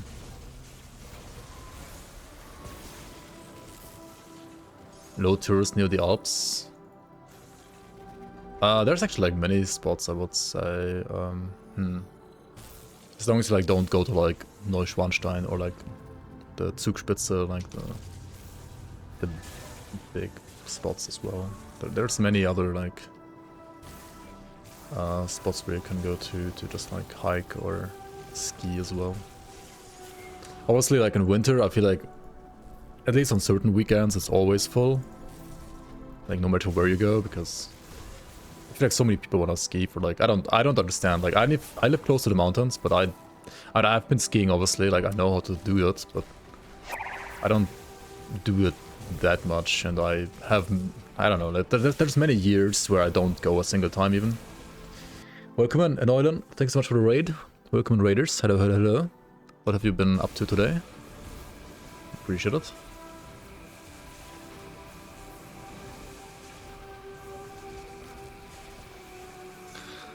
Lake Constance is very chill, yeah. I mean, Lake Constance does have some tourists too, of course, but it's maybe not as like...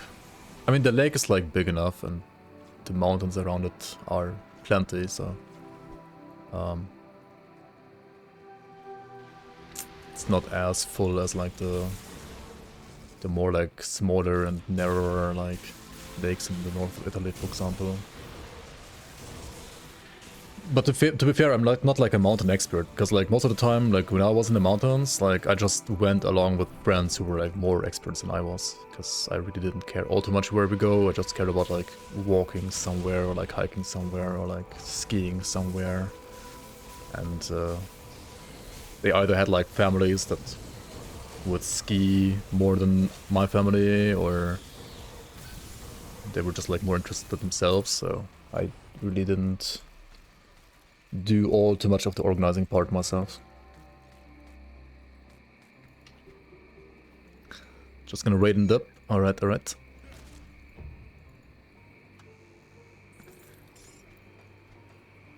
Welcome, guys. If you went to Europe, you would go for the architecture. Yeah, I feel like mountains do exist in other parts, and I feel like in Europe, like the Alps are like, especially like in Germany, like people make such an insanely big deal about the Alps, and I mean, sure, they are like a pretty cool mountain range, but there are so many other mountain ranges in the world as well that are similarly like interesting and great.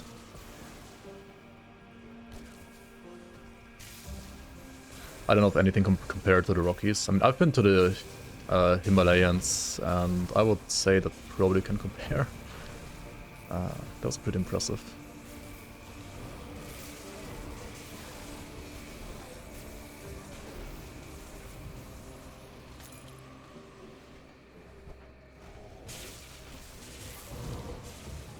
Super remote.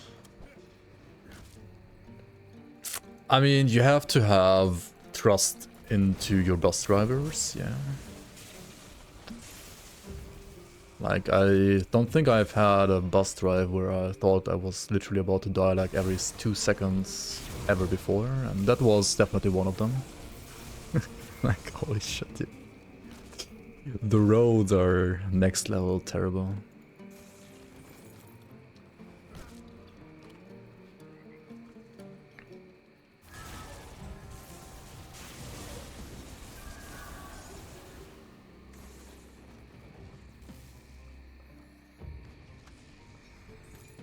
Yeah, I mean, I guess the Rockies are like similarly, how do you say that? Like cultivated in a way, as the Alps are. I mean, there's like 5 billion streets in the Alps as well. You can like literally go wherever you want by car yourself, which you definitely can't in the Himalayas. Like, to get to like certain spots, you would have to like literally hike a week to even get there, right? And to get to the spot from which you would start hiking, you would have to like take some taxi or bus, which, yeah, would drive across roads that might or might not be closed, and which have like no guardrails, and if the driver like does one mistake, you would literally like fall down like 500 meters and die and crash. So yeah, it's definitely like a different experience.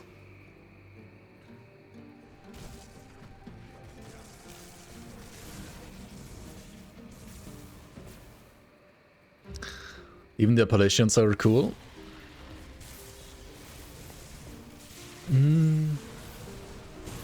I guess, yeah. How high are those actually? Or like how... I know they exist and I know where they are, but... aren't they more like hills?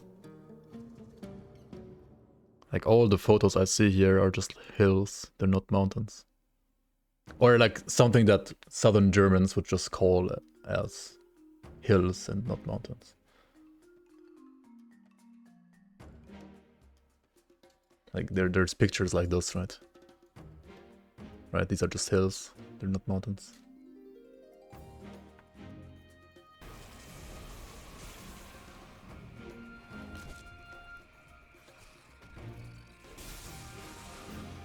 Which is still cool for hiking.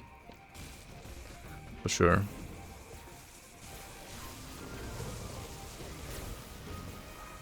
But you also don't get like a good view, like no insane views like you would when you like go mountain hiking.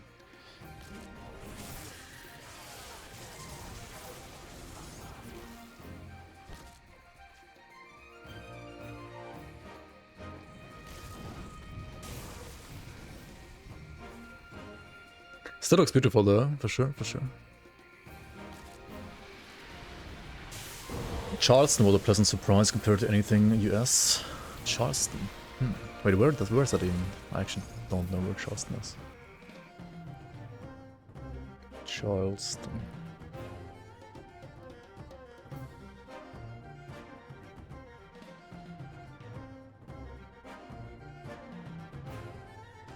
I was like in South Carolina. Interesting. Carolina, or like both North and South Carolina, is getting kind of popular. I feel like those were like states were like under the radar for a bit, I feel like. But nowadays, like people, I guess, start moving there because it's still like affordable to get there, to like move there. Or at least I feel like I hear about a lot more about like North and South Carolina than I used to, and also I hear a lot more about like people moving there than I used to, because you literally like used to hear nothing about those like states whatsoever. We are full. Wait, are you from South Carolina as well? NC is super popular now.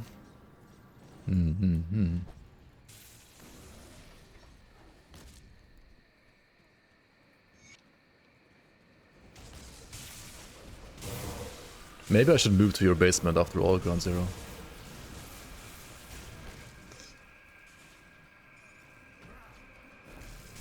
Basement time.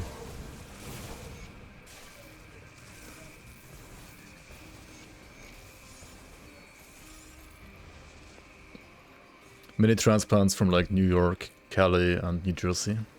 That makes sense. I mean, Cali and New York are expensive as fuck, and well, wages are probably like not keeping up, or like whenever people like lose their job or something like that, right? They can't afford like the Cali lifestyle anymore. I gotta move. Gabagoo, gabagoo.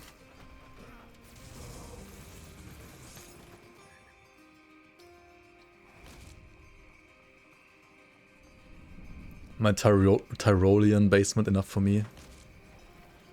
I'm not in Tyrol, but yeah. Too many Italians? I mean, aren't you like Italian yourself?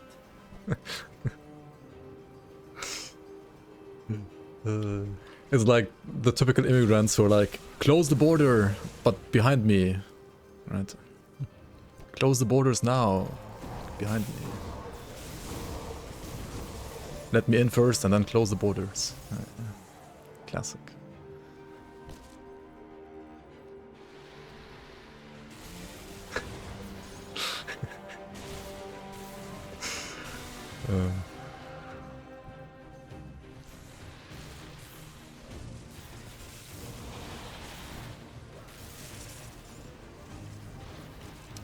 It's like one of my best friends. He's basically Russian, but like they got to Germany when he was like 10 or something like that. And what is his mother's like? His mother is also kind of like savage sometimes. She said something like, "What the fuck are all these immigrants supposed to be here? Like we didn't go to Germany just for it to be like flooded by immigrants. Like while being an immigrant herself, right? Like holy shit, dude."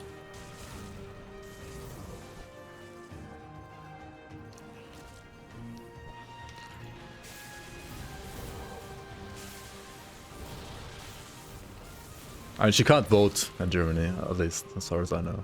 So maybe that's a good thing. But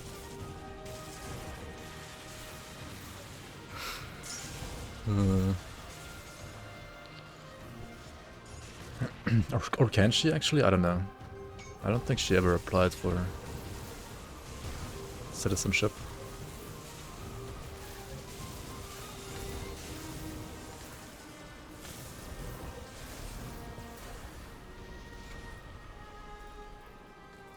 Anyway, as you can see, obviously, like, stuff dies slower, and we deal a bit less damage here, but we are being we're totally fine, right? We don't die here, we can clear stuff in time. This is reasonable ultimate build so far. As long as you know, fix your resistances. Ideally all of them up to 80% before you go here, but if you do go here, something like Bleed and Chaos, I would say, are the least important, at least for Act 1. You will have to fix Chaos 100% until you go to Bloodgrove. And also, if you do plan on, like, for some reason going into the side dungeon where Salazar is, like on the Verge outskirts, then you will also have to fix your Chaos Res. Otherwise, you're gonna die there, probably.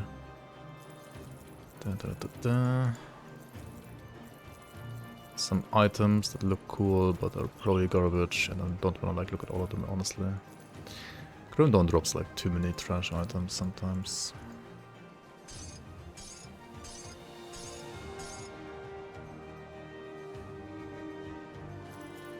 And there's so many affixes too, to be fair. Like, so many affixes. Or, I mean, there's gonna be even more with the expansion, right? Even more with next expansion.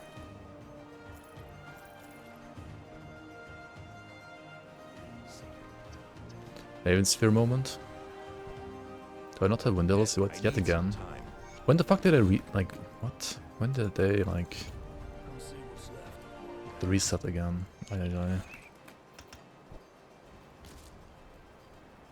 How's Skeletor's Tempest doing nowadays? I think it's, I mean, definitely better than it used to be. That's a fine skill. Greetings, Legacy of the Sea affixes saved in your item assistant. Oof.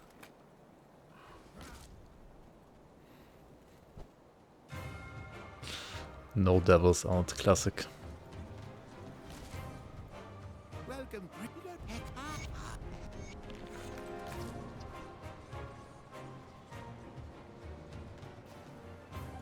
The damage types in Grim Dawn overly complicate things. Most of them don't really feel any different, they're just different colors, essentially. Yeah. I wish... Or, like, they definitely could have, like, had less damage types, but more, like, unique mechanics to the damage types. I agree. That would definitely be slightly better. Okay, this guy hurts a fuck ton though, right? He did, like, almost 4k damage to me there with one hit. That was quite a damage.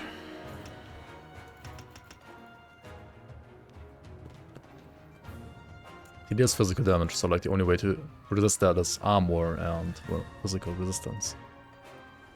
Both of which is probably not the best right now for me. Oh, hello. I mean, armor should be decent. Chest is... I mean, helmet is rather low. Chest is level 55. But it's like all caster gear almost. I mean, this stuff is heavy armor. Kind of. Ish. But chest and helmet are like caster armor, so very low armor piece, like armor values rather.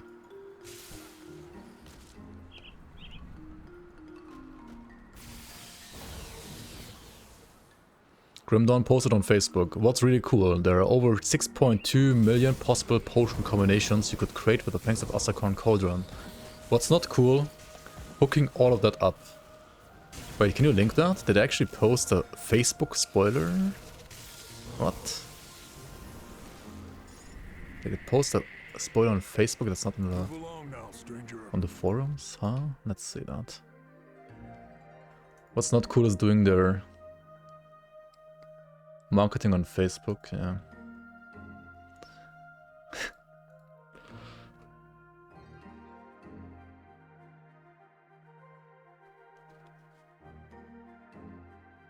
Oh shit. Oh shit. Look at this poster. Look at this poster. 4 minutes ago. Grim Dawn dev updates. The WASD elephant in the room, Zantai, is addressing the elephant in the room, potentially. So, honest question, run and gun WASD movement like in PoE 2 is strictly off the table. We're not revamping our animation system and rebalancing the game to shoehorn that in at the 11th hour. That side of gameplay is generally what we think of when we consider proper WASD implementation. But controller-based WASD movement where you need to stop to cast attack, as is on display here, is doable.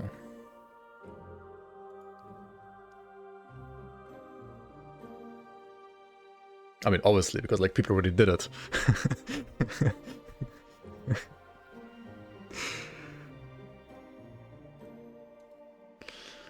Is that what the community is looking for? I would dread to have the team implement this. Say we have WASD movement only to get skewered for it not being like PoE 2, which had run and gun gameplay implemented early on in development and not, say, 9 years after release.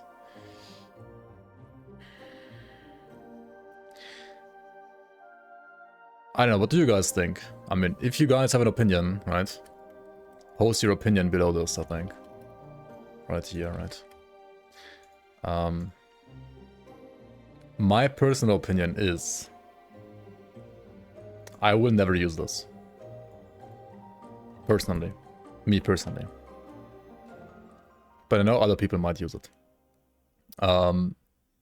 The only time I would use this, there is one situation where I would use it, is if skills like Aether Ray, Essence Drain, like Drain Essence, or Flames of Ignafar, and similar skills would allow for slow movement during casting.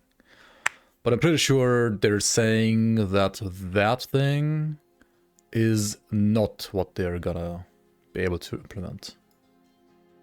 So with that out of the picture, I do not care about this, and I think they should not waste their dev time on it, personally. Because, I mean, if they do stuff like this,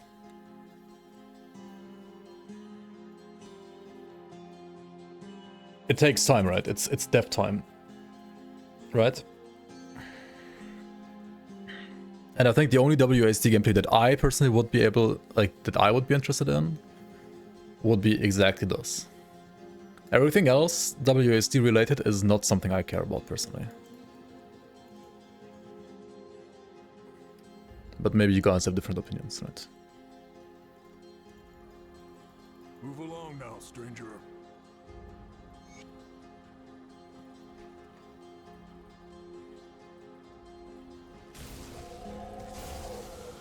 Keyboard key to move here if your wrist is getting tired. Like this, you mean?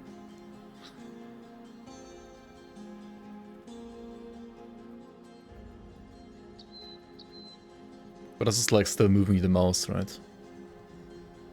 I mean, doing this without using the mouse at all would be WASD.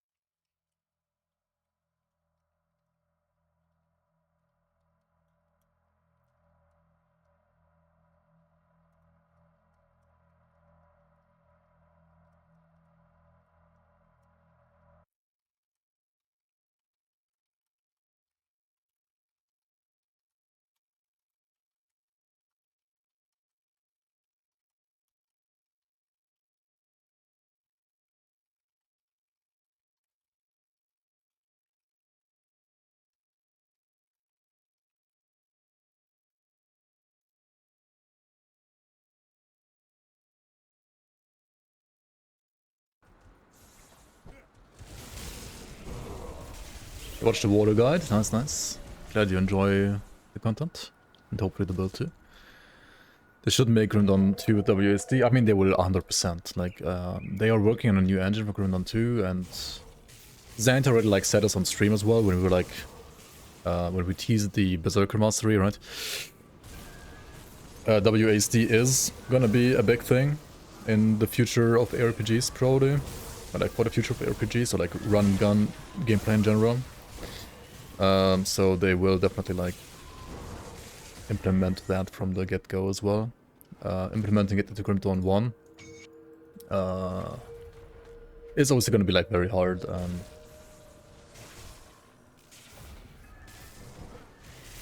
But I personally think, like, I personally would not use WASD, right, if it wasn't for run and gun gameplay. So yeah.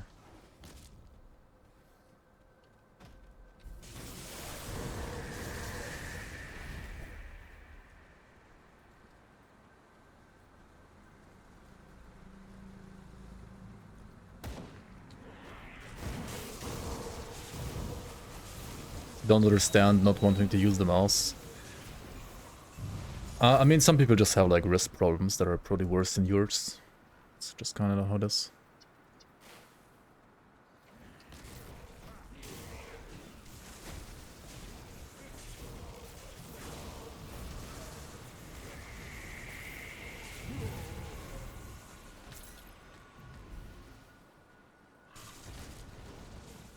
You love WSD, yep.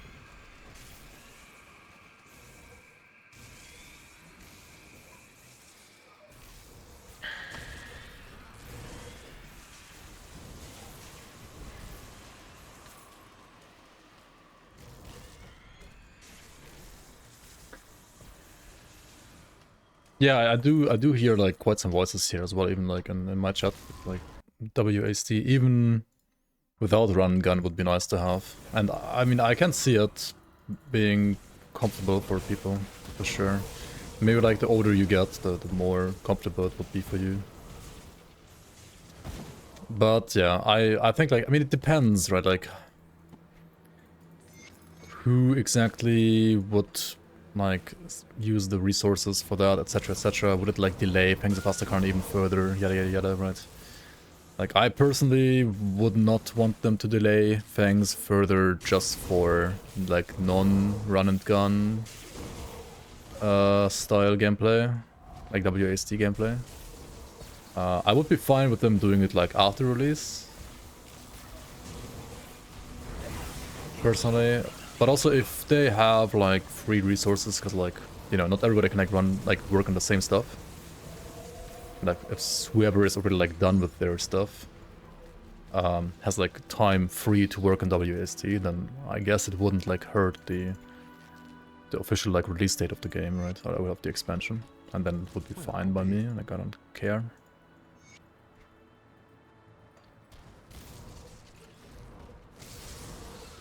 I think the controller style WSD actually is not gonna like... I mean, it's one of those...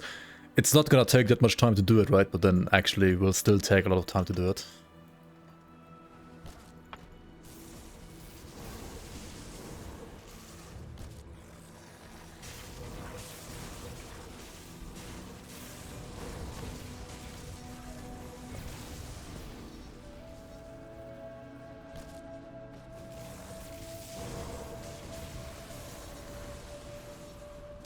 Run and gun without WSD? There is, but like FoA 2 has it too, right? You can still like strafe around even without WSD.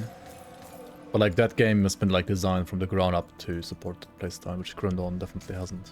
Like that would be even harder to do, right? Like,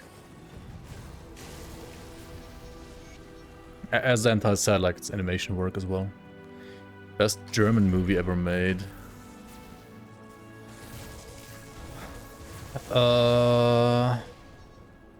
That's a good question. Like, I don't know that many good German movies actually. Hey, what's a good German movie?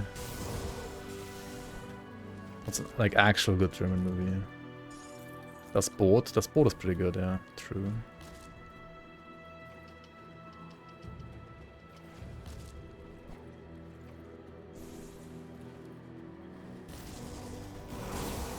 Stromberg?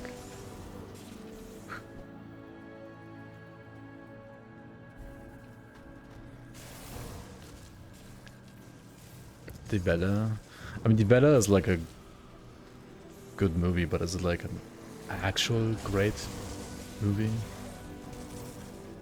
Like a competitive movie, you know? Like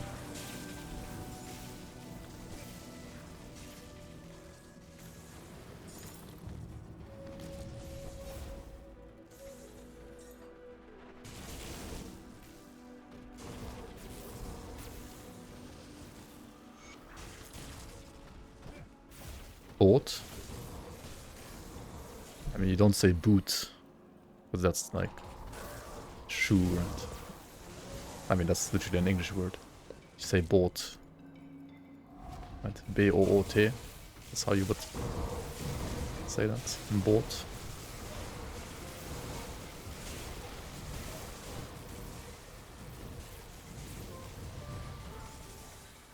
It's not bot. No, it's boat. Holy shit. These guys slap. Gotta be slightly careful here not to die to these guys. Yeah, just like in the Swedish as well, boat. Actually. It's kind of like the same pronunciation in Swedish and German.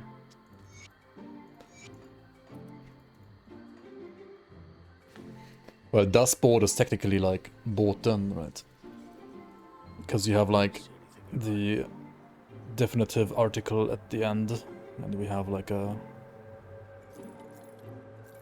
the article like the definitive article as like a separate word. Stonehide of the Wolf is a pretty good item usually.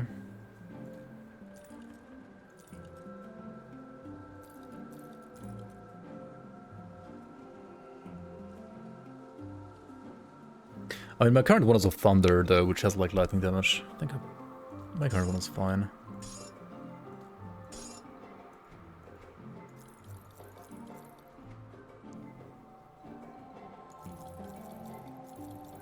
Alright, I didn't farm the guy who drops the offhand actually.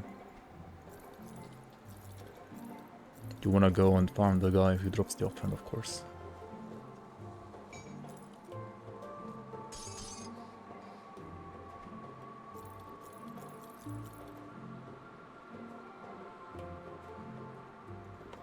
Do we have any chaos resistance in here?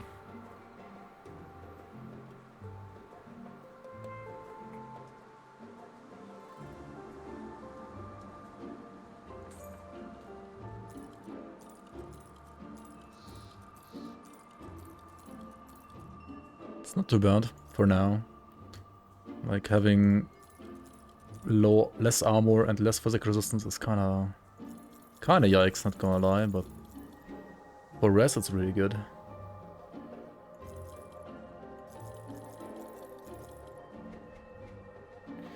Okay.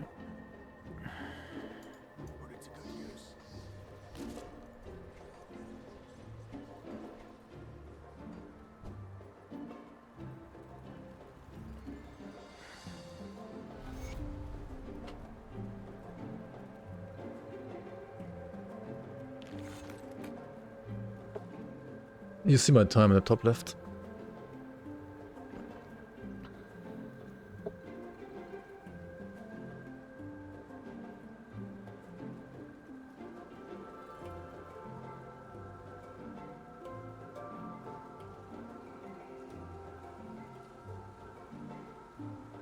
All Quiet on the Western Front. Oh yeah, that's actually a very recent, very good movie, I guess. Yeah, I guess like most like famous or good German movies are all like kind of war movies as well. Which is a little depressing, like Germans can't like do like good non. I mean, there are like many like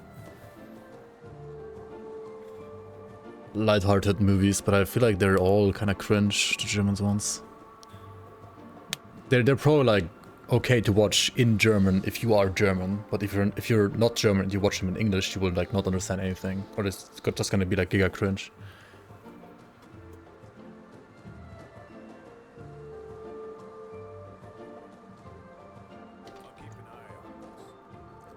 Like romance or like comedies and so on, they're just like, even as a German, I think they're already cringe, and if you're not German, I think they're even more cringe.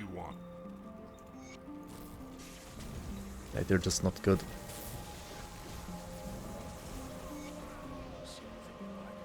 Like, I would rather watch like some Danish movie, for example. They're at least like somewhat decent.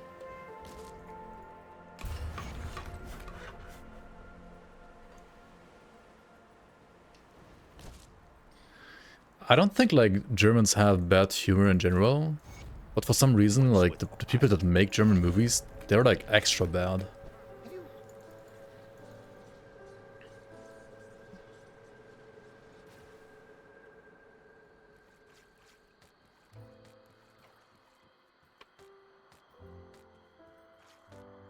Oh yeah, I mean there are some like pretty famous actors from like pre-World War as well, for sure. Like what's it called? Like the guy from Munich, Karl Valentin, for example. Or well, there's the more famous guy Heinz Rühmann, right? Which, well,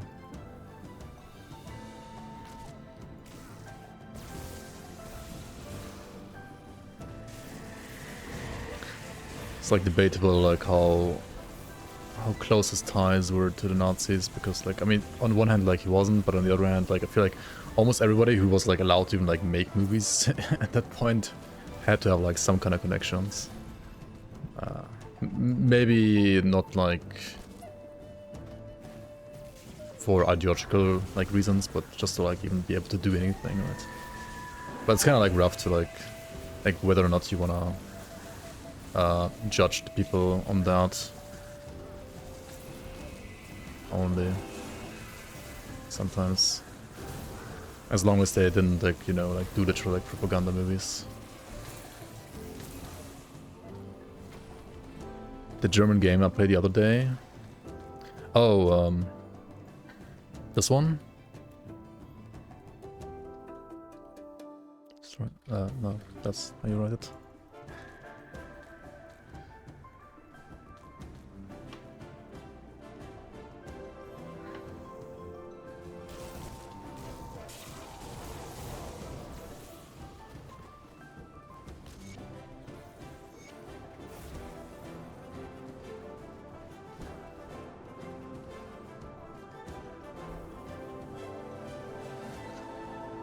Zero to 19 to 39 in 3 seconds. Yep.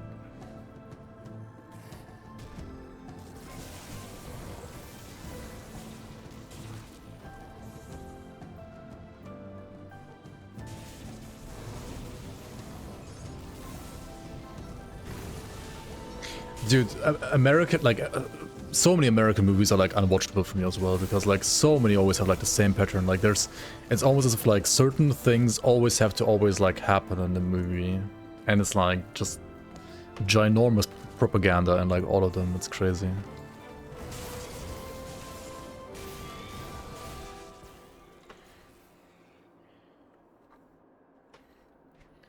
I mean, some American movies I think are pretty good, like. But there's always like some scenes where you're like, okay, like, can I just fast forward, right?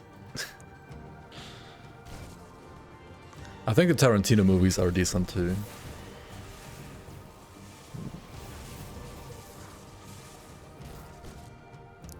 At least most of them, not all, but most are pretty good.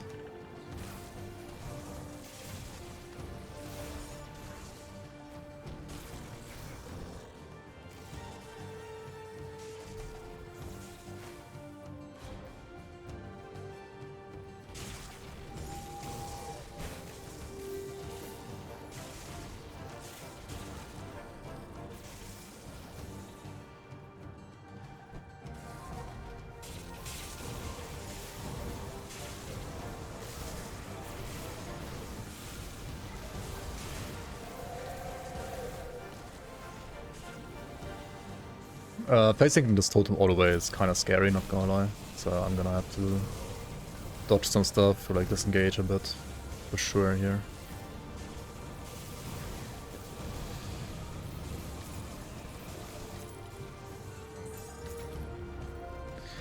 Why is there so many items in this game, man? Oh shit. So many drops. So much garbage that drops as well. Holy shit.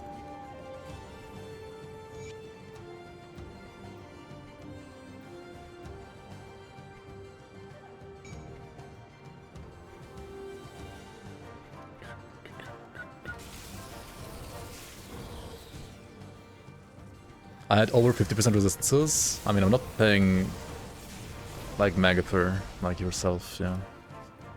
This doesn't say Twitch TV / Magaper, does it?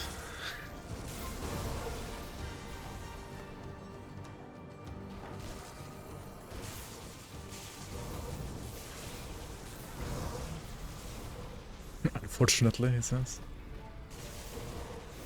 People are missing Magaper Grim Dawn streams? Oh shit.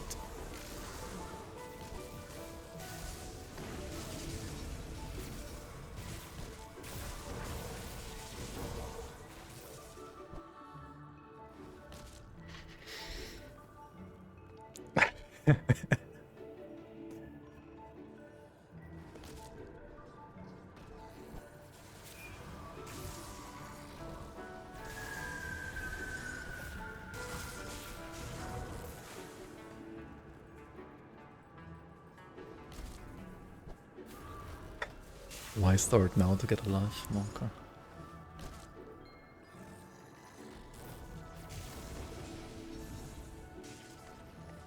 Yeah.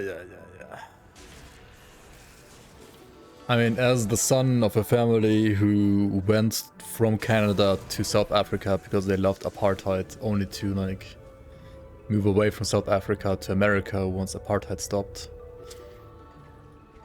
Yeah. I mean, honestly, that's like all you need to know about the person, right? Like, that's kind of like all you need to know.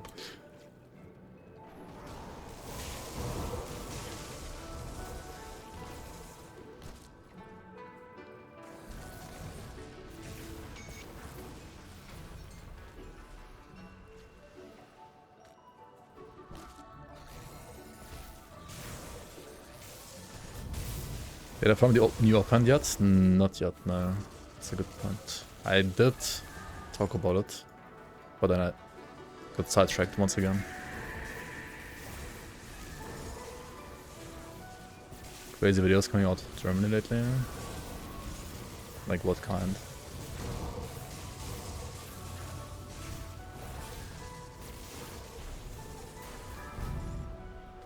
I mean, we had a new election recently.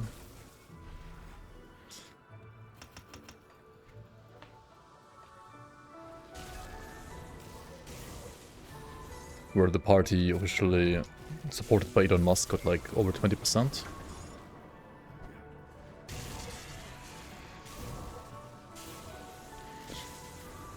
Which is a bit concerning.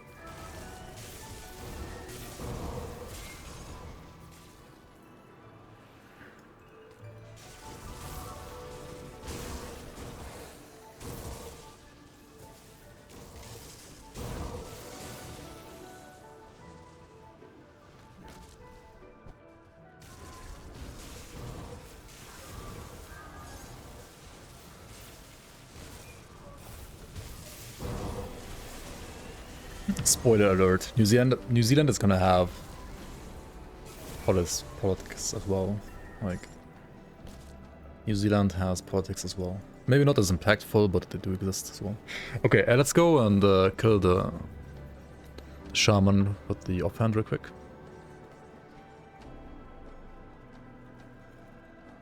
Like around here.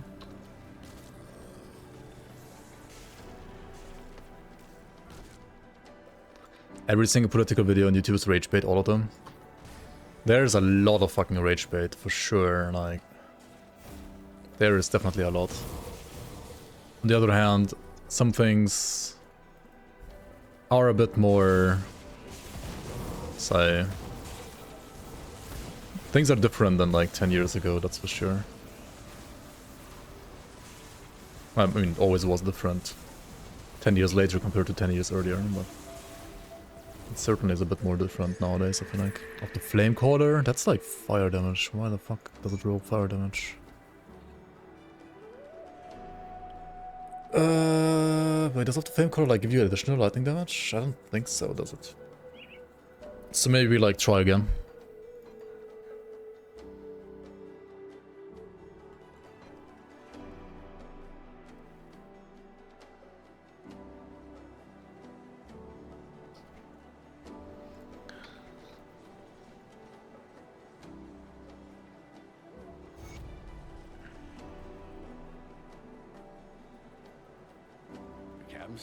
Well, since I'm busy.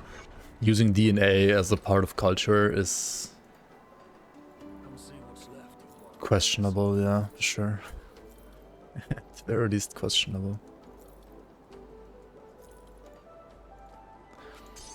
I mean, I think like, obviously like if you have like DNA from like I don't know, like this fucking obsession with DNA is also kind of weird in my opinion. Like when it comes to like putting DNA and like culture together. Like it has such a like flippin' like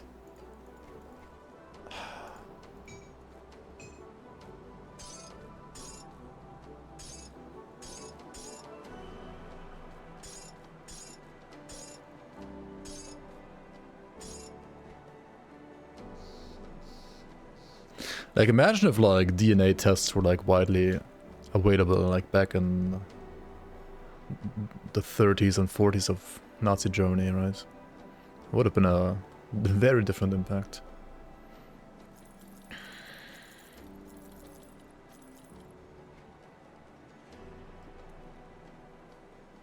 People back then probably got kind of lucky that it wasn't like that yet. At that point.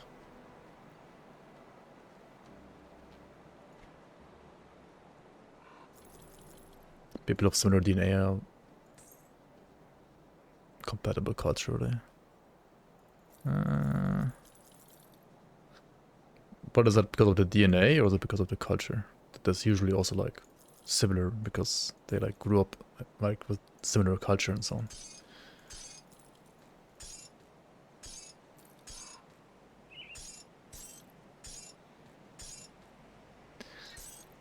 Like to me the whole like DNA thing feels like a false correlation. Like obviously there is a correlation for obvious reasons, but it feels like a correlation that's not significant, you know.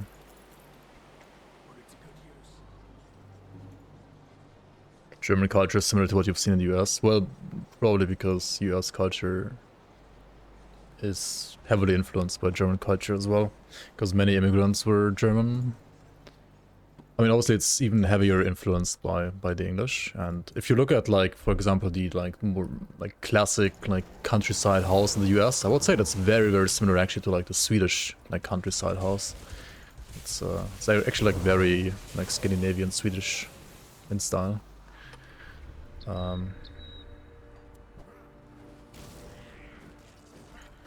Like with a porch and so on, that's like super Swedish in style, I would say.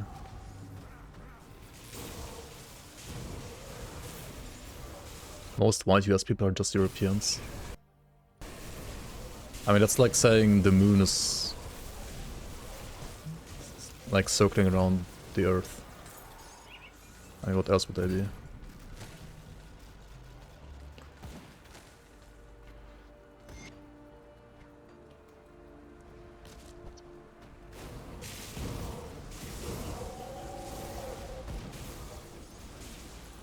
But is there really like more people from Germany and the US than from England? That sounds weird to me. And also like more than...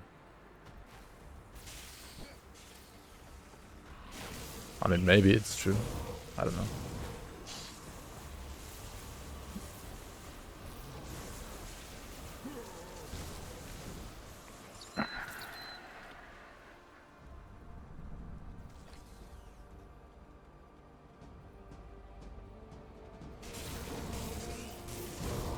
Oh, this time? Wait, does he have... Off with his left hand. maybe. It's kind of hard to see whether he has it or not. Because like the default one I think looks very similar to the actual drop.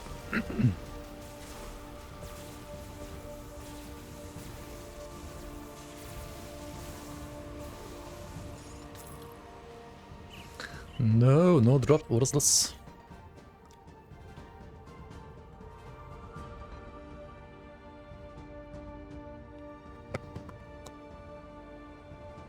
I mean, if you're like a second generation like immigrant, then you definitely like still have a lot of like culture from the country from your parents, for sure. I would say so, 100%. And I mean that's also totally fine. I mean, there's nothing wrong with that, obviously.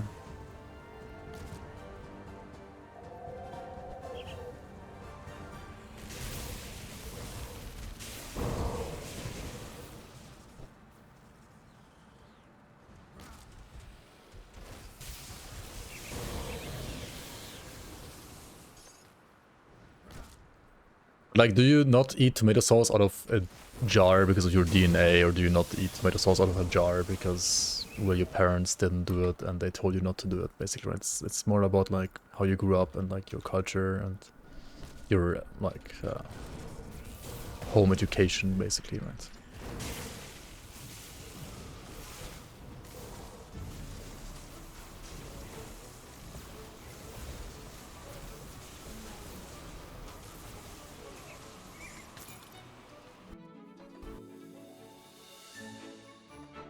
Definitely DNA, yeah.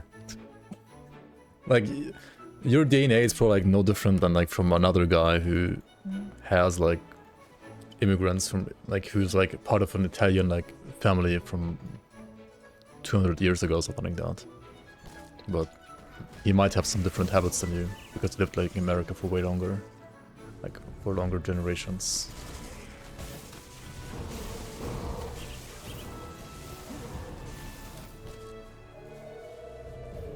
Which is again why I think like the whole DNA argument is.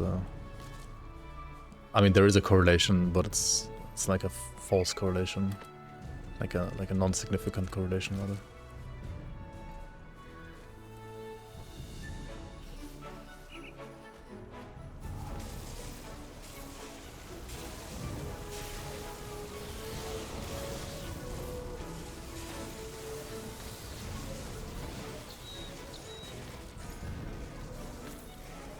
How's the build going? Oh, it's definitely zapping.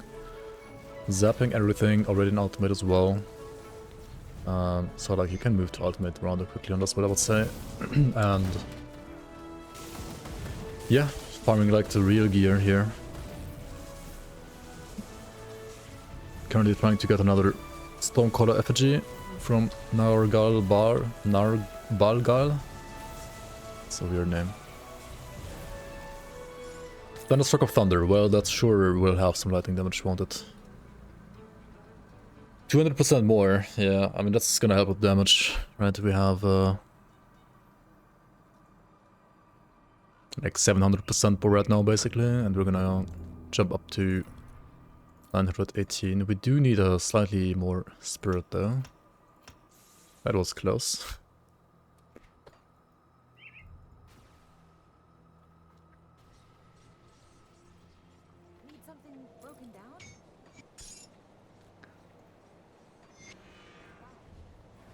See what's left of my wares. I don't know, I would say I have like some aspects in my life are definitely like influenced by like Scandinavian culture, some even by like actual Japanese culture, because I partially like grew up with stuff like that culturally.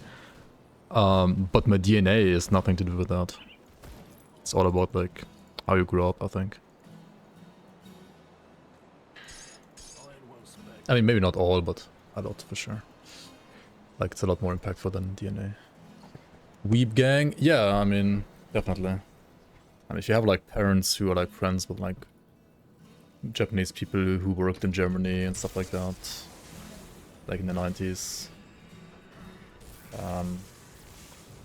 There's a lot of, like, cultural, like, interchange, and if you visit them a lot in Japan as well as a kid, then yeah, there's some, you know.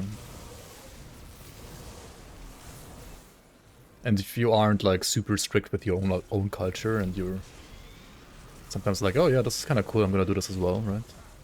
You could call it like cultural, like, what's it called, like appropriation or something like that.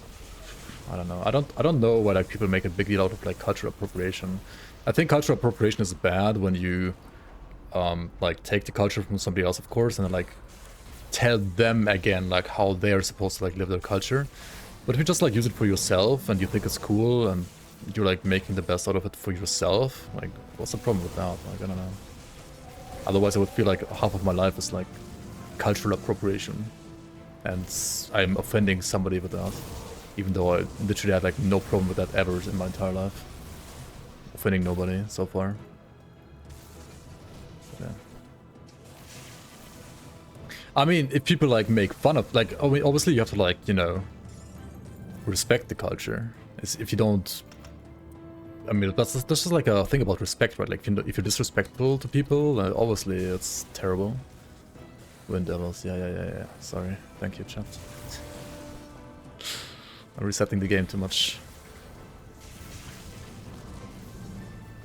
Getting the axes back together. Oh my god, what is that? What? So many people like say that, and it's like always funny to them, but never funny to me for some reason. I don't know. Maybe I should just laugh about it as well.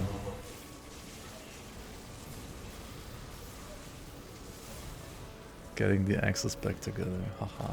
Yeah.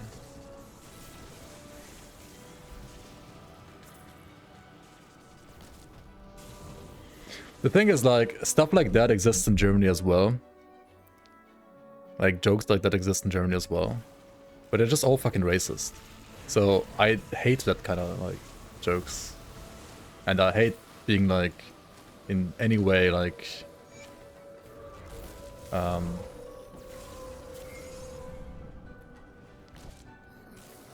being brought in, like, any kind of connotation with, like, people that make those kind of jokes. So, maybe that's, like, why I'm, like...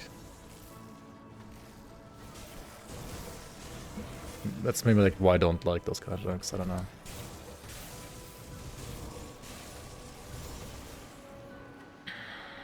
I know it's an adult meme, yeah, for sure. It is. I guess I should just laugh about it, I guess.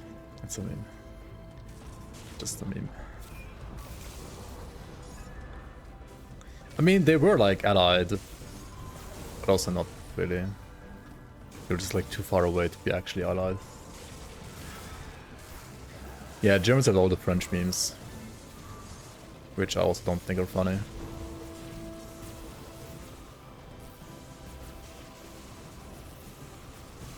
Like all the surrender jokes and so on, right?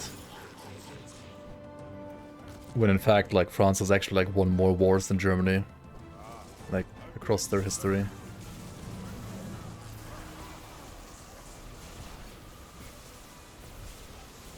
Oi oi. Rafiki, welcome on. David Chappelle, who?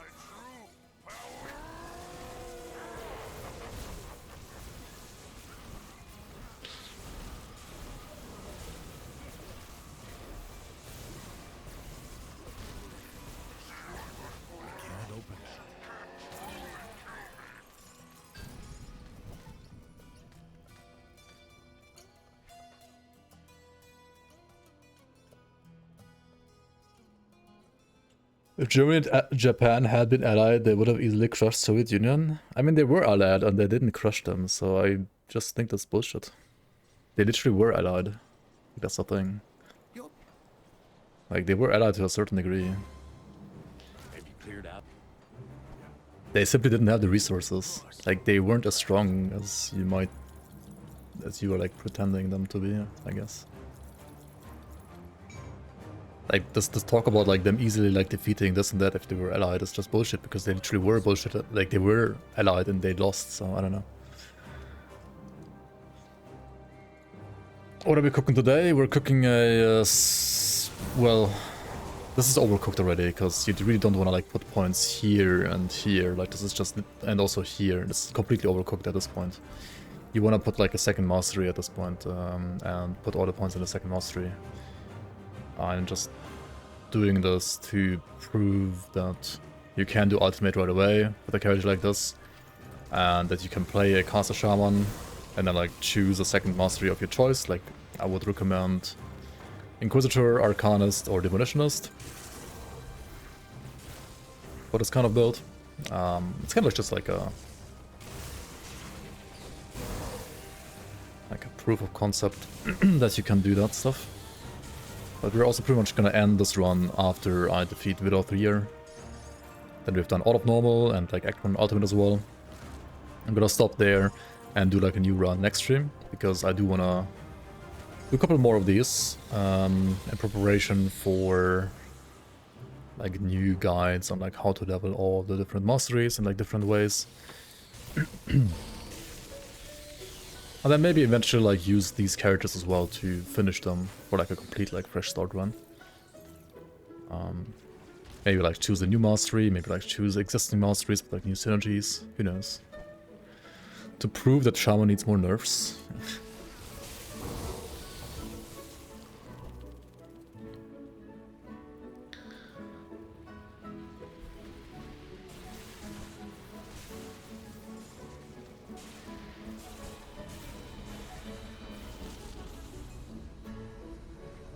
Just admit I'm pre-leveling test charts for Frank Sebastian. That's maybe like a side effect of it as well.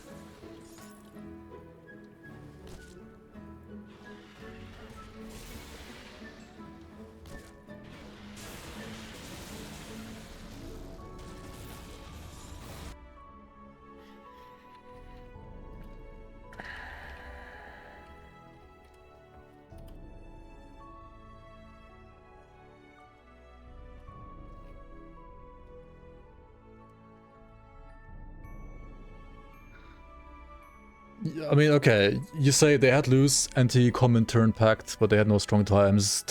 Japan did not declare war on Germany's main enemy, the USSR. That is true, because they were really like in a way, maybe some like Germany back then felt like slightly betrayed or something like that by them. You could say. The thing is, they definitely had very close ties. Like, just take, for example, like, Japan declaring war on the US on the 7th of December 1941, right? And Germany declared war on the US on 11th of December 1941, like 4 days after. And the reason for that was because Japan declared war on the US. Otherwise, Germany would have maybe never declared war on the US, or like later, who knows? I mean, they did like, obviously like hate the US like supporting the British with all the stuff, but yeah. Right, like the reason, like that's like one thing that maybe like not many people know. I don't know, like as far as I know, like didn't Germany declare war on the US before the US declared war on Germany?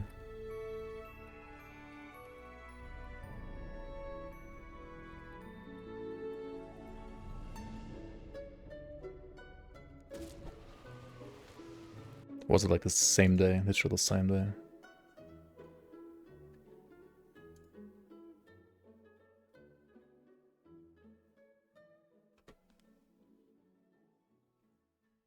Oh yeah, I guess like later that day, the US declared war on Germany, but yeah. Germany like actually declared war on the US first. Because of the declaration of war from Japan 4 days earlier. So I don't know, like there were at least like... Yeah, there were at least like some ties, you know, like... Manchuria? I mean, Manchuria was like way before that already, like... Manchuria was like the Sino-Japanese war, like that kind of like predates, or like, well, was part of the extended World War II, you could say, I guess, in a way. Anyway, we got a vigorous Wheel of the Ring of Arcane Balance here, which should probably like replace one of my rings that I have right now. You could also like, of course, get another of these Slith necklaces. Actually, the one ultimate is I think level 70, so would need like another 10 levels for that, which is not gonna happen. Or like wouldn't happen at any point, I think, actually.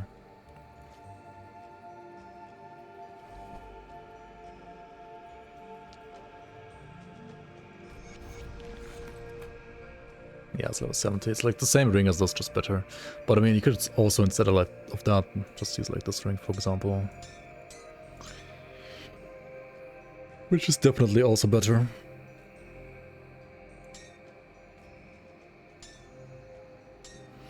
Okay, but yeah, I'm gonna call it here, I think, for the day. It's been a good stream, guys. We've gotten to where I wanted to with this Shaman, with this single Shaman. I'll stream again this week, probably at some point. Not sure exactly when yet, but obviously I'll let you guys know on Discord. Sorry about like all the politics talk, but I guess I got baited by chat a bit. I don't want to like talk too much about that, to be fair, because I don't think this stream is like the right place for that, generally. I do like talking about it in general, but maybe not on the stream all that much. But then again, I don't have a second stream, so I guess this is the only place to talk about it, with you guys at least. I'll put down some more like Grim Tools links, of course, down below. This is what I'm playing right now in this very moment. You can also like find all the Grim Tools links below in the description of the YouTube VOD.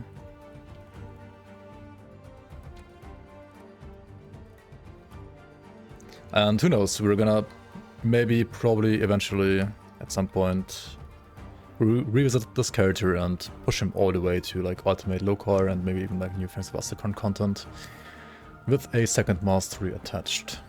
And as I said earlier, if you want to play second mastery with a caster Shaman like this, then Arcanist, Demolitionist and Inquisitor are your main friends.